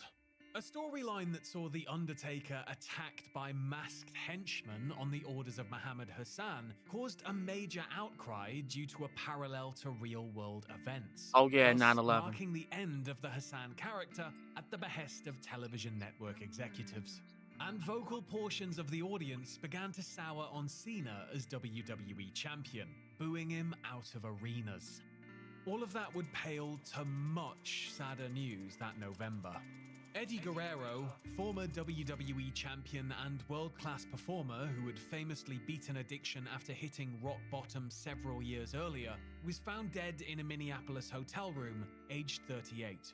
The cause of death would later be revealed as atherosclerotic cardiovascular disease. Guerrero was still a visible figure in SmackDown's main event scene at the time of his passing, and was due to wrestle at a television taping on the day of his death. Damn. Eddie's name would persist in WWE canon, namely through real-life best friend Rey Mysterio, who dedicated his soon-to-come main event run to Guerrero's memory. WWE pressed on with the direction for WrestleMania 22, emanating from Chicago. Fences had been mended with Bret Hart, who, after collaborating Yeah, with the that was company on a so. DVD retrospective, Listen, that was so surprising when Bret Hart came back. I was like, wait a minute, what? Bret Hart's back? the previous My mother year, was accepted an well invitation to was headline that year's Hall of stunned. Fame class. Seeing the Hitman on WWE programming once more had the feel of a pro wrestling fever dream. But Yes. he wasn't the only valued element of pro wrestling yore given another go in 2006. D-Generation X saddled up once Then there was more that. for another run of Irreverence. Yep. While NBC recommissioned I ain't gonna lie, I main love event DX. This version of DX, 13-year I love. layoff. Also unearthed for weekly consumption was ECW. After a second one-night stand in June 2006 that was presented as ECW versus WWE, the event spun off its own roster and weekly TV show, with Rob Van Dam as the presiding champion. While the presence of Sabu, Tommy Dreamer, Joey Styles, and others had the feeling of hardcore comfort food, the brand Can you believe Joey Styles is still wrestling? And Sabu? Those motherfuckers are still wrestling, bro. was ultimately too WWE-ified to make a real Yeah, impact. then there was that. Big Show, Test, and some ineffective talents presented as the new breed offset the ECW flavor. In fact, the only new addition that fans accepted heartily was CM former Punk. Ring of Honor World Champion CM Punk. But a disastrous and widely scorned December to Dismember pay-per-view exposed all of the brand's warts. Paul Heyman reportedly resisted McMahon's plans for the show and was ousted from his role in creative days later.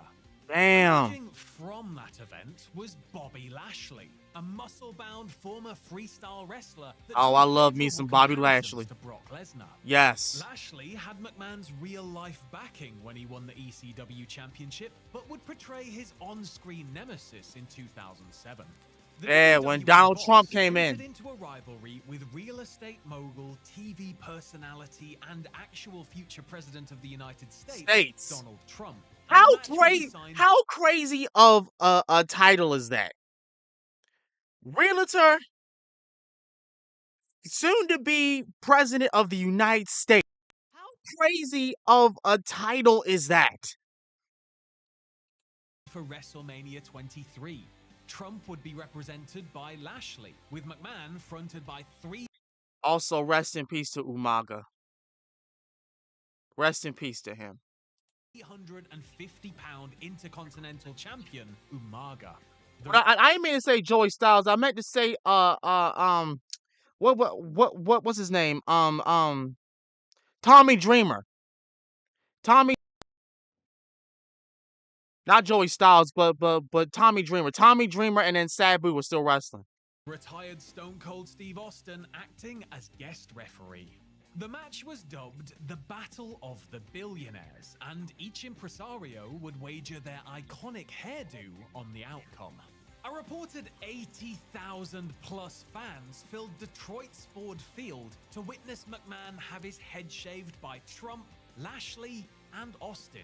The lure of the high-profile match, along with a stellar card that included John Cena versus Shawn Michaels for the WWE Championship and Batista versus The Undertaker for the World Heavyweight title, set an all-time record for most purchased WWE pay-per-view of all time, netting 1.19 million buys and a new record of more than $5.3 million in ticket sales. Though professional wrestling as a fad faded away in the early 2000s, by 2007, opportunity and intrigue in the business remained highly fertile. And with that intrigue came the possibility of being greeted with a misfire. In June 2007, WWE kicked off a controversial and confounding story arc, which began at the conclusion of a 3-hour episode that was to have seen Vince McMahon honored throughout the night.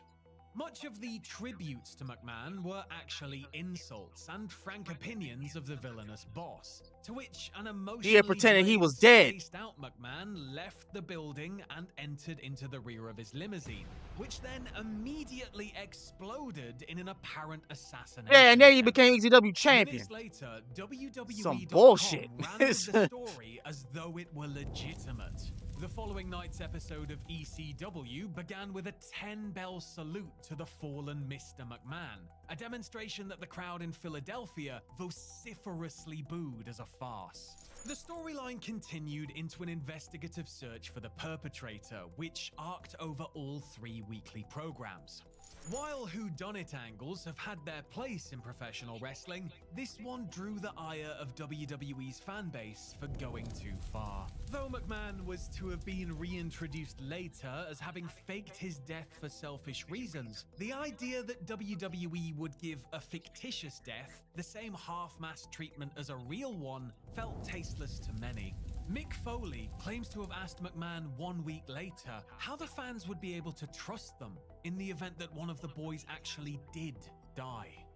Neither he nor anybody else for that matter would have anticipated WWE being forced to answer that question so quickly and under such horrifying circumstances. Oh yeah. Chris Benoit, scheduled to win the ECW championship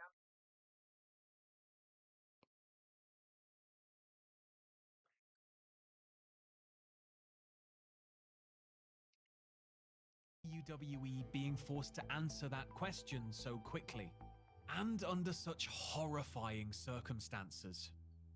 Chris Benoit, scheduled to win the ECW championship at the Vengeance pay-per-view on June 24th, missed the event after informing several colleagues and the office that his wife Nancy and son Daniel were suffering from food poisoning. Chavo Guerrero spoke to Benoit the Saturday before and noticed an unsettling fatigue to Benoit's voice and demeanor. On the Monday following the pay-per-view, hours before Raw was scheduled to be a mock memorial show for McMahon, WWE officials learned from the Fayette County Sheriff's Department in Fayetteville, Georgia, that Benoit, his wife, and son were all found dead in their home. The format for Raw was hastily scrubbed in light of this news and turned instead into an empty arena memorial for Benoit and his family. It wasn't until the broadcast went off the air that WWE.com released the chilling news that Benoit was considered the prime suspect in the deaths of Nancy and Daniel. By morning, news outlets had jumped all over the story that over the course of the weekend, Benoit had killed first his wife and then his child. After sending vague texts to friends about his physical address, essentially telling them how to find the crime scene, Benoit took his own life. Very quickly after these revelations, WWE worked to erase all mentions and depictions of Benoit from their websites, promotional materials, and merchandise line. The episode of ECW that aired the following night began with McMahon making a statement to that effect.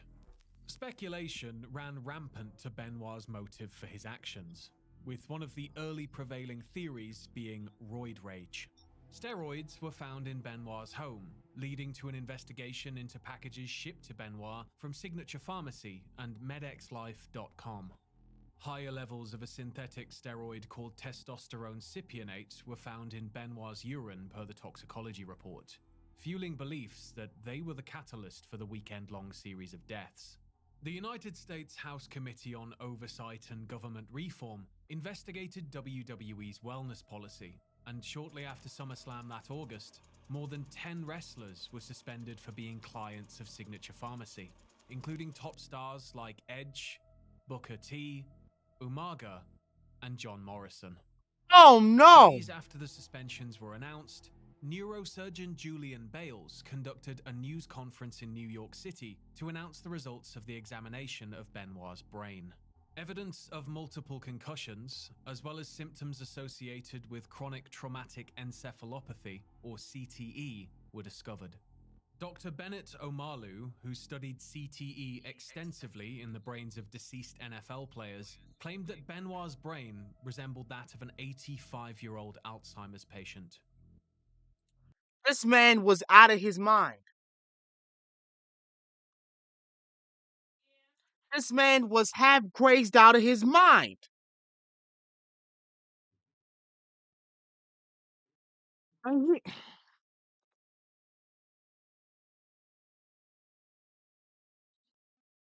Wow.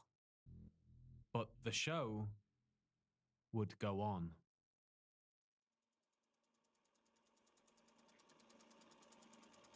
Parental. Oh no! This is when WWE started to suck. Late that summer, sweeping the whole grisly murder plotline under the rug in favor of a new whodunit, one with much sillier implications.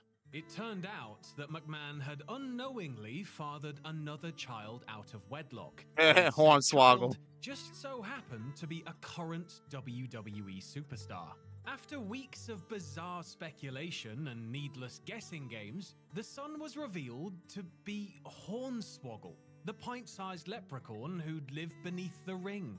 This led to weeks and months of hijinks from Hornswoggle that were right out of Warner Brothers. And while opinions of the angle tend to skew toward negative, it was perhaps some necessary levity. Much more. And went to TNA after. Yeah. You know what? Because I gotta get ready. I gotta go with my family for a bit for some Thanksgiving shopping. We're gonna continue this with a part 2, hopefully next week. If not, at any time I have time. I promise we're gonna keep talking about wrestling. This will not be the last time we discuss wrestling. If there's anything else, any other like wrestling videos that you want me to discuss, feel free to put them in the reaction request or just let me know about them so that I can just make a list, right? And when we get done with this, or before we get done with this, we can just keep on watching those things. We went through a lot, 4 hours worth of this. So with that being said, y'all have a good night. Stay safe and everything like that. Maybe in the next live stream we can talk about TNA. I know we were covering about WWE. If I can find the history of TNA in a nice compelled video, we will most definitely talk about TNA. But with that being said, y'all have a good day, a good night. Stay safe out there and stay warm. This has been Master Sakurai. I love you guys. Thank you guys all for who joined this live stream. You guys are awesome. You guys are amazing people. I appreciate